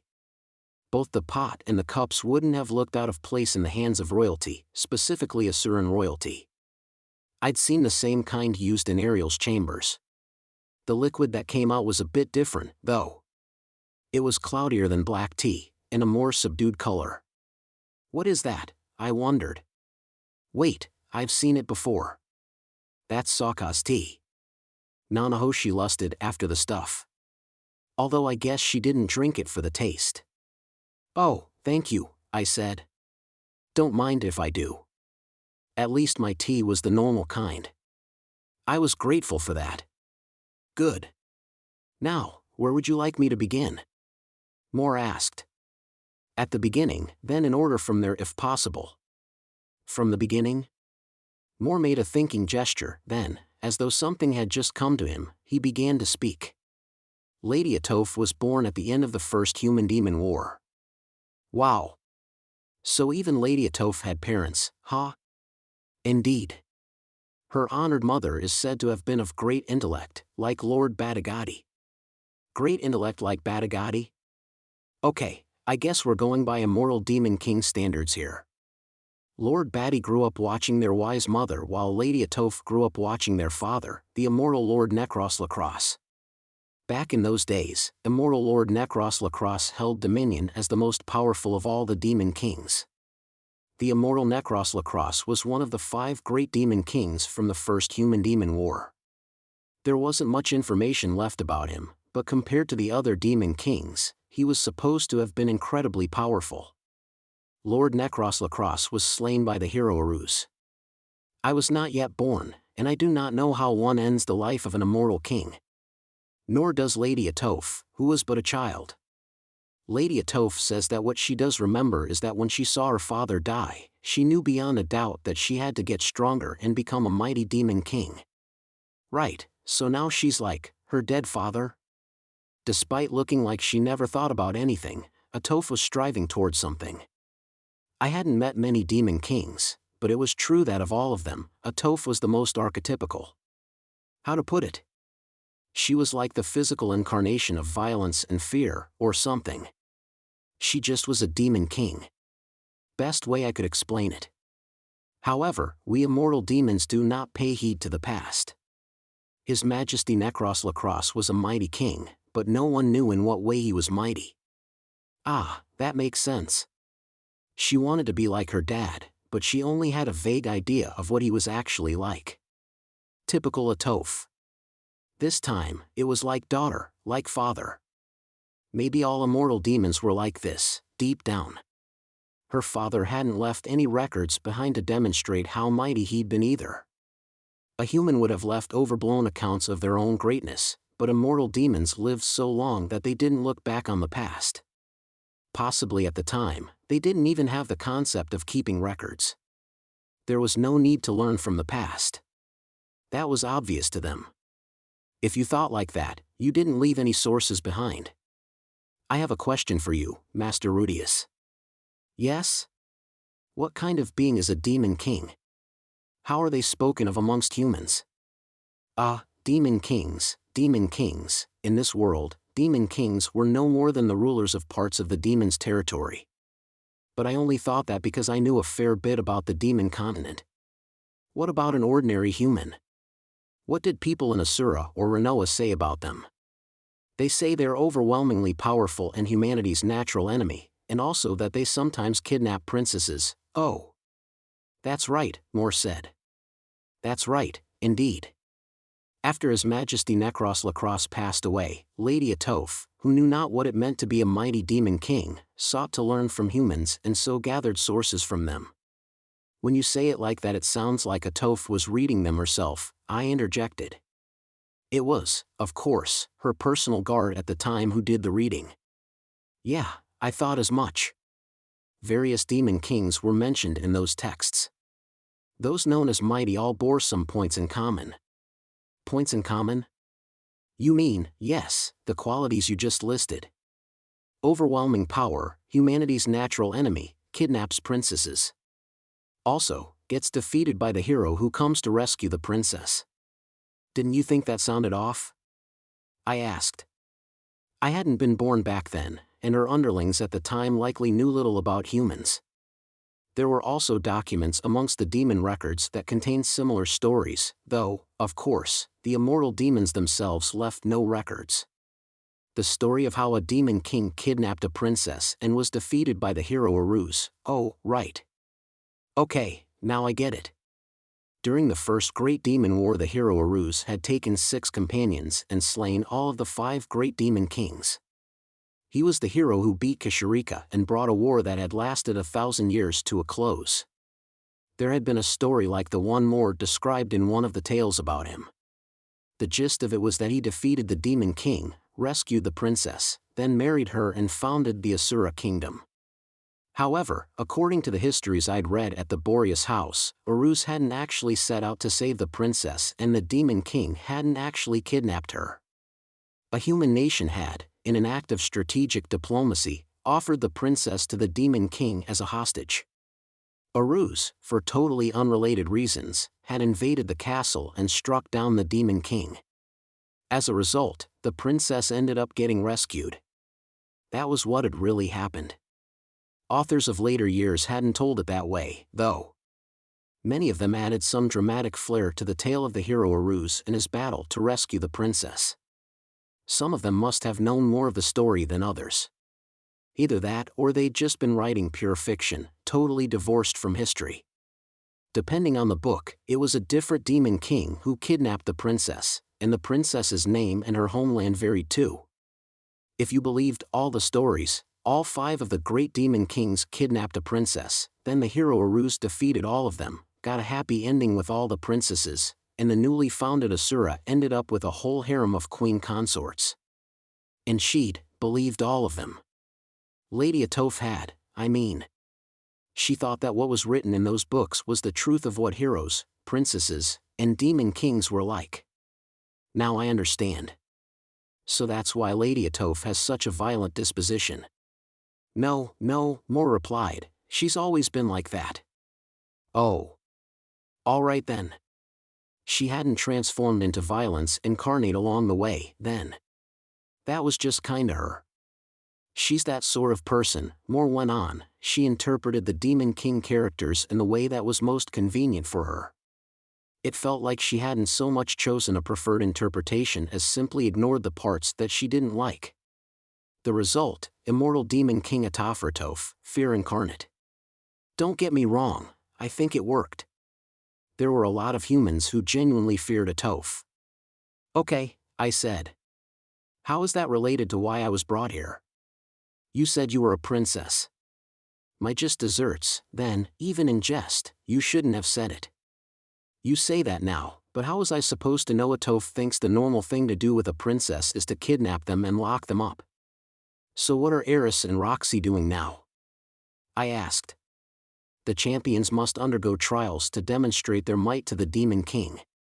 Which means, essentially, if you want to fight Lady Atofe, you have to defeat her personal guard first. Miss Eris and Miss Roxy are battling with the guard's most spectacular idio, that is, with our specially selected elite warriors. So Eris and Roxy were in the middle of beating Atofe's ultimate 4, the specially selected idiots. That doesn't sound good, I said. I wouldn't have minded if it were for fun. Eris was spoiling for a fight anyway, so that worked out perfectly. But if it was a fight to the death, that was different. Right. I'm very sorry, but I'd better be going. I've gotta go help Eris. Moore called after me. Wait, please. You'll have to fight me if you want to stop me. And hey, it's not that unusual for the princess to fight too, these days. Something told me that fighting my way through Moore was going to hurt a bit. When I faced Atofe last time, it turned into a magical shootout, and I'd come out worse for wear. I'd thought about how to deal with that for the next time, but the gap in our experience was too vast. No matter what I did, the odds wouldn't shift massively in my favor. This time, however, I had the magic armor. Victory wouldn't be determined by whoever was the best at shooting off magical attacks. Don't get worked up, Moore said. Lady Atofe might be dead serious about all of this, but we, her servants, don't enjoy murdering people. Not in this day and age. Even if your friends are defeated, they'll only lose an arm or something at most. You mean it? Be that as it may, their opponents are all members of Lady Atofe's personal guard. Warriors who came to this land to dedicate themselves to training for as long as it takes. I would caution against expecting an easy victory.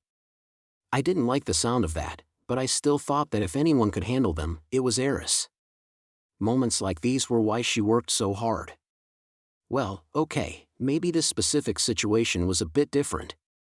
The point was, she was ready to wield her skills when it was demanded of her. Roxy was there with her, besides. If Eris was the brawn, Roxy was the brains. I was confident that together, they could win. Or at least, I hoped they could. This was still Fort Necross, however. As the tales told it, it was basically the Sword Sanctum, North God-style edition. Everyone here had traversed the demon continent to reach it. These weren't people who did things halfway. Beyond my concerns about winning and losing, though, I also realized I just wanted to see Eris in action. She served as my sparring partner to train in close combat fighting, and I still couldn't beat her, not even in the magic armor. I wanted to see how well she did in a place like this. Okay, can I just go and cheer them on? You may. The princess's words of support are supposed to give heart to the heroes, after all, Moore said. You don't have to make fun of me. I hurried back to Eris without much further ado. Stay strong, O brave champions. Your princess is coming. Chapter 9, Princess Rudeus enters the fray. Moore took me to a high place with a good view of the arena. When we got there, the best bit of the fight was already underway. Eris. Don't give up, Eris. I can't, not this, there too, come on, I can't, oh, ow. Down in the arena, there were 5 animals with long fur, about the size of large dogs.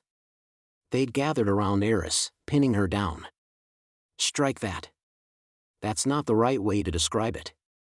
Eris was petting the creatures as they crowded around her, looking over the moon with happiness. Roxy was trying to pull them off her, but they were too big for her. She bounced off them and couldn't get close to Eris. I came to watch Eris being badass, I thought, not, whatever this is.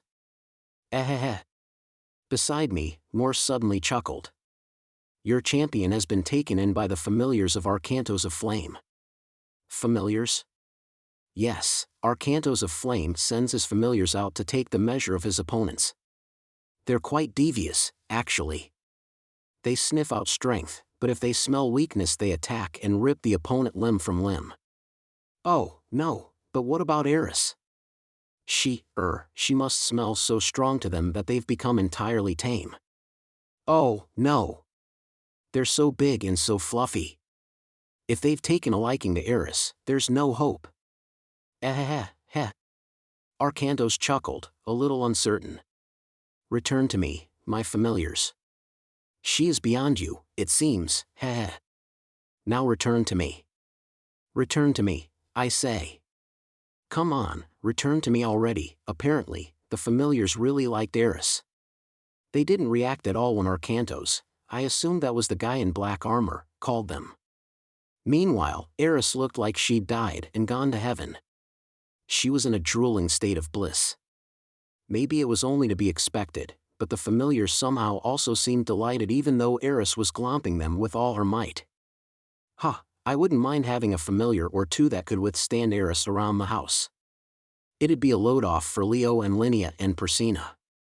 After being thrown onto her but again, Roxy stood up and turned to face Arcantos. Ugh, how cowardly.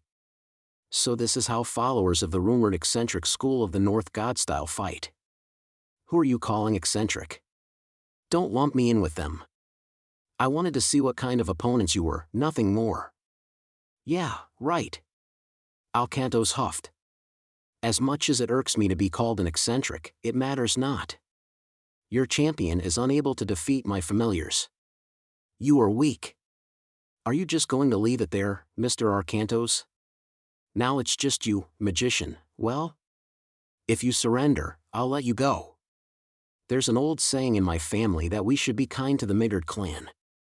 If I back down, who'll save Rudeus? You are stout of heart. Arcantos shouted, then put his sword in his mouth and got down on all fours, looking like a robot wolf. That was a North God-style four-legged stance. He dived at Roxy with terrifying speed. Roxy reacted in an instant. Majestic blade of ice, I summon thee to strike my enemy down. Icicle blade, she cried, shortening the incantation. But she was up against Arcantos, one of Atofe's personal guard. The black armor they wore was imbued with formidable magical resistance. Roxy's icicle blade skidded off with a clang. Die, he shouted. Af, watch out. Uak. Arcantos went spinning away as an incredible force crashed into his side. He flew right off the edge of the arena platform. Roxy, the other guards, and the shaggy familiars all stared after him in confusion. Then, they turned to look at me in unison. Ah, sorry about that, it slipped out, I mumbled. Seeing Roxy in danger, I'd reacted with a stone cannon before I could stop myself. Usually, I at least yelled stone cannon, to give my allies a heads up that I was about to attack, but this time I'd done it totally non-vocally. Master Rudeus, Moore sighed. I mean, what was I supposed to do? Come on, Roxy was in danger. I know you said before that no one's going to get killed, but you can't expect me to sit here and watch while Roxy weeps and writhes in agony as she clutches the stump of her arm.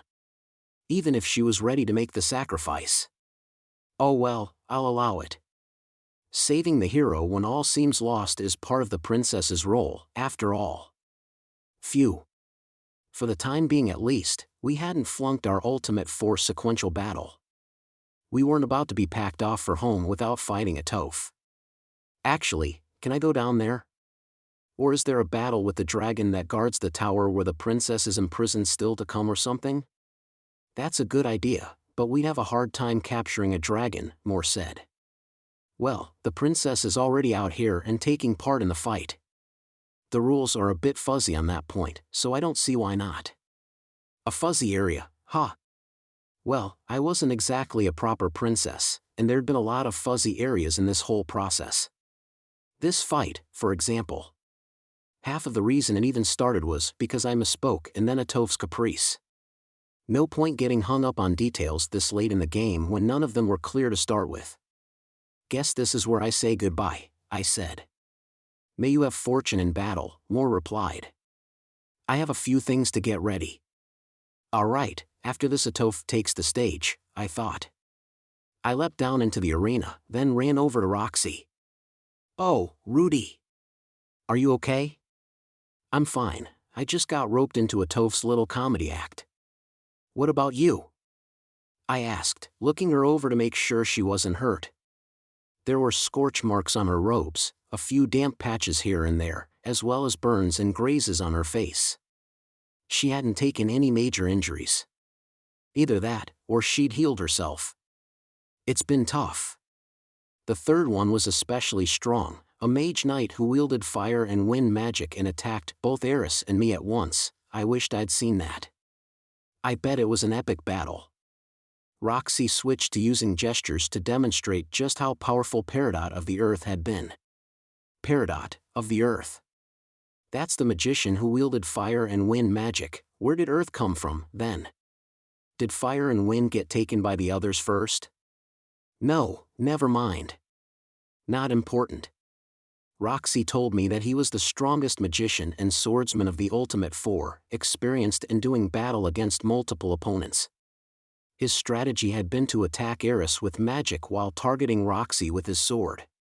Roxy was forced to counter the magic he sent at Eris, who didn't have any magical resistance, while Eris had to protect Roxy, whose physical defense was poor. But Eris fought sword god style, defense wasn't her strong suit. Unable to do anything more than protect the other, they found themselves slowly losing ground. But then Roxy had a flash of brilliance. In theory, a counterspell cancels out the opponent's spell, and it's commonly held that a good counterspell uses precisely the same amount of force as the spell it blocks. Roxy threw that common wisdom out the window. As she called up water magic to counter fire magic and earth magic to counter wind magic, she put far more power into them than the attacker's spell. All that remained when it was over was water and earth, creating a huge volume of mud on the ground. Then, Roxy used the combined spell Quagmire. In an instant, the mud on the ground became a bog, forcing Peridot to a standstill. That was when Eris went in for the kill, bam. Nothing less from Roxy the Wise, I suppose. Quagmire was my signature move, so you'd be forgiven for thinking that if only I'd been there, I could have won without the need to be so clever. You'd be wrong. If I'd used Quagmire off the bat, the opponent would have found a way to get around it. Peridot wasn't expecting Roxy to use the residue of her counterspells to attack, and that was how he ended up bogged down. There was no way I'd ever be that clever. But then when the next opponent came out, Eris, I looked over at Eris, and saw she was on the ground, twitching. Fearing that maybe the familiars had actually been poisonous, I rushed to her side. Aha, haha, Eris stared into space, utterly blissed out. Her fingers were still making grabbing motions, still savoring the sensation of the familiar's fluff. Poison, just as I thought. Animals like that had a healing effect on Eris. They were practically a kind of medicine. Medicine can turn toxic when you take too much, though. Let's just get her thinking straight again, Roxy said. An antidote? Or would it be better to use healing magic? Rudy, you groping her chest always gets her on her feet, right? Huh. You don't mind? I do mind, Roxy replied. You should never touch a woman's body without consent. But Demon King Atofe is going to be here soon. I followed Roxy's gaze. Atofe's personal guard had lined up, and Moore had a kind of brazier in his arms that he used to fill the area with smoke. The light from the bonfires illuminated the smoke. An ominous atmosphere filled the space. They were getting the ambience ready for the Demon King's entrance. Unless we did something, we were going to have to fight without Eris. But no, crap, I had made a vow of celibacy, I couldn't yield. Come on, Rudy. When you're done, I'll let you touch mine too. As penance. No, damn it, no. I must not yield, then a thought hit me. That's a tempting offer, but won't that end with her punching me and knocking me out? It won't help if we get Eris awake, but I'm down for the count, right? Oh, that's a fair point, Roxy admitted. Just then, Eris's body spasmed. She looked around frantically, her eyes cartoonishly wide. Where'd he go? She demanded. He's gone. Oh, she looked a bit disappointed, but then, with a start, her eyes found me. She stared. Rudeus. You're okay. She threw her arms around me. Her breasts pushed against my chest. They were so soft, I didn't even have to cop a feel while she was in that trance. The twin peaks of Eris have fallen into my hands. Okay, not in my hands. They're too big. Atofe was just having a bit of fun. It was over quickly. Well, that's good, Eris said. But Rudeus, this is all your fault. You had to joke about being a princess. I sincerely regret it, I said, though there was nothing to regret. I mean, I didn't know, did I? How was I supposed to guess that calling myself a princess would get me kidnapped? A normal demon king would kidnap a proper princess. Why princess, not a random dude who just called himself one. Right? Roxy tugged at the hem of my robe. Rudy? I was really worried too, she said. It was so sweet, the way she said it. She'd even given me a proper "Are you okay?" earlier. I know, don't worry, I replied. Right then, I felt really happy. I hadn't been in any serious trouble, but Eris and Roxy were worried about me like I'd been fighting alongside them. They overcame those ordeals to save me. I guess this is what a princess feels like. Ehehe, ha, mwah ha, ha, a creepy laugh echoed behind us. It was deep and sounded far away, as though it were rising up from the pits of hell. Turning, I found that the arena was already obscured from view by smoke. The sun had set now, and the bonfires had been extinguished, shrouding the scene in gloom. The darkness wasn't absolute. A magic circle was glowing. Usually, magic circles glowed pale blue, but this one glowed purple. Maybe they used special paint. Maybe the effect of this magic circle was to glow with purple light. The billows of smoke were illuminated by the purple light. It felt like some mega celebrity was about to mount the stage. Without a word, Eris stood up, her sword at the ready. I only got a quick glimpse of her face, but she looked absolutely hyped to see what would come out. Her excitement was kind of infectious. It's not going to be anything special, though. Just the jerk from earlier. An echoing voice rang out across the arena. Wah! You have broken through my most elite Ultimate 4, stationed throughout Fort Necross. You've done a great job to reach me on the other side. They weren't stationed anywhere in particular, I pointed out silently. But okay, never mind. All part of the show. Traversing the demon continent and laying siege to Fort Necross, truly you are mighty to have made it here. I commend you. All of you are truly worthy to be called champions. Hey, you hear that, Eris? Now you've got an official certificate of championhood from the Demon King. I think I also multi-classed into champion. Princess Champion Rudeus. You shall be rewarded. That was when I started taking things seriously. A wind picked up within the arena, blowing the smoke farther and farther away. At the same time, I felt a chill. From the depths of where the smoke was being blown, I felt an all-encompassing, murderous aura. I gulped involuntarily. I even wondered what might emerge out of there. Even though there was only one candidate. Your reward, a sharp gust of wind blew, clearing the smoke away in seconds. With a whoosh, all the bonfires burst back into flame, starkly illuminating the arena. There in the center stood a woman. She had blue skin and white hair, and wings like a bat. A single thick horn protruded from her forehead. Though she was a little shorter than Eris, the battle-worn black armor she wore made her appear larger. She wielded a great sword that looked too heavy for her slender arms. The right to challenge me. There before us was immortal demon king Atofe Ryback. Chapter 10, Clash with Demon King Atofe. I am immortal demon king Atofe Ryback. If you defeat me, I shall recognize you as champions. If you lose, you will serve as my puppets until the day you draw your last breath. Atofe radiated malice. A lone figure stood against her, the champion. I'm Sword King Rudeus Greyrat, Eris declared. Facing down Atofe, she raised the Phoenix Dragon Sword, one of the 7 Sword God blades, above her head. Sword God style. Atofe exclaimed happily. Without taking her eyes off Eris, she drew her own sword. Just so you know, Sword of Light won't work on me. Eris didn't react. She knew. She'd heard the legend of the immortal demon kings. Immortal demon king Atofe couldn't be beaten.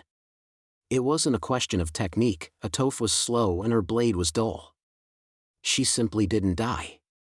No attack, no mortal wound could kill her. No matter how much you hit her, she'd spring back up again. In the end, she'd win through sheer resilience. That was immortal demon king Atofe. In the Laplace War, there were fewer than a dozen valiant warriors who'd been able to stand against her.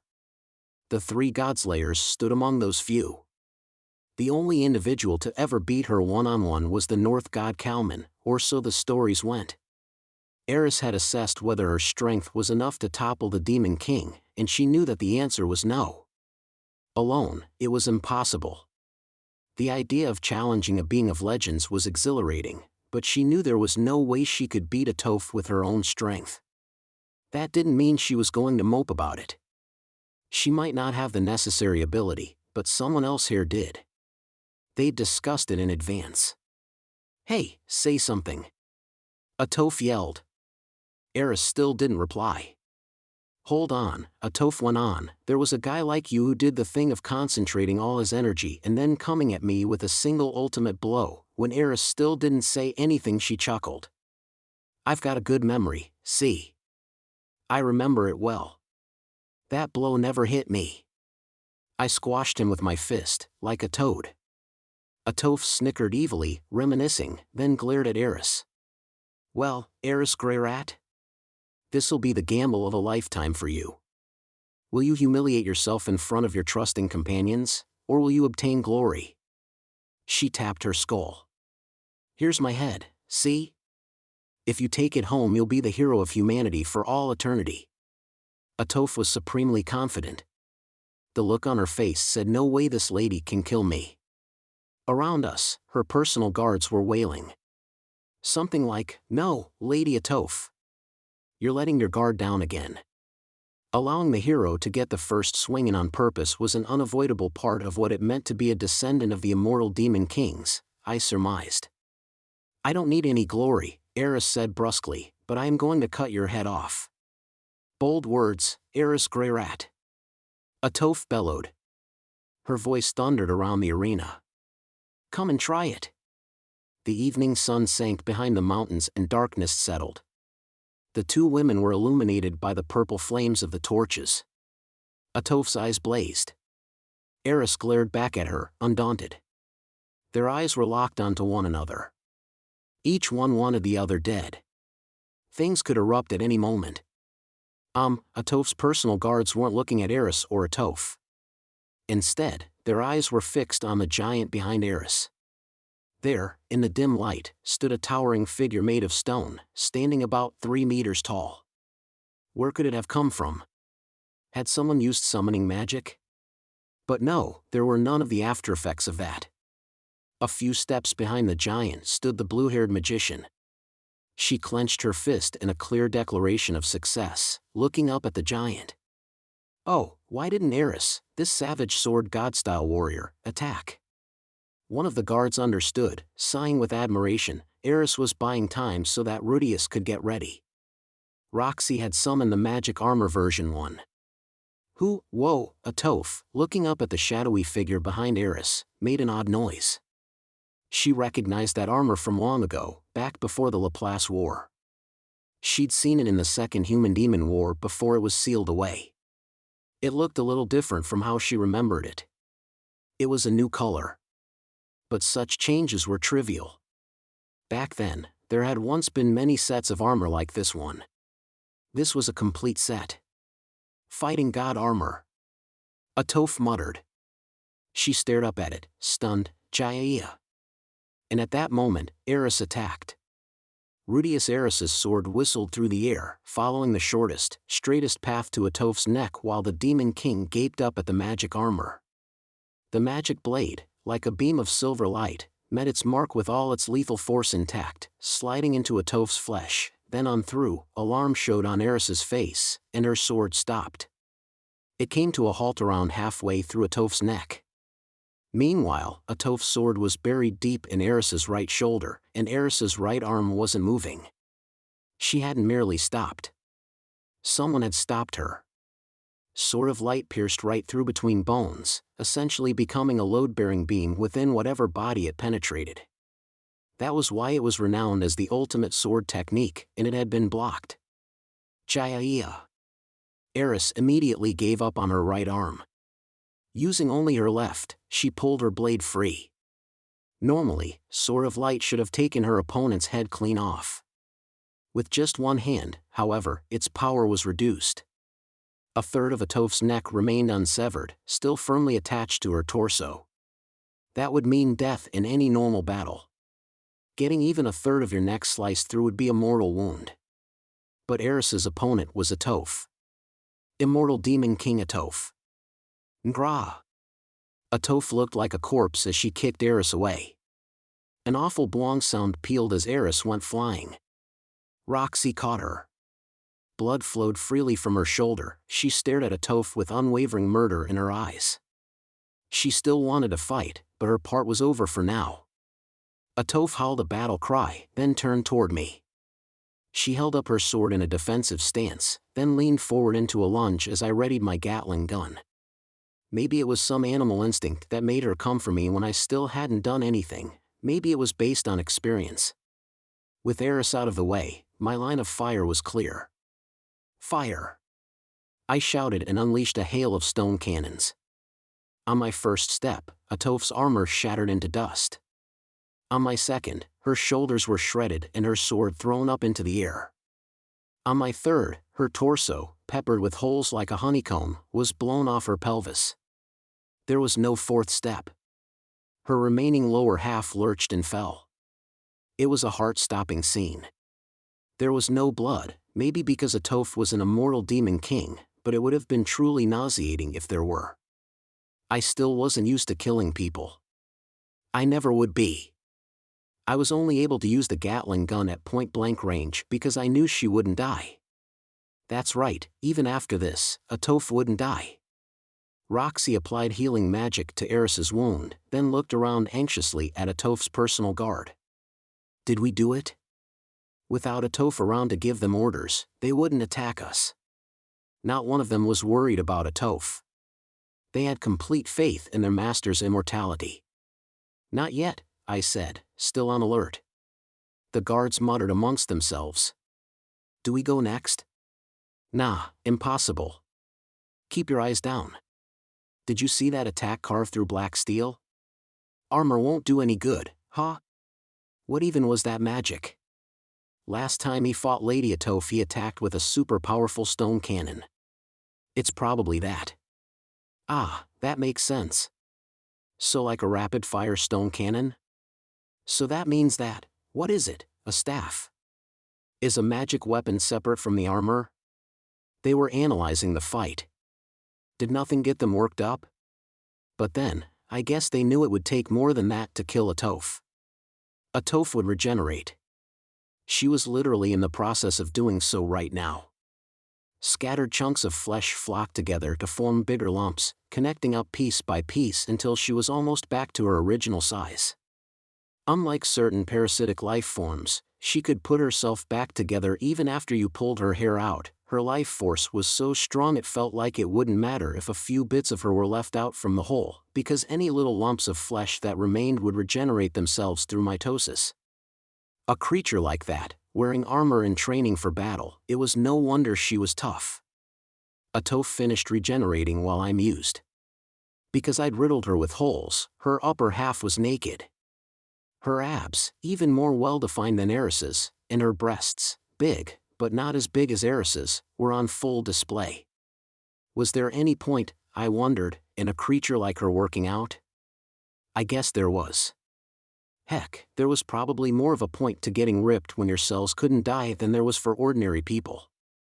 Intriguing. When Atofe stood before me, fully restored and unarmed, I asked, "Do you still want to fight?" I'd come ready for a drawn-out battle where I'd use every skill at my disposal, but I hadn't come with hostile intent. If I decided Atofe, freshly regenerated, was too much hassle and seriously tried to imprison or exterminate her, Moore, who was watching from behind Atofe, would decide I was hostile. Having made that call, he would take command of Atofe's personal guard and attack me. That's what Orston had told me. I had thought about how to handle that eventuality, but I didn't want to resort to it.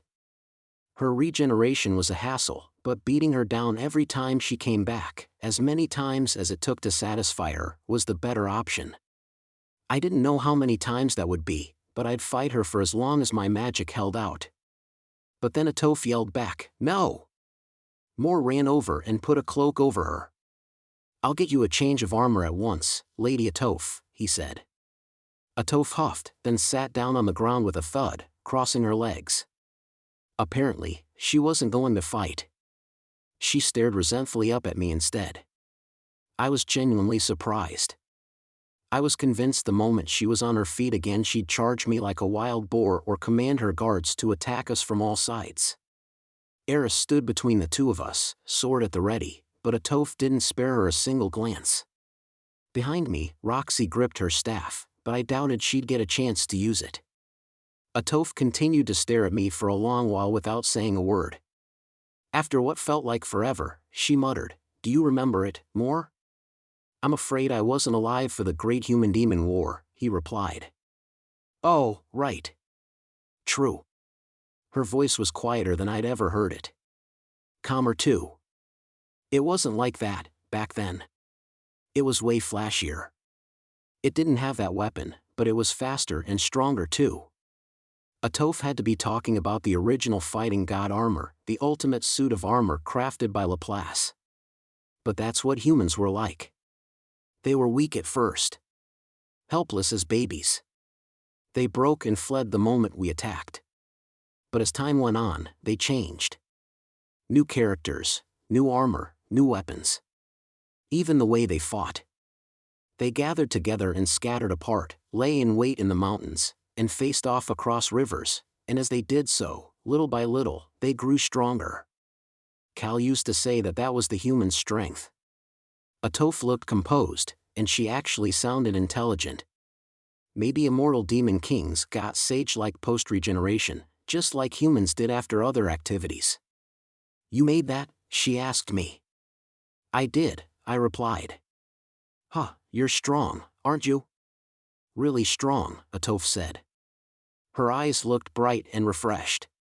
Funny. You pathetic humans are catching up to the Dragon Clan when even my father couldn't defeat them, no matter how he struggled. She stood up slowly, then ordered more to her side and looked up at me, where I was struggling to understand what she'd said. She folded her arms and went on. I am defeated. As promised, I will join your cause, as long as you're still alive. That's how Atofe became my ally. She also told me, you beat me, Rudeus Greyrat, and so I name you champion. So I became a champion too. Later, there was a banquet at Atofe's fortress. A banquet to celebrate the death of the Demon King, hosted by the vanquished Demon King herself. Her personal guards were the waiters, and also the guests. The vast training ground served as the banquet hall. The training dummies and gear were cleared away to make space for an arena in the center surrounded by leather mats. The guards sat around drinking and feasting. Demon King Atofe had been defeated, but that didn't mean any of her prisoners got to go free. Atofe probably wouldn't understand if I brought it up, and besides, it was my problem if her personal guard got weaker from here on out. I decided to leave things as they were. This wasn't cops and robbers, after all. I couldn't free everyone. Well, okay, if any of them were desperate to go home, I'd look for a chance to sneak them out in turn. So long as I did it slowly, Atofe wouldn't notice. Having said that, Atofe's personal guards all looked like they were happily enjoying the feast. None of them seemed about to rise up in revolt. I guess that made sense. It wasn't like they'd beaten Atofe themselves. This is a joyous day. We shall drink. We shall sing. And we shall fight. Despite her defeat, Atofe was in high spirits. She was having a great time making her servants do battle in the central arena. I noted that with every cup of the ale I brought her, she bellowed, delicious. She appreciated my present. It was a strange thought, but she reminded me of Badagati in this moment. After a battle, her first priority was to drink and sing. Hey, they were siblings, after all. Maybe the immortal Necross Lacrosse had been like this too. Ah, good. Crush him. Raise your guard. Come on. Raise it. Ah, they fought hand to hand in the arena. No weapons, no armor, just bare knuckles. The brawniest men in Atofe's personal guard pummeled each other with their fists, and it was all very macho. Huh. Wait, never mind. That wasn't a guard. Or a man, for that matter. The victor is Eris. Eris stood in the arena. She must have had some fuel left to burn after the battle with Atofe. She was beating the crap out of a demon from Atofe's personal guard with the ferocity of a feral dog. This was after she fought Atofe's ultimate 4 earlier. The girl never stopped, it was a good fight. The lizard-faced guard gave as good as she got. It was a sign of how elite Atofe's personal guards were. When you took away Eris's sword and had her fight hand to hand, however, the two were evenly matched. Unless one of them was holding back, but no, that wasn't it. Contestants lay sprawled unconscious around the edges of the arena. Eris had already beaten up 3 of them. She'd taken a few knocks, but Roxy was there as her second using healing magic. She'd be fine. Eris had gotten a whole lot stronger, Atofe cackled with delight. You are a tough one. Just what you'd expect from the champion's comrade. Alright, who's next? Who's it gonna be? I challenge you, Demon King Atofe. Get down here and fight me. Eris shouted. At this, Atofe cackled again. You're an even bigger moron than Kashirika, challenging me to unarmed combat. I like that. Alright, I'll fight you.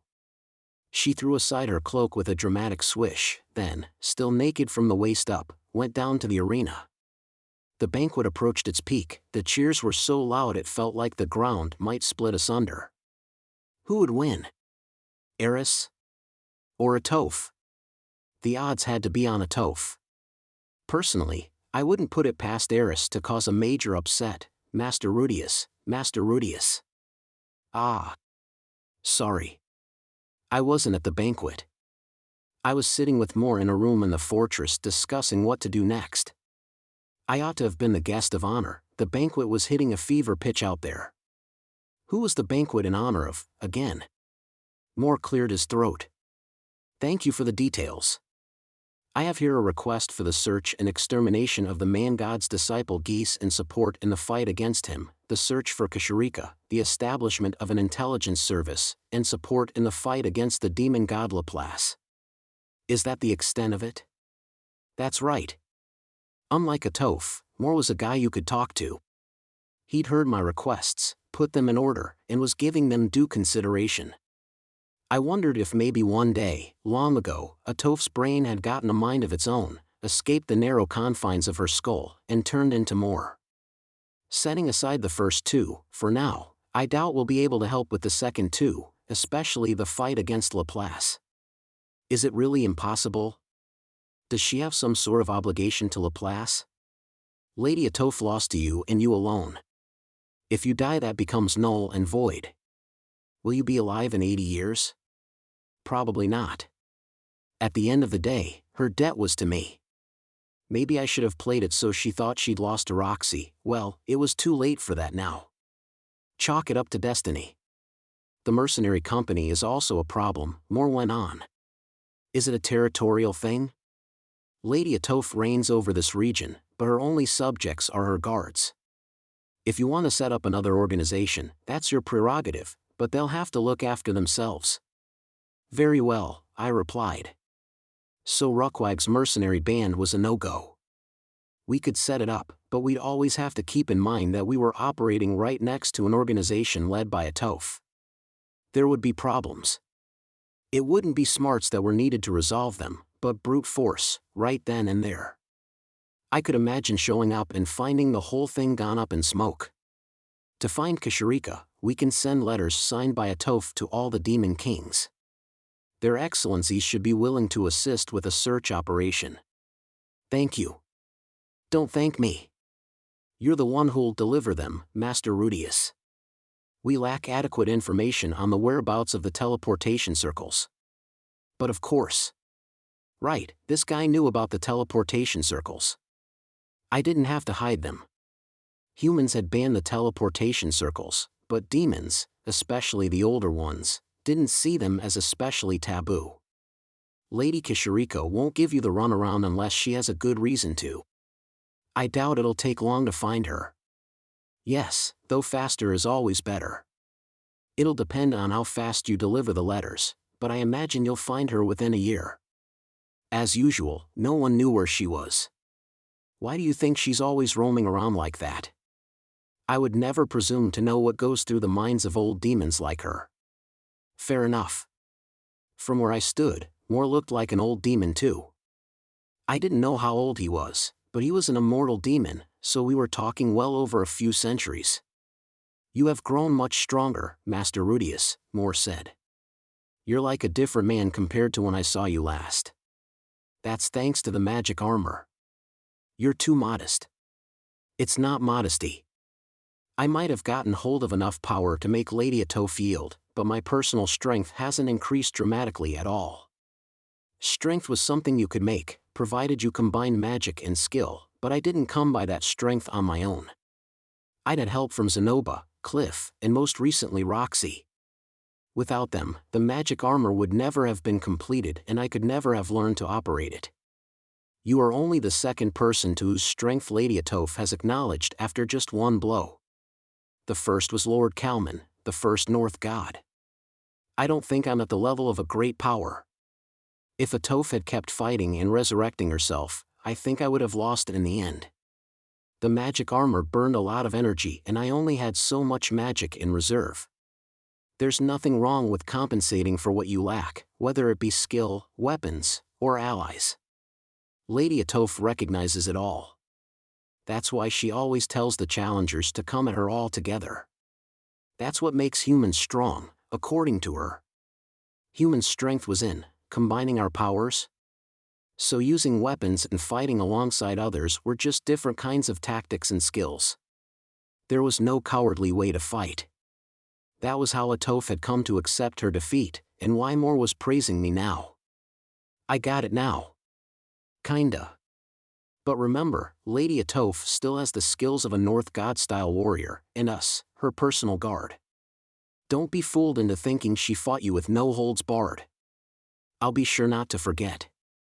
This time, I'd fought Atofe alone. But that was Atofe at her weakest. She was always drawing on the power of others to enhance her own. She would arm and armor herself, and she had her personal guards. When she went into battle for real, she mobilized all of that against her opponent. She had plenty of strength in reserve, though where she planned to use all that power, I couldn't say. It was scary to think about. I remembered how the Rudeus from the future had been done in by Moore. When I came here this time, I'd kept in mind the possibility that I'd have to fight the guards and prepared accordingly. Roxy had magic scrolls on hand for every contingency, which meant so long as we could hold Moore off for a few moments, we could have escaped. Thinking about it now, though, if the guards had joined the fray we might have been in serious trouble. Just then, I heard Atofe yelling for more. More! More! Bring Rudeus down here. Her voice was so loud it easily traveled all the way up here. I looked out the window and saw Eris face down on the ground with Roxy rushing to her side. She'd lost, then. Of course she had. Looks like I'd better go, I said. If you need to get hold of me, use the contact tablet I set up earlier. I shall. One last thing, though. Moore picked up a box from beside him and held it out to me. It was about the size of a dictionary and engraved with devilish patterns. The kind of box that curses you when you open it. I took it and found it was unexpectedly light. Lady Atofe told me to give this to you, Moore said. What is it? Should you find yourself in a desperate situation, open it. I am sure you will find it useful. So you're saying, it's a surprise? Let's be off, shall we? Moore said. Sounds good. I put the box in my pack, and we left the room. After that, I was shown to a seat next to Atofe with the best view in the house of the arena. Wine flowed freely as the banquet continued. We were shown a 5-on-5 team battle between the guards, followed by a ridiculously flashy magic display by Moore and a few others. Then came an acrobatics show like a Chinese circus, followed by a bard who sang for us. I found it difficult to enjoy any of it. Atofe sat next to me the whole time, still naked from the waist up. I didn't know where to look. Rudeus the Celibate's celibacy, you see, had only made him hornier. I stole a peek, but I hadn't noticed that Eris had sat down next to me. She grabbed my ear and Roxy, who plopped down on my lap, blocked off my view of Atofe. It was a great banquet. Interlude, we got married. In the middle of a cluster of 10 or so houses stood a rough fence around a little vegetable garden, and in the corner of that garden was a patch of piranha plants. Junior high students crowded around a giant cooking pot. They looked the same as they had ever been, just like a memory. I wonder if Dad's doing okay. Yeah, I dunno, In the Midgard village, it was as though time stood still. 2 months had passed since I convinced Atofe to join me. I'd used that time to deliver letters to all the demon kings. I trudged from one end of the demon continent to the other bearing letters from Atofe along with Orsted's recommended offerings, forging alliances with the sweat of my brow. Okay, well, I used the teleportation circles, but you know. The demon kings were a diverse bunch. There was the plundering demon king Baglahagla, a gourmand who looked like a pig, then the face demon king Linebind who was literally a disembodied face, like those Moai statues. After that there was the demon king of light Samadanomedy, whose whole body constantly shone, then the bewitching demon king Patercedar whose translucent body was concealed under sheer robes. Plenty more besides. Every time, I went in ready to fight if I had to. These were demon kings, you know? An association of morons with Atofe and Batagati at the top. I had no hope in hell that they'd listen to me. At least, that's what I expected, but they turned out to be unexpectedly easy to talk to. They accepted their presence grinning like kids on Christmas, and then when I gave them Atofe's letter, they turned pale and whispered, "A champion," bowing their heads and averting their eyes. One even wet himself while pleading for his life. The vile demon king Kabla did the same. Orsted told me to be particularly careful with him. He was a sphere full of holes, and every hole constantly emitted the smell of vomit. Vile as he was also looking for a fight. Even he bowed down the moment I said Atofe's name, though. I now understood both how feared Atofe was, and how unusual. The demon kings, in general, seemed like a bunch of easygoing guys doing their own thing. Each one listened earnestly to my requests and heard me out regarding my search for Kashirika. 80 years from now was another story. Most said it was too far off for them to promise anything. Demon kings live a long time. I doubted they thought much about the future. We also dropped in on Rikarasu along the way, the location of Kashirika's castle, currently ruled by Batagati. It was a crater that had once been Kashirika's stronghold. Batagati wasn't home. I checked in with the soldiers, who all shrugged and said he hadn't been back even once. They said he was likely off wandering somewhere. I handed Atofe's letter over to the soldiers watching the castle in his absence, just in case, and asked them to look for both Kashirika and Batagati. There were only a few Demon King castles left. We were apparently going to get through this without any problems. Then Roxy came to me. "Would it be alright if I stopped in to say hello in my hometown?" she asked. "Don't worry, it won't take long. I'll go by myself and be back before you know it." No way was I letting her go alone. I went straight back to the house, picked up Lara as well as Roxy's betrothal gift, then returned to Rikarasu. I'd had a hunch this might happen. I was ready. 3 days later, our journey came to an end as we arrived at the Midgard village. Me, Roxy, and Lara. Eris muttered something about not wanting to get in the way and tapped out, though she did say to pass on her thanks for the sword. To think, Eris had learned tact. I could have teared up. When Roxy's mother Rokari saw her daughter, she froze. Well, not at Roxy, specifically. It was when she saw Roxy with a child in her arms and me standing beside her, the picture of a happily married couple, that she froze. A few people in the village had stared intensely at Roxy. I'd wondered if they were sending telepathic messages, but Rokari was different. Her brain had obviously ground to a halt, and she along with it. She stayed completely still for about 5 seconds. Then Roxy said, "I'm home, Mom," and she twitched. Roxy, is this," she stammered, "and this child?" "My husband and daughter," Roxy replied. For a moment, Rokari looked shocked, but then her expression changed to one of delight. She turned this way and that, looking all around her. Almost at once, I saw all the nearby Midgard turn towards us, so she must have yelled something with telepathy. Maybe she called Rowan, Roxy's father. "Oh my goodness, dear! Roxy's brought a man home." Something like that. Silence fell. It was uncomfortable, everyone staring without saying anything. But I was Roxy's husband. I couldn't let any embarrassment show. I folded my arms, planted my feet apart, and stuck out my chest. Then, I channeled psycho power. Mom, is Dad around? Roxy asked. Yes. I just called him. He's at the elder's house, Rokari replied. I'm sure he'll be here soon. Could we please wait inside, then? There are too many people staring, and it's getting to Rudy. Look at the weird pose he's pulling. Say what? This isn't weird.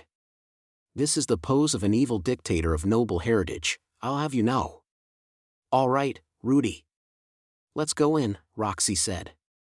I grunted my assent and followed her into the house. Was it the pressure of introducing myself to my in-laws after this that made my pack feel so heavy? I'd rather blame it on that than my beloved Roxy's insults for the pose I'd tried so hard at. Thank you for having me, I said as I followed Roxy and her mother into the house, away from the prying eyes.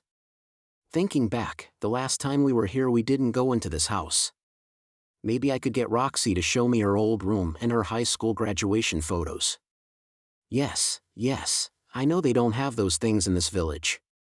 I wonder if we have any provisions stocked, Rokari mused out loud. Don't worry, Roxy said. We won't stay long. But Roxy, my dear, you've come all this way. You mustn't just hurry away again. Rokari sounded forlorn. I sat down next to the hearth. Roxy promptly sat down next to me, saying, I'm afraid we're very busy, Mom. Oh. Rokari looked disappointed.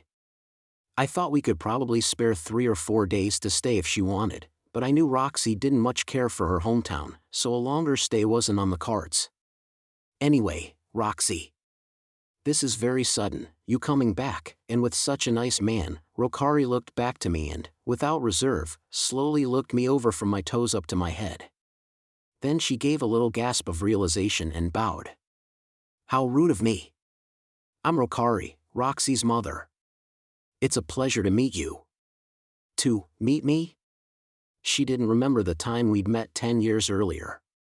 My name is Rudeus Greyrat. I believe we have met once before, I replied. Have we really? Yes, around 10 years ago. Rudyard brought me here, I explained. You're a friend of Rudyard Superdia? But the last time Rudyard was here, Rokari put a hand to her mouth as she thought back. Then it seemed to click. Oh, she exclaimed. Are you the little human Rudyard had with him when he left on his journey? Yes, that was me. Dear me. Oh, that does take me back. Haven't you grown? It's barely been 10 years, but I suppose humans must become full-fledged adults when they get as big as you are. Yes, ma'am. I'm doing my best to stand on my own 2 feet, though I have a long way to go. Here, I placed my hands on the floor and bowed my head. I'm sorry the announcement comes so late. I have married your daughter. I see. Is she, are you happy with her? I am very happy with her. I looked over at Roxy. She was bright red. Is Roxy, behaving herself properly as a human bride?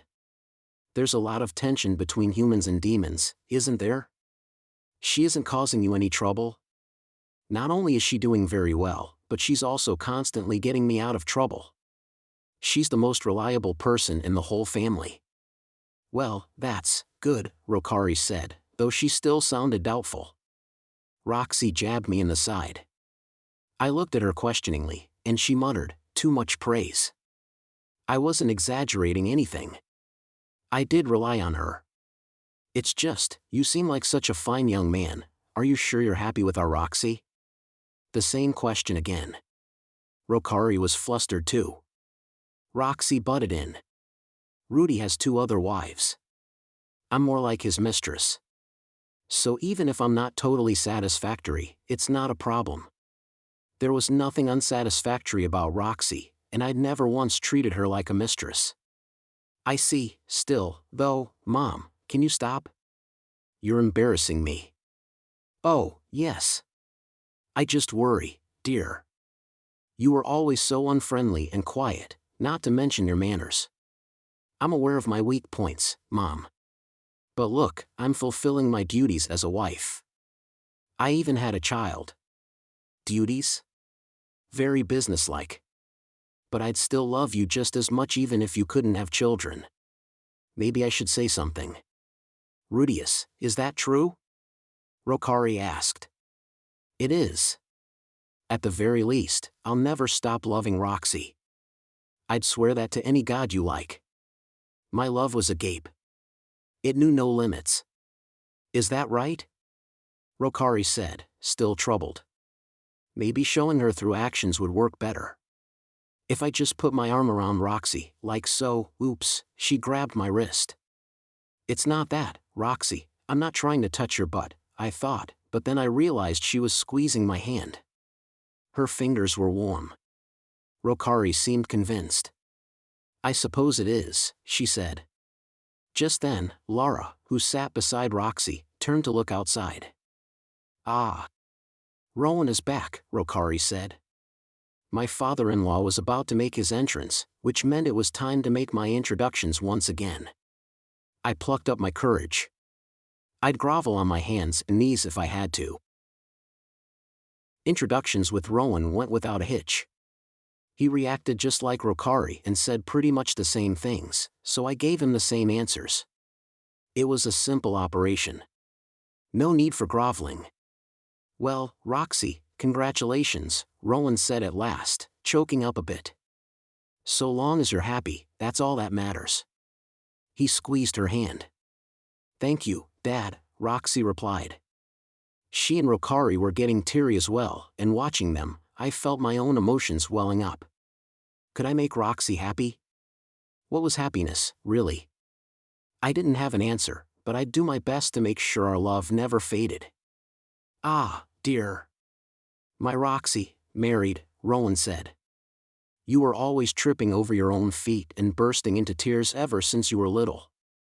And now here you are, Dad, please don't talk about that in front of Rudy. Roxy when she was a little kid. I bet she was adorable. I mean, she probably looked more or less the same as she did now, so obviously she was adorable. I assumed she talked more like a little kid back then. If we'd met back then and grown up together, things might have turned out pretty different, but no matter what kind of relationship we had, I was sure I would always respect her. And here, Rowan went on, sounding emotional, I never thought I'd get to meet my grandchild. Even after Roxy reproached him, he picked up Lara in his arms, looking delighted. Lara, as usual, didn't protest. She just stared at him, wide-eyed. He smiled at her. Lara, is it? Aren't you a clever girl, already knowing how to say your name? Huh. Roxy and I exclaimed together. We hadn't told them Lara's name. And Lara hadn't said anything. How did he, I thought, but then Roxy turned to Rowan with amazement. Is our daughter, can she use telepathy? She demanded. Yeah, she still stumbles a bit, but she can get across what she wants just fine, Rowan replied. I looked at Roxy. A shocking truth had been exposed. Our daughter was a psychic. Okay, thinking about it, it wasn't that shocking. Roxy couldn't use telepathy, but both her parents could. It probably wasn't down to genetics that Roxy couldn't communicate that way. Didn't you know? Rowan asked. No one else in the family is telepathic, Roxy replied. Rowan frowned. Are you sure? Lara here says her grandma talks to her all the time. Her grandma. Lara's grandma, so, Rokari? That wasn't right. She meant Zenith. Oh, it clicked for Roxy and me at the same time. This was what the blessed child had talked about. Zenith could read minds. And the Lara in her memories was a chatterbox. Lara was always silent and sullen, but Zenith remembered talking away happily with her. So it had been telepathy. Lara had been talking with telepathy the whole time. I felt a wave of relief. Roxy didn't seem to be taking it the same way, though. She was frowning at the ground. I could imagine what was going through her mind, even my daughter is a telepath. Why am I the only one who isn't? The atmosphere in the room darkened. Is she really? Okay then, I stood up and went over to stroke Lara's hair, saying, Lara, It's your papa. Lara didn't smile. She just stared at me. What was she saying? She says, I don't understand, Rowan translated. Say what? Oh, right. That was demon tongue. I tried again, this time in human tongue. Lyra, it's your papa. Then I looked expectantly at Rowan. She says, I know, he said. Oh, she knows, does she? Well, I suppose there was no way she wouldn't. I did tell her all the time. Still, her response was a bit cold. She could have at least indulged me with an I love you, Papa, or something. Lucy used that line just yesterday. But then, telepathy wasn't the same as language. It probably came across differently from how it sounded out loud. Yeah, that had to be it, or she'd hardly be able to talk to Zenith. Well, that's a relief, I said. I was worried that she had some delays. She's still too little to talk except inside her head, but she'll start talking out loud soon, Rowan reassured me with a nostalgic smile. Right now, I bet you two feel just like we did when Rokari had Roxy. How so? I asked. When Roxy was born, we thought that because she couldn't speak, she wasn't developing properly. Just like Roxy was the only one in her family who couldn't use telepathy, Lara was the only one in her family who couldn't speak. They were similar in that way. Like mother, like daughter. For now, all I felt was relief. Our daughter was growing up just fine. If there were no one at home for her to talk to, that might have been a problem. But it wasn't like that. There was Zenith, who I was certain about, and I had my suspicions that Leo used some telepathy-like power to talk to Lara as well. Once she started using words, she could communicate with everyone else too. She just needed a little longer.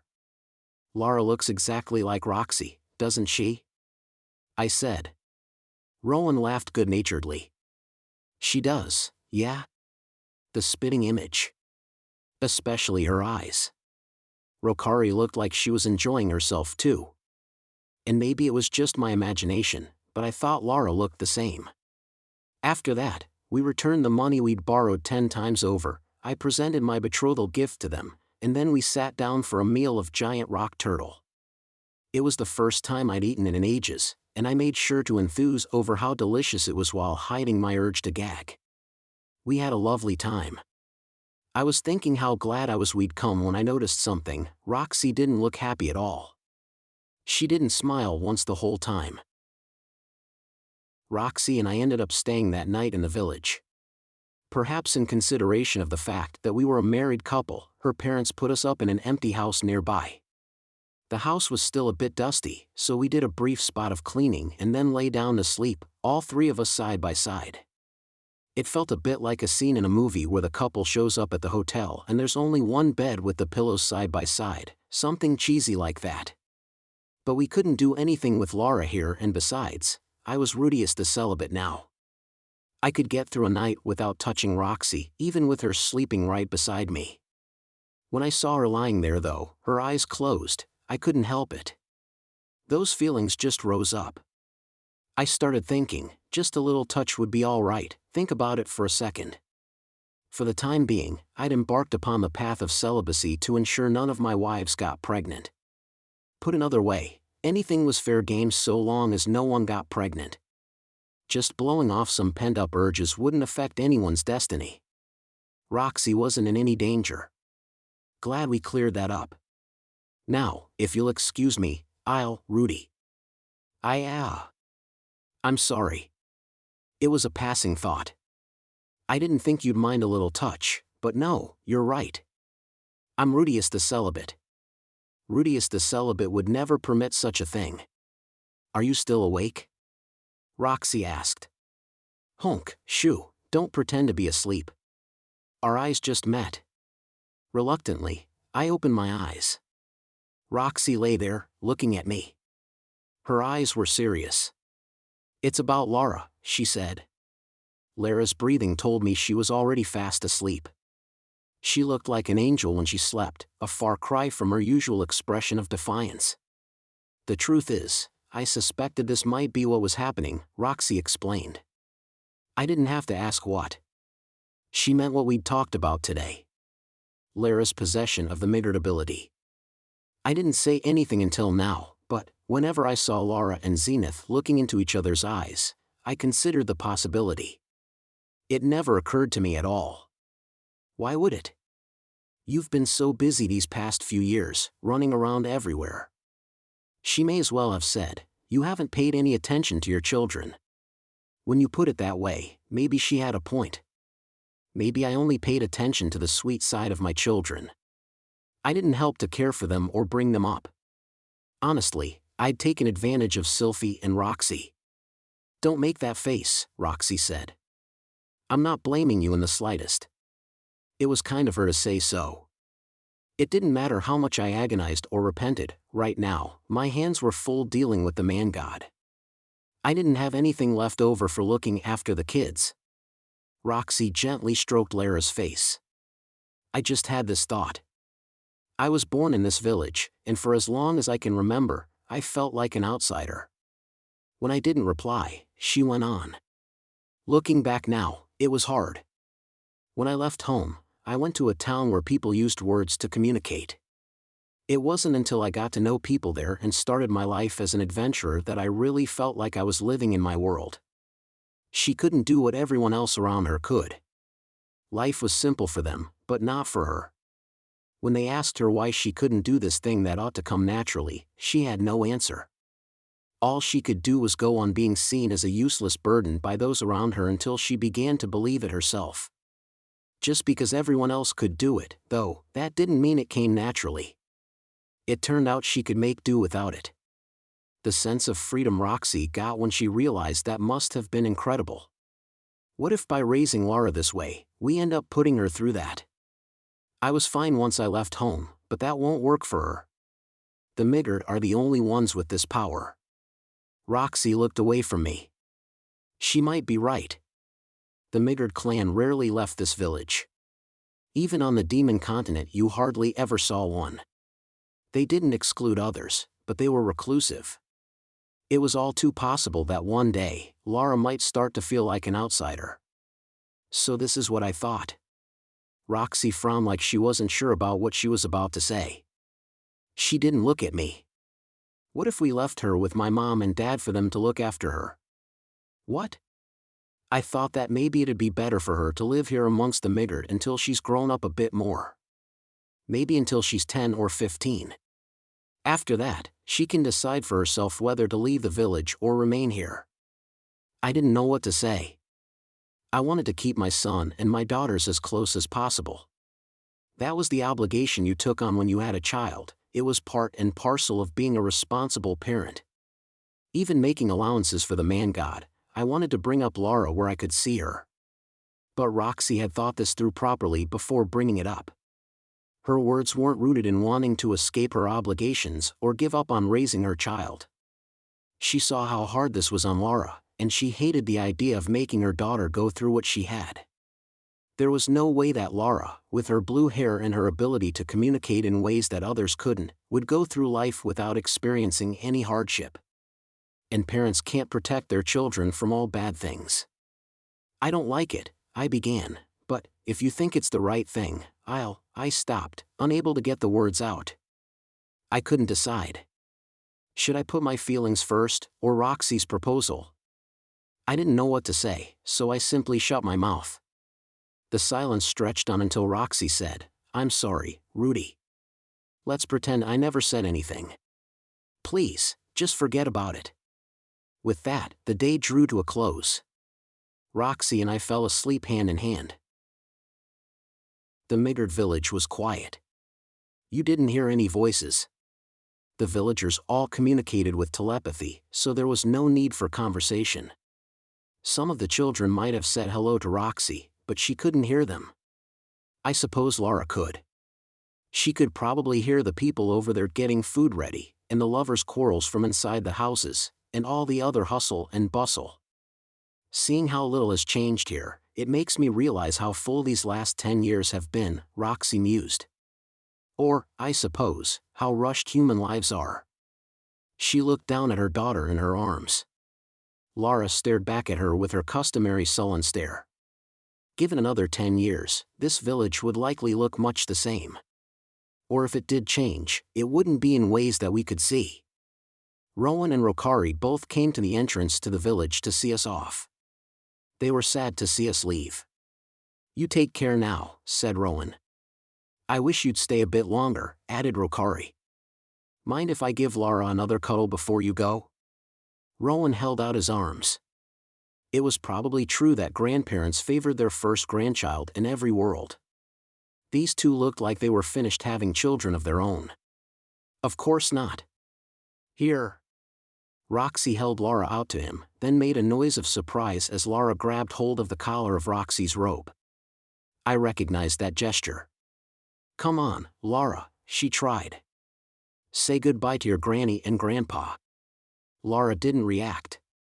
She had all four of her limbs wrapped tight around Roxy like a cicada. Then, without letting go, she turned to look at me. Her expression was the same as ever, sullen and defiant. Her mouth turned down, her brow furrowed, and she looked ready to burst into tears. It was like she was asking for help. "Oh, dear, ha ha ha, don't worry about it then," Rowan said, waving his hand with an awkward smile. "She says she doesn't want to leave her mommy." Roxy looked at Lara in astonishment. Then, seeing her daughter on the verge of tears, her expression changed to anxiety. Lara broke the silence. "No. I want to be with mommy." The effort it took her was clear in every word. Our daughter, who'd barely said 2 words till now, was asserting herself for the first time. Maybe, I thought, Lara had been listening to us last night. Or maybe she hadn't been listening, but hearing our conversation had given her dreams about being left behind. If so, we'd made her worry for nothing. "It's okay," Roxy said, hugging Lara to her. Her mouth was tight as she struggled not to cry. "I'll never leave you." The worry left Lara's face, and she relaxed. "Roxy, when do you think you'll be back?" Rokari asked. "Good question. I think it'll be once Lara's grown up some more, so perhaps another 10 years or so." "All right, dear. You take care of yourself, now." Rokari's reply was matter-of-fact. 10 years wasn't a long time to her, I figured. With that, we departed the village. Roxy's parents stood at the entrance to the village until we were out of sight. Though the visit had been a bit awkward at times, I was glad to have met them properly. Eris and Sylphie's parents were all dead. Roxy wasn't close to hers, but still. Family was family. I hope to keep up our acquaintance for many years to come. "Well, Rudy. Things are about to get busy again," Roxy said. "Yeah," I replied. "But first, I thought, I have to take care of the task in front of me." We set off back to Rikarasu. Chapter 11, Number 4. We finished making our introductions to all the Demon Kings. All of them promised to ally with me. I also had them sign contracts, just in case. Atofe's name was really handy. Right now, everything was on track. Things were going well. There were so few hiccups that it felt like things were going a little too well. Gisa's continued silence was beginning to creep me out, not to mention the lack of interference from the man-god. I returned home regularly to check on my family, but there was no indication of him meddling there either. I went through all the information the mercenary company had gathered from all over the world, but nothing stirred my doubts. That had to mean that whatever Geese was plotting, nothing I was up to interfered with them.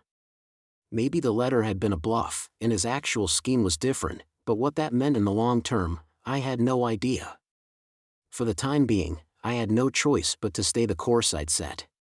Geese's whereabouts were similarly shrouded in mystery. He was doing a good job of keeping his head down. To tell the truth, I had the feeling that, short of asking Kashirika, we wouldn't find him. But I had been putting out wanted notices for her all over the demon continent. It was just a matter of time until we found her.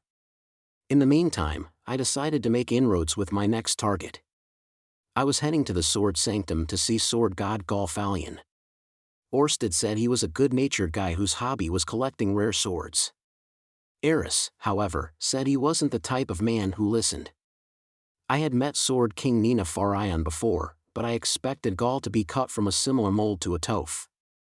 Depending on how things went, I might end up having to bulldoze my way through negotiations with the magic armor again.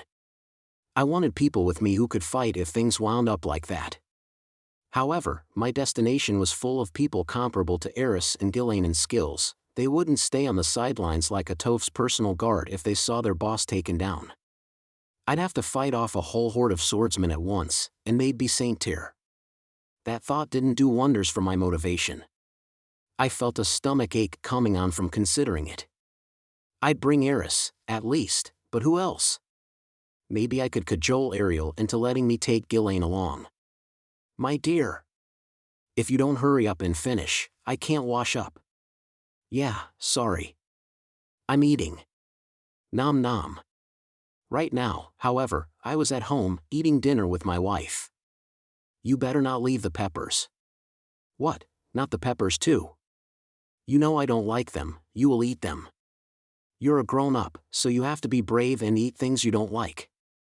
My long-suffering wife was still only 5 years old. Our house didn't have a roof, and our plates were made from rocks.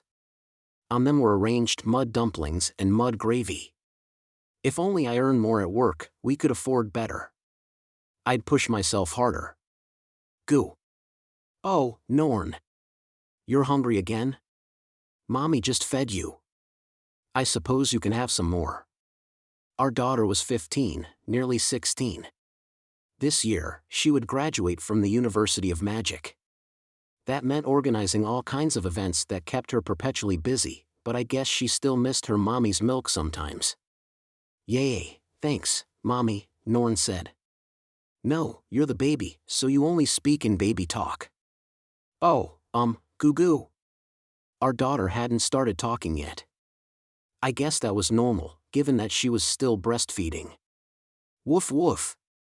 Aisha, are you hungry too? Fine, I'll feed you. Here's your dinner.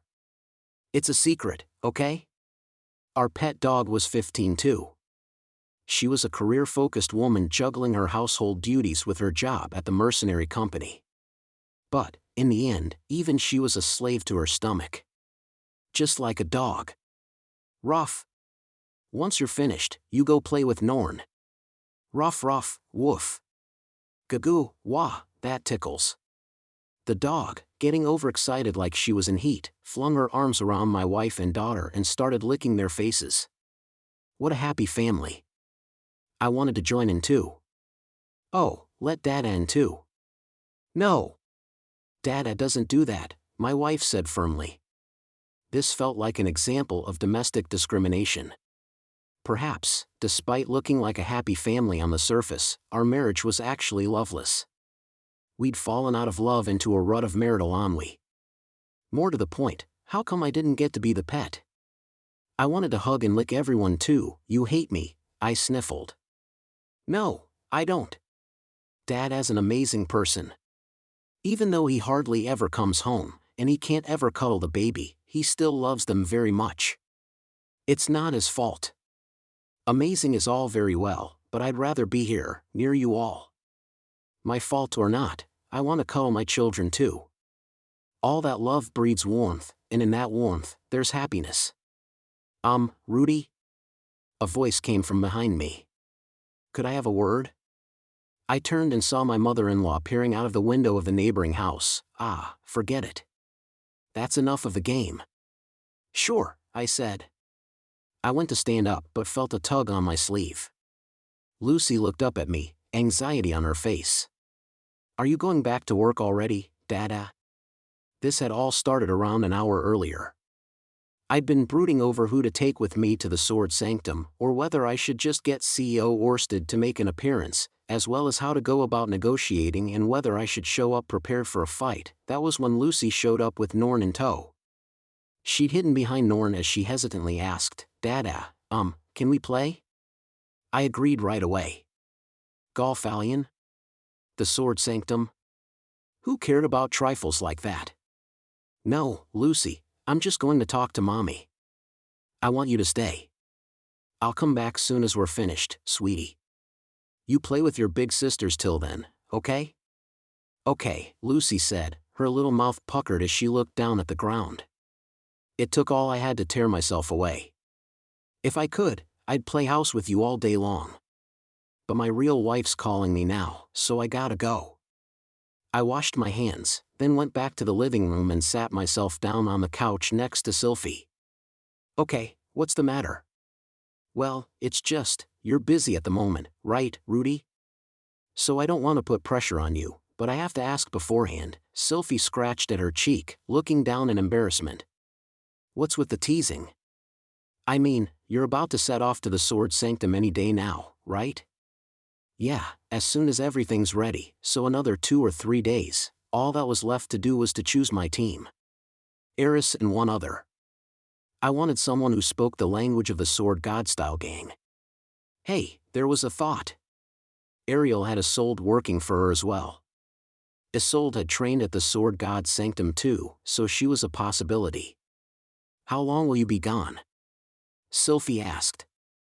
I'm not sure, but probably somewhere between 10 days and a month. We'll drop in to see a few other people while we're in the area, I'm guessing. There were supposed to be renowned swordsmen and smiths in training around the Sword Sanctum, so I intended to make some connections. Right, okay, so I guess you won't be back in time. In time for what? The baby, she said. My eyes went to her belly. It was big and swollen. Her breasts were a bit bigger too. Sylphie was so slender that the changes looked strange on her. Oh, it's that time already, huh? Look, I hadn't forgotten. Duh. Sylphie was always in my thoughts.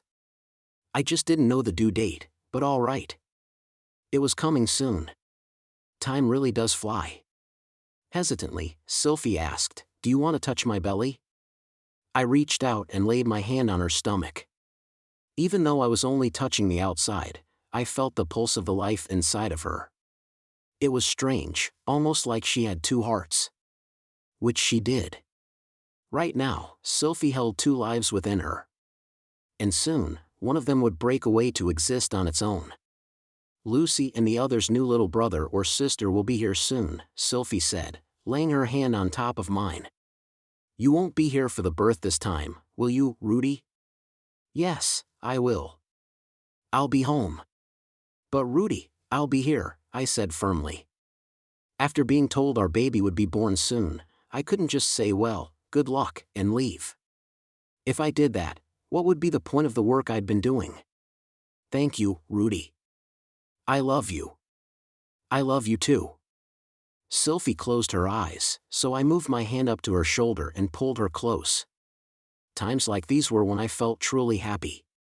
There's one other thing, while I remember, Sylphie said. Before the baby's born, I wondered if you could think of a name. You said you'd think about it before you went to Millis, but you still haven't told me. I slid down onto the floor to sit with my legs folded under me. And so I wound up staying home for a while longer. My sense of urgency was as strong as ever, but now I was worried. I knelt on the floor before Sylphie, bowed my head to the ground, and admitted that I hadn't thought about the name. She wasn't angry or even annoyed. Instead, she went quiet and pale. I could see the betrayal on her face. It vanished again in an instant as she said, "Oh, Rudy. You'd better start thinking now, then," but I'd seen it. I'd seen the crushing disappointment. Right afterward, the thought came to me that maybe I'd exhausted her patience with me. I think I probably had. For the past half-year, Sylphie had believed in me, sure that, though I might be far away, I couldn't wait for the birth of our child. That I'd celebrate happily with her after the event. That's what I thought I'd be doing too, of course. I mean, I'd had every intention of it. Obviously, I hadn't shown it through my actions. Dada, what's wrong? Does your tummy hurt? No, sweetie. I just hurt Mama's feelings a little bit. Then you gotta say sorry, Lucy advised me. Succinct, and the right thing to do. Unfortunately, I didn't think it was an apology Sylphie wanted. It wasn't just a surface-level sorry she was after, but something more complicated, less clearly defined. Yeah, she wanted peace of mind. The thing is, Lucy, even if I say sorry to Mama now, she'll worry that I might hurt her feelings again. But you won't, will you? I won't. I'll do my best not to. Then Mama will forgive you. Sylphie understood from the start. She knew with how much time I spent away that every now and then, I'd forget something altogether. That didn't make it any easier for her to swallow, though. She'd held back her temper for a long time. The time I'd gone off to find Paul right after she got pregnant, the time I married Roxy, the time I married Eris, she never blew up at me, and she was always understanding. She let me do as I pleased. When I said I hadn't thought of a name, she held back then, too. She must have forced back what she really wanted to say. And she'd keep on doing it. I'd keep making her do it. We were fine, for now. But one day, she'd reached the limit of what she could put up with. Like a glass of water filled past its brim, one day she wouldn't be able to hold anymore, and when that happened, I'd lose her. It had come out of the blue, just like in the future diary. I didn't want that. I wanted to be with Sylphie for as long as I lived. I thought that feeling was mutual. But that was about what I wanted.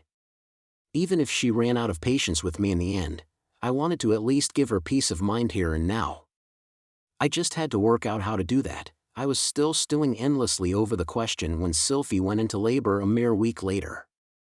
The whole time, Sylphie acted as if nothing was wrong. Maybe she really didn't think something was wrong. She wasn't the type to hold grudges over things like this. Maybe she'd been a bit disappointed at the time, but hadn't thought of it as that big a deal. I don't think I'd been acting awkward either. For the past week, I'd been with Sylphie every moment I could as I frantically tried to decide on a name. I noted down every one that came to me and Sylphie and I discussed which ones we liked. Maybe to her, it looked like I was trying too hard. But I really wanted to try as hard as I could. Then, her labor pains started. Eris knew what to do and ran for the doctor, while Lilia and Aisha got ready. Roxy stood by ready to provide support with healing magic if necessary, and Leo took the kids to another room. I stayed at Sylphie's side the whole time. Soon after, Eris came back with the doctor. He looked a bit dazed, clasped under Eris's arm, but he quickly got deep into the work of preparations for the birth. We were all used to this. It was Sylphie's second time and my fourth child. Counting Aisha and Norn, I'd been present for 5 births. If you included my past life, there were a few more. The doctor was experienced. No one here was new to this. A rock-solid lineup. As we stood by, the birth began. We were all relaxed, and everything was going smoothly, as it should. Oof, the head had just come into view when the doctor let out a troubled sigh. In an instant, my reassurance faded and fear raced through me. Childbirth was still childbirth, no matter how experienced we were. I shouldn't have gotten complacent. Was it a breech birth? No, I could see the head, so that wasn't it. Surely it couldn't be a stillbirth. Roxy stood up, staff in hand. Healing magic? She asked. No, that won't be necessary, said the doctor, and the birth continued. He carried on with the delivery, speaking to Sylphie only when absolutely necessary. As far as I could tell, nothing had gone wrong. Ah, you are. A baby's cry broke the restless silence. A strong little voice. It wasn't a stillbirth. The doctor didn't say anything, just held the baby up. It looked fine to me. I honestly didn't think anything was wrong. But the doctor's face was still tense, and I knew why. I'd know as soon as I saw the baby. Why the doctor had sighed. Why he was so tense. I genuinely didn't think there was any problem, but I understood why he did. It was the baby's hair. When Lucy was born, her wisps of hair had been light brown. When Laura was born, she'd been bald. I wasn't there when Aruz was born, but when I saw him, his hair looked red. We all stared in silence. There was Sylphie's second child, with a head of green hair. Yep, just like Sylphie, back in the day. No way, Sylphie had gone pale. Oh no, it can't be. Roxy, Eris, Aisha, and Lilia were all totally unperturbed. They had no context for why Sylphie was reacting like this. We weren't lacking for kids with exciting hair colors in this house. Plus, Rudeus and everyone else around here had green hair. No one would bat an eye at green hair. Sylphie, though. Sylphie was a different story. "Congratulations, it's a boy," said the doctor as Sylphie stared despairingly at the baby. He held him out to her and she accepted, but she kept glancing around, at a loss for what to do. "Sylphie," I said. I had to celebrate. There was no reason not to. I needed to express my joy and congratulate Sylphie. Then, I had to reassure her that everything was going to be okay. I smiled to give her peace of mind, or as much as she could have at the moment, anyway. "You're okay, it's all okay." "Thank you so much," I began, but before I could get any further, Sylphie replied. "Rudy, I'm sorry, there's nothing for you to be sorry for, look, whoa." As I started again, her batteries seemed to run out and she slumped. Seeing the baby about to slide off the bed, I dived to grab him. "Huh," I said stupidly as Roxy and the doctor rushed forward, pushing me aside. "Rudy! Get out of the way!" Roxy snapped. Sylphie had passed out. I stared blankly as the two of them checked her vitals. "She's only fainted," the doctor said, and the whole room relaxed. I stood there, dazed, with the naked baby in my arms. Aisha came over with a blanket. "Here, big brother, wrap him in this." Oh, yeah." I reached out for the blanket as instructed. Sylphie had been worried. She'd been wrapped up in an indistinct cloud of anxiety. And now, as if to prove her worries right, her baby had green hair. I wasn't sure if she'd passed out from relief, or from all that stress reaching its peak. Had I done more to set her mind at ease, maybe we could have avoided this. Maybe she wouldn't have been worried about the baby having green hair. I felt guilty. But I was also overjoyed. Sure, the baby had green hair. But that wasn't any big deal. Nothing had changed. Here was my fourth child. And I'd made sure to think of a name. All of a sudden, I heard Eris's voice pipe up from a corner of the room. "What the hell are you doing here?" She was talking to me, berating me for being so useless. Feeling like I'd been punched in the gut, I turned. At least, that's what I thought was happening. I was wrong. Huh. She wasn't talking to me. There was another, shocking presence in the room. He was blonde and wore a white fitted jacket, buttoned at the front like a school uniform, and matching trousers. His face was hidden behind a yellow mask designed like the face of a fox. Almonfi? Behind me stood one of the 12 familiars of armored dragon King Perugius, Almonfi the Bright. His eyes were fixed on me. No, they were on the baby. The baby, with its green hair. Then, he spoke. "Rudeus Greyrat," he announced. "Lord Perugius summons you to the floating fortress." Extra chapter, The Monkey and the Dreaming Youth. Geese, I was in a white room. There was nothing else here, just a white floor that extended on forever. I liked it here. It took me back to all those years ago when I was just a nobody brimming with hopes and dreams, young, inexperienced. Dumb as hell. I was born in a little village in the south of the demon continent, free as a bird, except, 'cause I was too full of myself, I didn't think the village was good enough for me. I was cocky enough to think I was made for greater things, and so I ran away.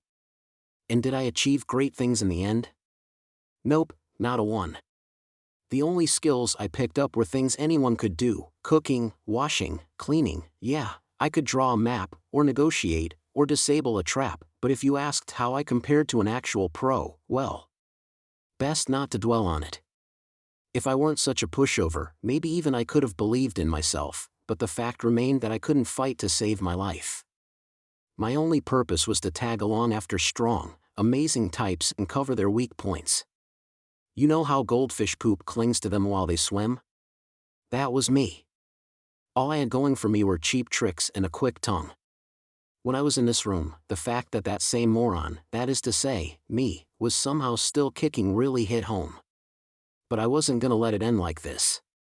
I was gonna achieve something big. Something that'd let me face myself in the mirror. Oh, yes. Of course, you can't let it end like this. I know just how you feel, said a weirdly blurry figure. The man god. It was spooky how I just slipped off of him, how he was always popping up when I least expected him. But he was also a strangely comforting presence for me. Ever since I was back languishing in my tiny village, he'd come to me in my dreams to give me advice. He was my holy man god. Sorry to interrupt when you're wallowing in sentimentality, but am I going to get an explanation anytime soon? An explanation? What for? I am angry. You do know that only bad things will come if you don't stop avoiding my questions? Whoa there, don't get mad.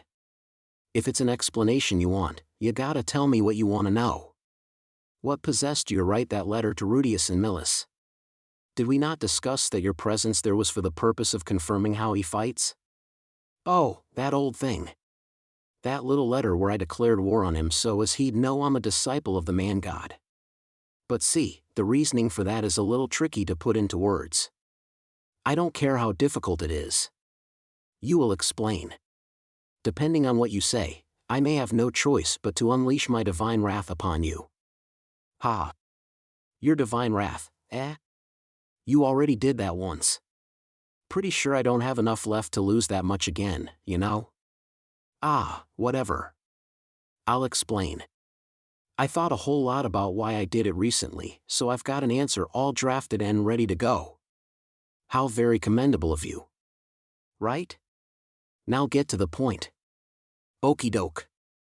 Well, first of all, I made it through life with lies and deception. So I've got kind of a sense for when the game is about to be up.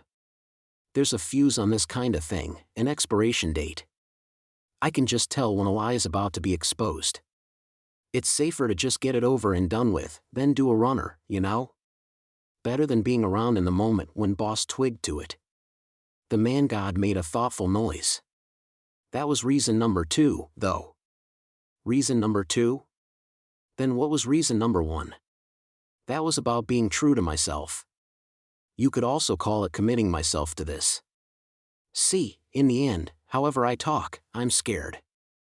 I reckon if I had to go up against Rudeus, along the way I'd get cold feet. So I'd leave myself an escape route. Then, if the plan went belly up, I'd have an out to say I was never a disciple, and I could talk my way out. If the odds were against us, when the time came, I could turn traitor and go back to boss's side. If was ready to back out at any moment, that'd be enough to turn a winning position into a losing one. Don't you think? I do. Unfortunately, I can't fight for nothing. But time and time again, I've seen folks dive in knowing they might never come back out. Paul and Ghislaine were like that, even Elise sometimes. That's the only way you win. And you can't do it if you get cold feet because you're afraid to die. A strike only becomes a killing blow when you're ready to die when you throw yourself into it. That's how you bring down mighty enemies, far as I see it. So I wanted to force myself to be like that too. And so that's why you went to the trouble of leaving him a letter? Pretty much. I can't say I understand, but no matter. From my vantage point, I must question whether your willingness to die affects the bigger picture. It concerns me. Whoa there, look who's talking. Who's the one who came sniveling to me like, I can't win, help me? Yes, and it's precisely because of that I am being so careful. I am relying on you. Aha, and just like you wanted, I'm getting more and more people on our side to bump off Rudeus and Orsted. I'm all in. True. You do have a perfect recruitment rate so far. Even if it is only because I told you their weak points. From their childhoods to their desires, to the right time to approach them, I mean, okay, it hurts a bit when you put it like that, but hey, I'm still the one doing the talking, at the end of the day. A teensy bit more trust would be appreciated. Understandably so. I do trust you. But we are running out of time. I get that. It's important we do it on the right day, yeah? Yes. He is Rudeus's weakness, so we have no choice but to use him. I have no doubt that it'll work. Yeah? I wonder, no plan's ever guaranteed to succeed, you know. I'm well aware of that. Ever since Orsted got involved, all of my plans have gone awry. I'm sick of it. Even so, I'd rather get as many as we can on our side beforehand. Especially the next guy. He's a big one. Maybe on the same level as the first guy, or even stronger. Do you think you can do it? Come on, I rustle up some reasons for him to fight, get him worked up, then sneak around a bit setting things up behind the scenes. Before you know it, you've got one reliable ally ready to go. Just like all the others, right? Good, good. I don't know what I'd do without you. Heh. Keep flattering me like you mean it. Anyway, where am I going tomorrow and how do I get there? You'd better have something good in store, here. I'm counting on ya. Yes, of course. Tomorrow, when you wake, travel due west, then wait in the shadow of a boulder. You may sleep there if you like. Then, move off due west again when the sun sets. You will arrive at a village at daybreak. Go to the only tavern in the village. If you do so, you will surely find him, surely, with the man-god's words echoing in my ears. I blacked out. My eyes opened. I rose, cracking my neck and checking all my parts were working. No tingling in my limbs. No indigestion. No weird growths on my skin. I was hungry, but otherwise fit as a fiddle. I went out of my tent and stretched, feeling my back crack as I yawned. I watched the sun rise. After that, I worked out what direction I was facing. My daily routine. Can't start the day without it. Alrighty, I said. Desert stretched out before me, as far as the eye could see. This was the Begarit continent, the second most dangerous place in the world after the Demon continent. This place was swarming with monsters just as vicious as any on the Demon continent, and the environment was unforgiving. I'd been raised on the Demon continent and even I found myself thinking, the second most dangerous? I mean, I got why. There's fewer monsters overall here, plus the eastern and northern regions are pretty safe. Stuff like that tricks you into thinking that the Begarit continent's not so bad. Meanwhile, you could drop into the heart of any region of the Demon continent and it'd be packed full of danger. There's not a safe corner in the whole place. Course, there's no denying either place was habitable for the truly determined. Let's get going. I packed up my things, then set off west. The desert was empty, but that was just on the surface. Beneath the sand lay swarms of worms that could swallow you whole and scorpions with poison in their tails that'd slowly melt you into soup. But wait, there's more. Then there were the monsters that preyed on those guys. Those were even more fearsome. You'd have to have the chops of an A-rank adventurer or higher to fight your way through them all. Although knowledge of the local monsters would do the trick too. Different sorts of monsters all behave differently. Some are territorial, some build nests, some rove about looking for prey. Then there's some that rely on sight, while others rely on sound. If you've got knowledge of their behavior, avoiding them as you travel is, well, it's tough, but not impossible. The problem is that people can't beat a monster's sharp senses. Monsters that rely on sight see through most camouflage in an instant, and monsters that rely on sound pick up on the smallest noise. Monsters that lie in wait in their nests make sure you don't twig to their location, and monsters that rove about looking for prey have the stamina to chase you for days without rest. Course, what makes us strong is how we each have some of the different skills you need to get past monsters. Plus, I had the man-god's protection. I could head due west without getting noticed by any monsters. Nothing to it. Whoa there, don't let your guard down. Not like I've got enough tricks that I can afford to relax, I muttered to myself. Gotta be real careful, eh? I kept heading west, never changing course. I'd wanted to buy a horse or a camel or something, but apparently, that'd bring the monsters down on me. This time I'd go on foot or not at all. I was parched. I sipped a few drops from my canteen to rehydrate. What made the Begarit continent even harsher than the Demon continent? Gotta be the heat. On the Demon continent, temperatures varied by region, but there were no extremes of hot and cold. Nowhere that got covered in snow like in the northern territories. Heat and cold both sap your strength and dull your judgment. From time to time, I put a hand to my forehead and my neck to check there was nothing wrong with me. If I got really hot, that'd be a warning sign. I was doing okay for now, but if I kept walking on and on, I'd wear down eventually. Demons are tough, so even a hopeless lout like me is a bit more long-lasting than a human. But only an absolute moron would think that's enough to keep them alive. I mean, ain't it plain to see? In the stories, even that immoral Necross Lacrosse kicked it in the end. No saving grace even for immortal beings, eh? Welp, here I am. The enormous boulder appeared before me, shaking me from my thoughts. It must have been 20 meters tall, so big you had to crane your neck to get a look at it. It stuck up like a sore thumb out of the desert. That was where I'd stop to rest, just like the man god said. Well, what do you know? Getting here was dead easy. I almost wanted to laugh. I sat in the shadow of the enormous boulder for a while, not doing anything. Younger folks get restless at times like this. They feel like they gotta be doing something, but sometimes the best thing you can do is stop, if only so that you don't waste energy. In the shadow of the boulder, there was a patch of sand cherries, their berries gleaming like little lanterns. They had spiky, pale yellow leaves that blended in with the sand, and red flowers. You might think, seeing them, that those delicate blossoms wouldn't look out of place in a royal palace vase.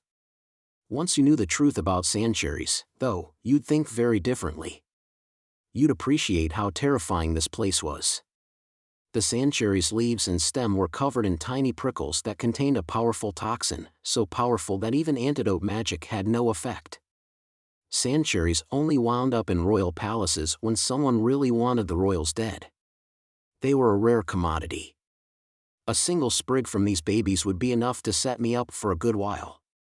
Anyway, thanks to the sand cherries, monsters left this place alone. I pitched my tent, taking care not to touch any, then lay down. Rest time is weird. You gotta do it, but when you do, you can't do anything. Normally, I'd use the time to put together a dumb gadget or two, but I was traveling as light as possible, more's the pity.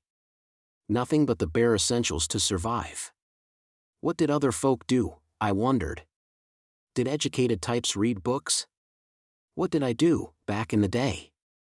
Right, I fantasized. All my fantasies were about the kind of adventurer I was gonna be. I bet the me from back then would be real happy to hear what I was up to now, traversing a desert on the Greyrat continent following the advice of a god, taking a nap in a safe spot surrounded by poisonous plants. All laid out like that, it sounds pretty cool, don't you think? Might be a good story to tell at the tavern. Looking over, I saw a sand rabbit sitting right beside me. It seemed it hadn't noticed me. Or maybe, compared to the monsters around here, it didn't see me as a valid threat. It hopped along, then stretched out its neck to take a bite of a sand cherry. Sand cherry berries were as poisonous as the surrounding chaff, but this sand rabbit happily munched away on them without a care. When it was finished, it stuffed its cheeks till they bulged, then hopped away again. Sand cherry toxins didn't affect it, I guessed. If I caught it and took it to, say, Millis, they'd pay through the nose for it. We were talking way more than your standard bounty. Wait, that's right, I'm a demon, they'd slam the gates in my face. I went on idling away the time, thinking about how there were always more things to uncover in this world. I headed off at sunset and arrived at the village after walking for about 3 hours. The man god didn't let me walk while the sun was up, and along the way, I'd learn why. A big old lizard lay dead on the road. Sorry, calling it that's a bit of an undersell, so let me try again. It was a dragon. A yellow naga. The dragons of the Greyrat continent usually live in caves under the ground. They move through the sand like fish in water, mostly chowing down on sandworms near the desert's surface. Strictly speaking, they were supposed to be closer to worms than dragons, but I mean, they were just as dangerous as dragons. All the warriors in these parts thought of them as the same thing. Its jaws were big enough to eat 3 of me at once, its body must have been 100 meters long. It sat there in the middle of the desert, squashed flat like something had trodden on it. Scavengers had already eaten half of it. I didn't want to think about what kind of monster did it in. I got out of there before I met the same fate. There was a landmark for the village, a boulder that shone bluish-white, so you could just about make it out from a distance. I had to wonder if it didn't draw monsters to the village, but well, I bet it was an important boulder to those in the area. The village I arrived in was tiny. No more than a few buildings clustered together. The buildings were a mixture of packed dirt hovels and tents here and there. It looked likely to vanish any day. There was one inn, one tavern, and one shop to tend to the populace. As you'd expect, no sign of the Adventurers Guild out here. These folks were self-sufficient, selling whatever they could grow to the occasional merchant who passed through and buying what little they needed. Looking at this place convinced me that even my village hadn't been this small. Well, maybe it had been about the same. Couldn't rightly remember. I called in at the tavern. It served a second purpose as the villagers' mess hall. A few workers with dark skin and powerful physiques were drinking and enjoying themselves after finishing up after the night shift. Curved swords, unlike what I was used to, hung from their belts. These were desert warriors.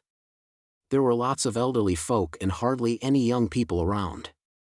Yep, this had to be the rumored village of the Desert Warriors. Desert Warriors operated all through the Begarit continent, but the stories said that when they got past their prime they retired to their home village to focus on childcare instead. When I walked in, they all stared at me with the same look of surprise.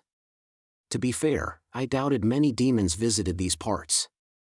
"Welcome, guest, if that is what I should call you," said a man with a ruddy face. "Yep, I'm definitely a guest." I answered in fighting god tongue, holding up my hands to show them.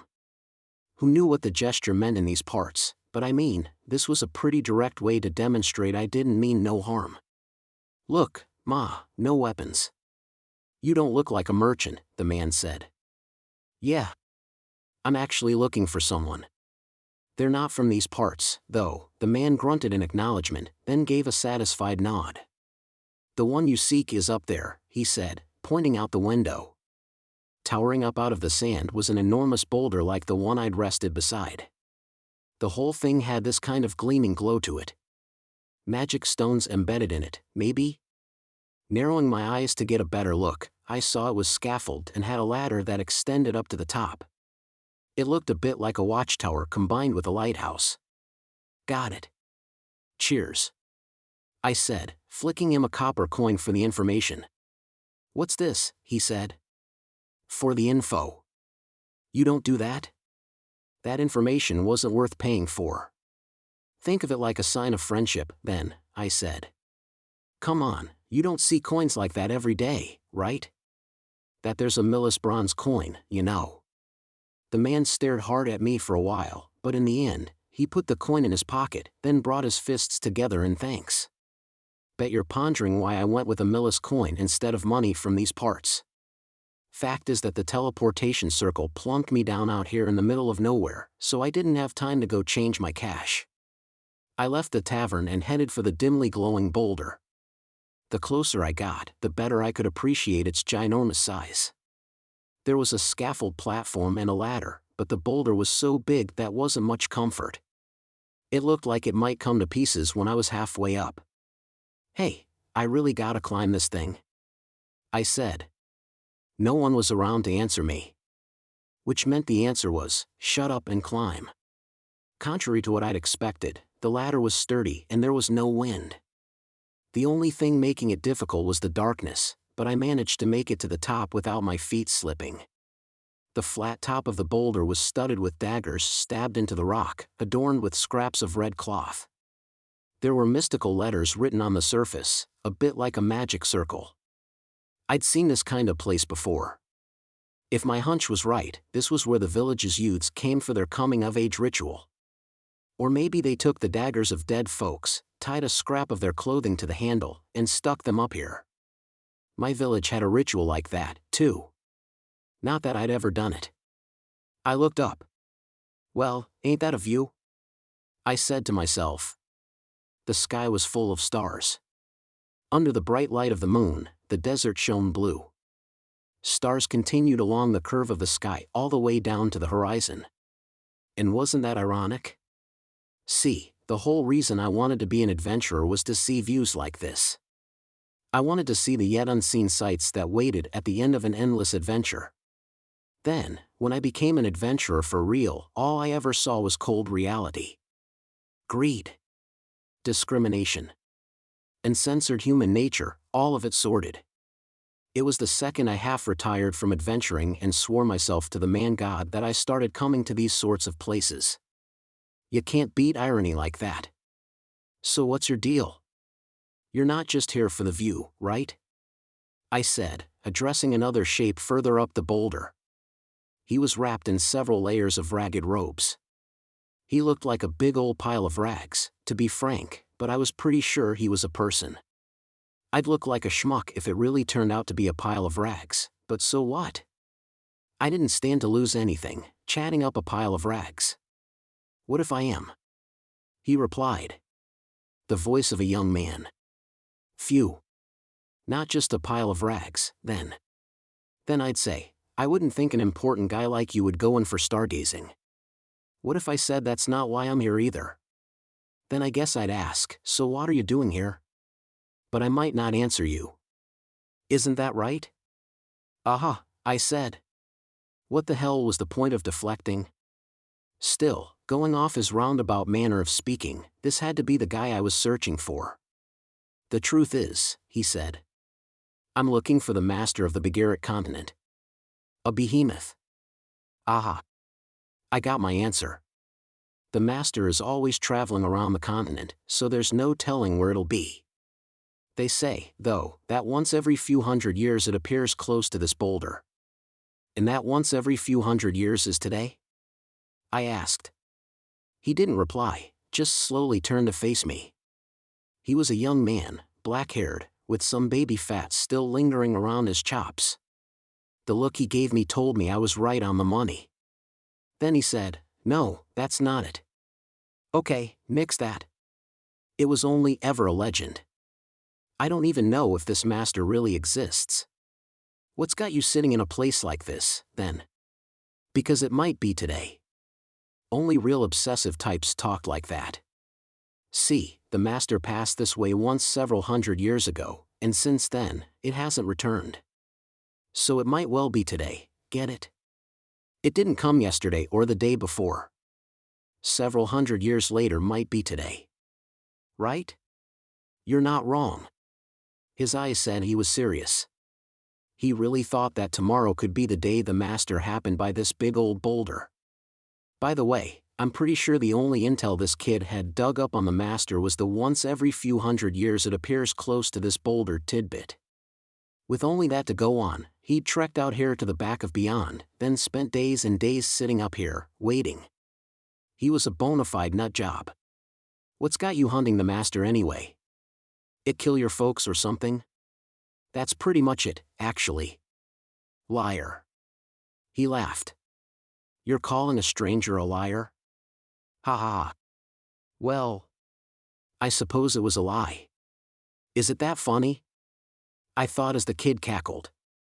But okay, maybe damn it was pretty funny. I asked him what he wanted to fight the master for, he told me, then I'd called him a liar. As it happened, I knew just how his parents were doing.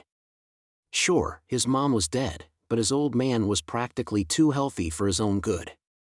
His grandma was pretty sprightly too, if you're interested.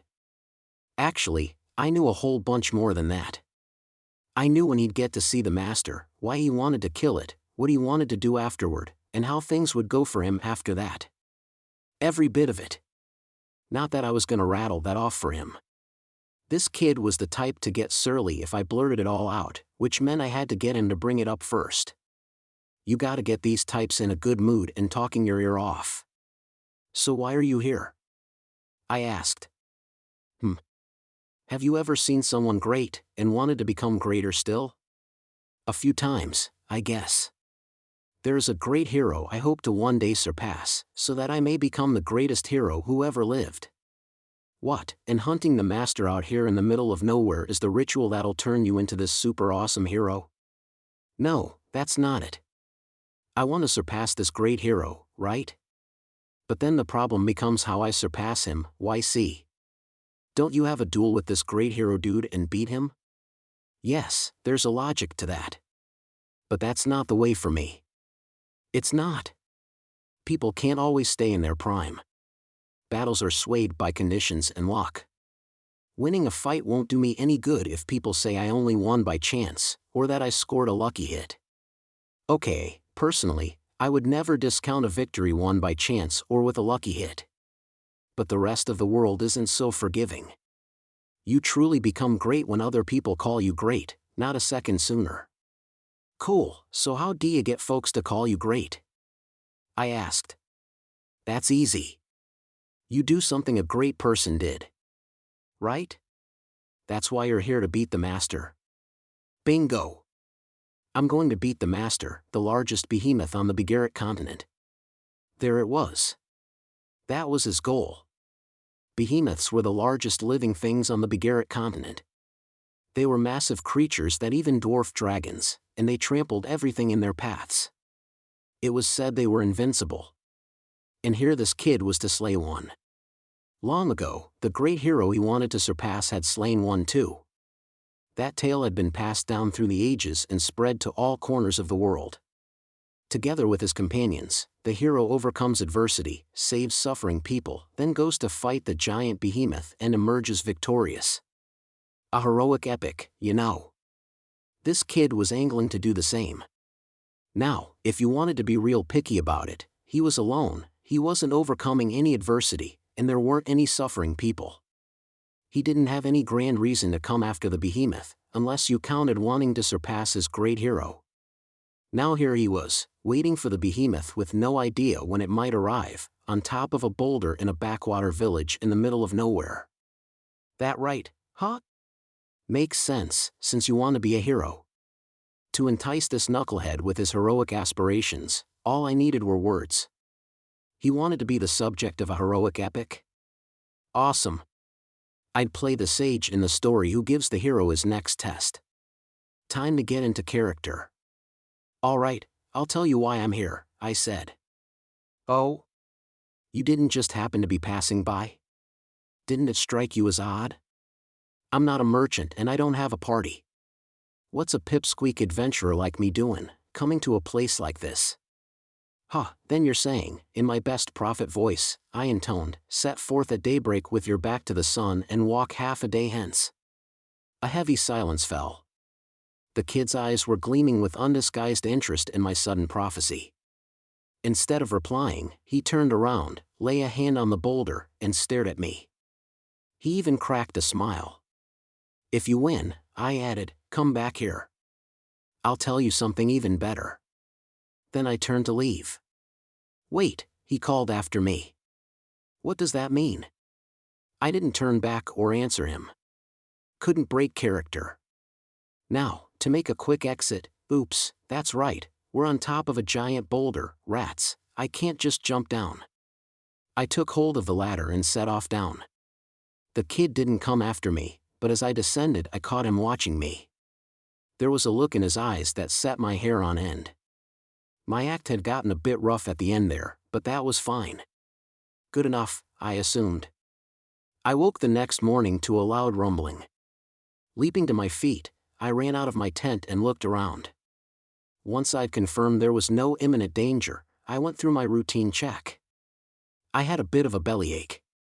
I might have caught a chill in the night, or maybe the local food just didn't agree with me. I holed myself up in the outhouse for nearly an hour, then headed for the source of the noise. No need to rush things. I knew what was about to happen, just like I knew what was happening right now. I yawned as I walked along, following the sound. I came to a crowd at the entrance to the village. The old warriors were armed, the children looked anxious, and all of them stared out toward the distant horizon. I pushed my way through the crowd, muttering, "Excuse me," coming through, until I reached a place where I could see where the sound was coming from. The scene that emerged could have come straight out of a myth. First, there was the giant beast. It was the weirdest thing I'd ever seen, and it had too many legs sprouting out of its body. Even at this distance, it was gargantuan, too big for me to even conceive of its actual size. It had to be 500 meters long, at least. It made the dragon from yesterday look like a baby. It was a behemoth, and it was writhing in agony. It twisted and lashed out, sending up veritable tidal waves of sand every time it rolled over. The only reason we could still see it with all that dust in the air was because of how friggin' big it was.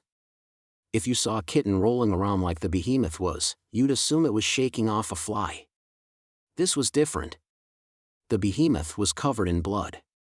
What's more, something was running around on its back. Every time it moved, a new gash appeared in the huge beastie's hide, spurting blood. They were fighting. Someone was fighting that giant beast. "Mommy," whimpered a scared kid, clinging to his mother. The old warriors hardly seemed to breathe as they watched the fight. The fight stretched on for a while. The writhing beast made no sound, just continued to thrash. No one could miss the desperation in its movements. It was fighting for its life. The battle ended right after midday, as the sun began to turn toward the horizon. The behemoth's flailing grew more lethargic as it drew closer to death.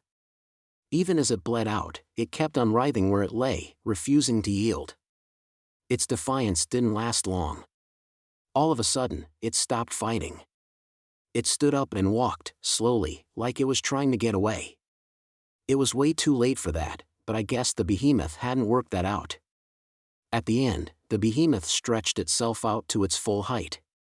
It pushed up on 4 of its legs, then let out a massive breath, and all the strength went out of it. It toppled back, as if to sit down, then it stopped moving altogether. The moment it fell, the warriors all put their fists together and knelt, lowering their heads to the dead behemoth. I didn't copy them, but just standing there felt kinda awkward, so I retreated to the back of the group. The warriors stayed as they were. It was like they were waiting for something. At last, the sand cleared.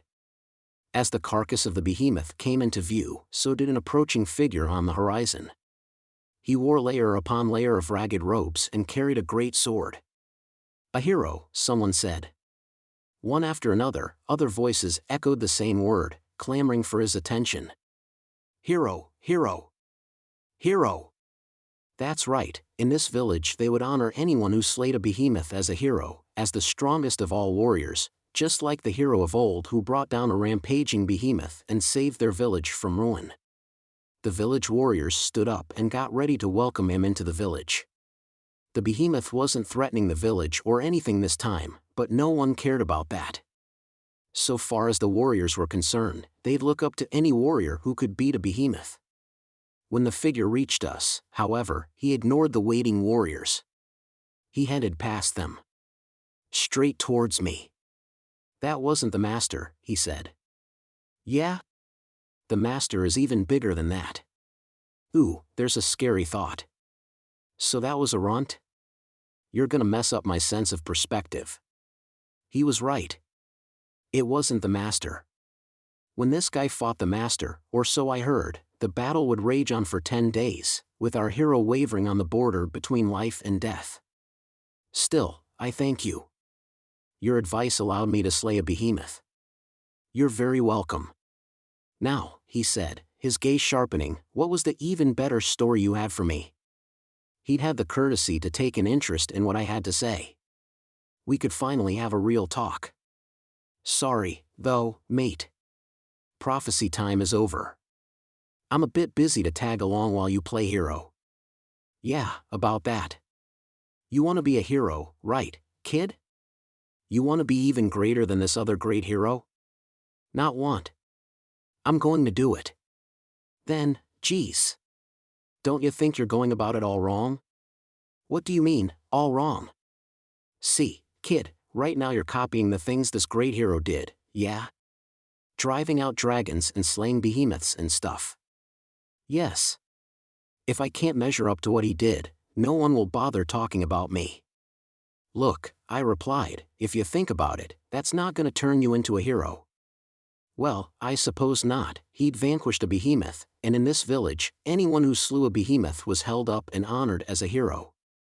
But the village was hardly in trouble. and the behemoth hadn't done a thing to harm him. All the sorry beast had done was get killed. It was hard to valorize hunting monsters 'cause you felt like it. That weren't heroic. That's why I was gonna show him the path to becoming a real hero. You heard of the Super Tribe? I asked. Yes. A race of devils, weren't they? They say that during the Laplace War, the Supered went around killing both friend and foe. Some survived. Where? He demanded. Hold your horses, bud. Let me get to the end. See, there's a guy out there who's even worse than the Supered. Someone, worse? You betcha. This guy's kinda like the root of all evil in the world, you know? I reckon you'll have heard his name before, though. The kid didn't reply. Number 2 of the 7 great powers. The dragon god Orsted. That got his attention. Putting on an air of importance, I spread my hands, tilted my head, and peered in at him. You've heard of him, I'm guessing? I knew it all. What the kid was striving for. Who he was trying to surpass. And what that someone did, and what they couldn't. With that, it was easy to stir him up. He's made the Supered clan his followers, and now he's sheltering them. The dragon god isn't evil. He's one of the heroes who defeated the demon god Laplace. By rights, he and the Supered clan should be enemies. You're talking about the dragon god from however many generations back, right? Times change, people get stupid. Right? Well, I guess. But that's where you're different. You're trying to surpass the previous generations. I think that's admirable of you. The kid had gotten real quiet. Despite being a chatty guy, now he fell silent. That was a sure sign he'd taken in what I'd said and was giving it proper consideration. You can kill the last of the Supered clan and defeat Orsted, I went on. Then, you'll be a hero for all eternity. Not to mention number 2 of the 7 great powers. No reply came. Just being great doesn't make you invincible and irreplaceable. Anyone who ever had a heroic epic made about them had someone they were never able to beat. Know why? Because they never had the opportunity. The kid's eyes went wide. You're getting handed an opportunity. The chance for renown beyond what anyone's ever had before. You might never get it again. The kid's mouth was shut tight. He watched me closely. Yeah, I get it. You gotta know even better than me, right? You looked up to him ever since you were little, you heard all about him from your mom and dad, and then when that wasn't enough, you went all round the world collecting legends of him. Also you could be even better. Guess what, kid? If you beat Orsted, you sure as hell will be. Impossible, he said. For years now, no one has known the whereabouts of the technique god or the dragon god or the demon god or the fighting god. No one knows where Orsted is. Ha, I thought you might say that. True that. But I knew exactly where the behemoth was. It wasn't the master. Hey, what do you want from me? The master isn't gonna show up here for another 80 years. Is that right? Thank you for telling me. 80 years from now, I'll be back. Well, 80 years from now is 80 years from now, don't you want to try your skills against Orsted? He's certified as the world's strongest. Way stronger than the technique god, if that guy's even still kicking. He's been crushing the competition since the Laplace War, and you get to challenge him. He stared at me. No way would this guy have ever looked at me if I weren't working for the man god. We could have crossed paths at the Adventurers Guild and he'd have ignored me like you would a patch of weeds. I'm not the shy type, but I wouldn't have had the guts to strike up a conversation with a guy like this. He's one of the world's few SS rank adventurers, and he was on another level even among them. It'd be fair to call him the very best of the best. That's who this guy was. Even I looked up to him. Back when I started adventuring, I'd wanted to be like the guy he was trying to surpass now. One day, I swore to myself, I'm gonna accomplish great things like him. Then reality came and kicked me up the ass. I never accomplished so much as one great thing. I was an adventurer for a long time, and I saw things that you'd want to boast about back home. Problem was, I never did anything except watch. I fixed meals for the ones who accomplished great deeds, got everything set up for them, but when push came to shove, all I did was watch. It was like that with Paul, too. In the fight with the Hydra, I never got near the front line. "All right," he said. "So where is Orsted?" "I'll tell you, but there's a condition." "I accept." "Whoa, there. I haven't said what it is yet, have I? Don't get ahead of yourself. A nobody like you would never hand anything over without setting conditions on it." "You're not wrong," I admitted. I was on top of the world. This guy I'd looked up to since I was an adventurer was talking to me like an equal.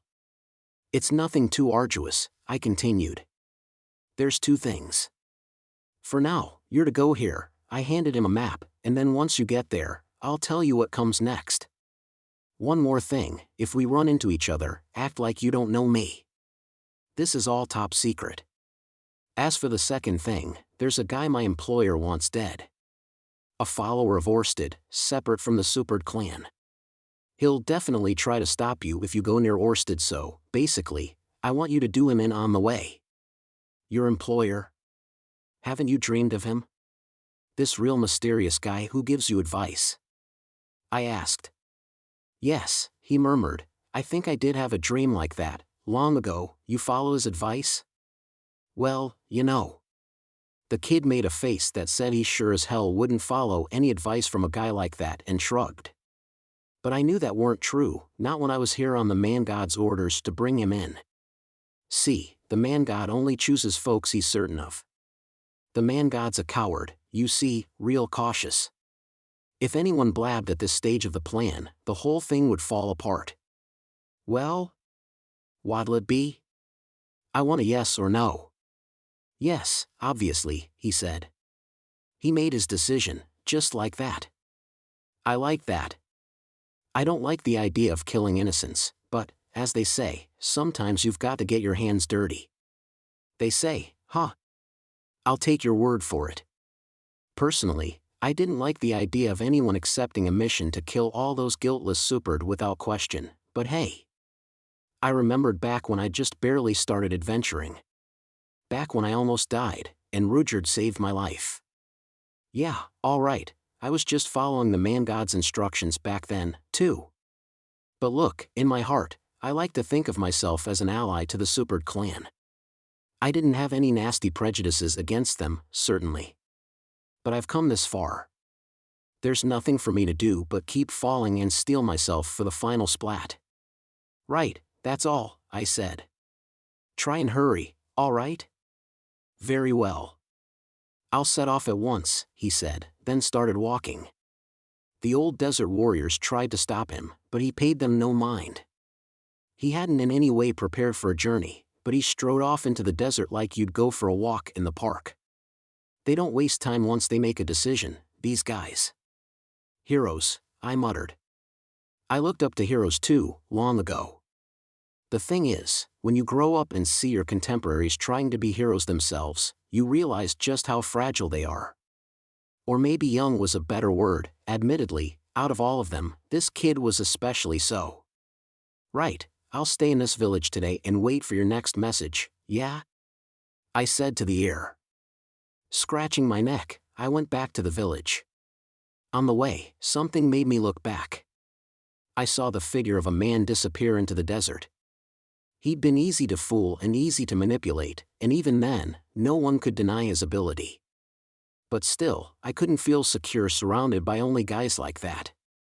It didn't matter how much of a comfort it was, knowing they'd be on our side. But you can't win if you always go for the safe bet, you know? Well, holy man God, what do you have to say to that?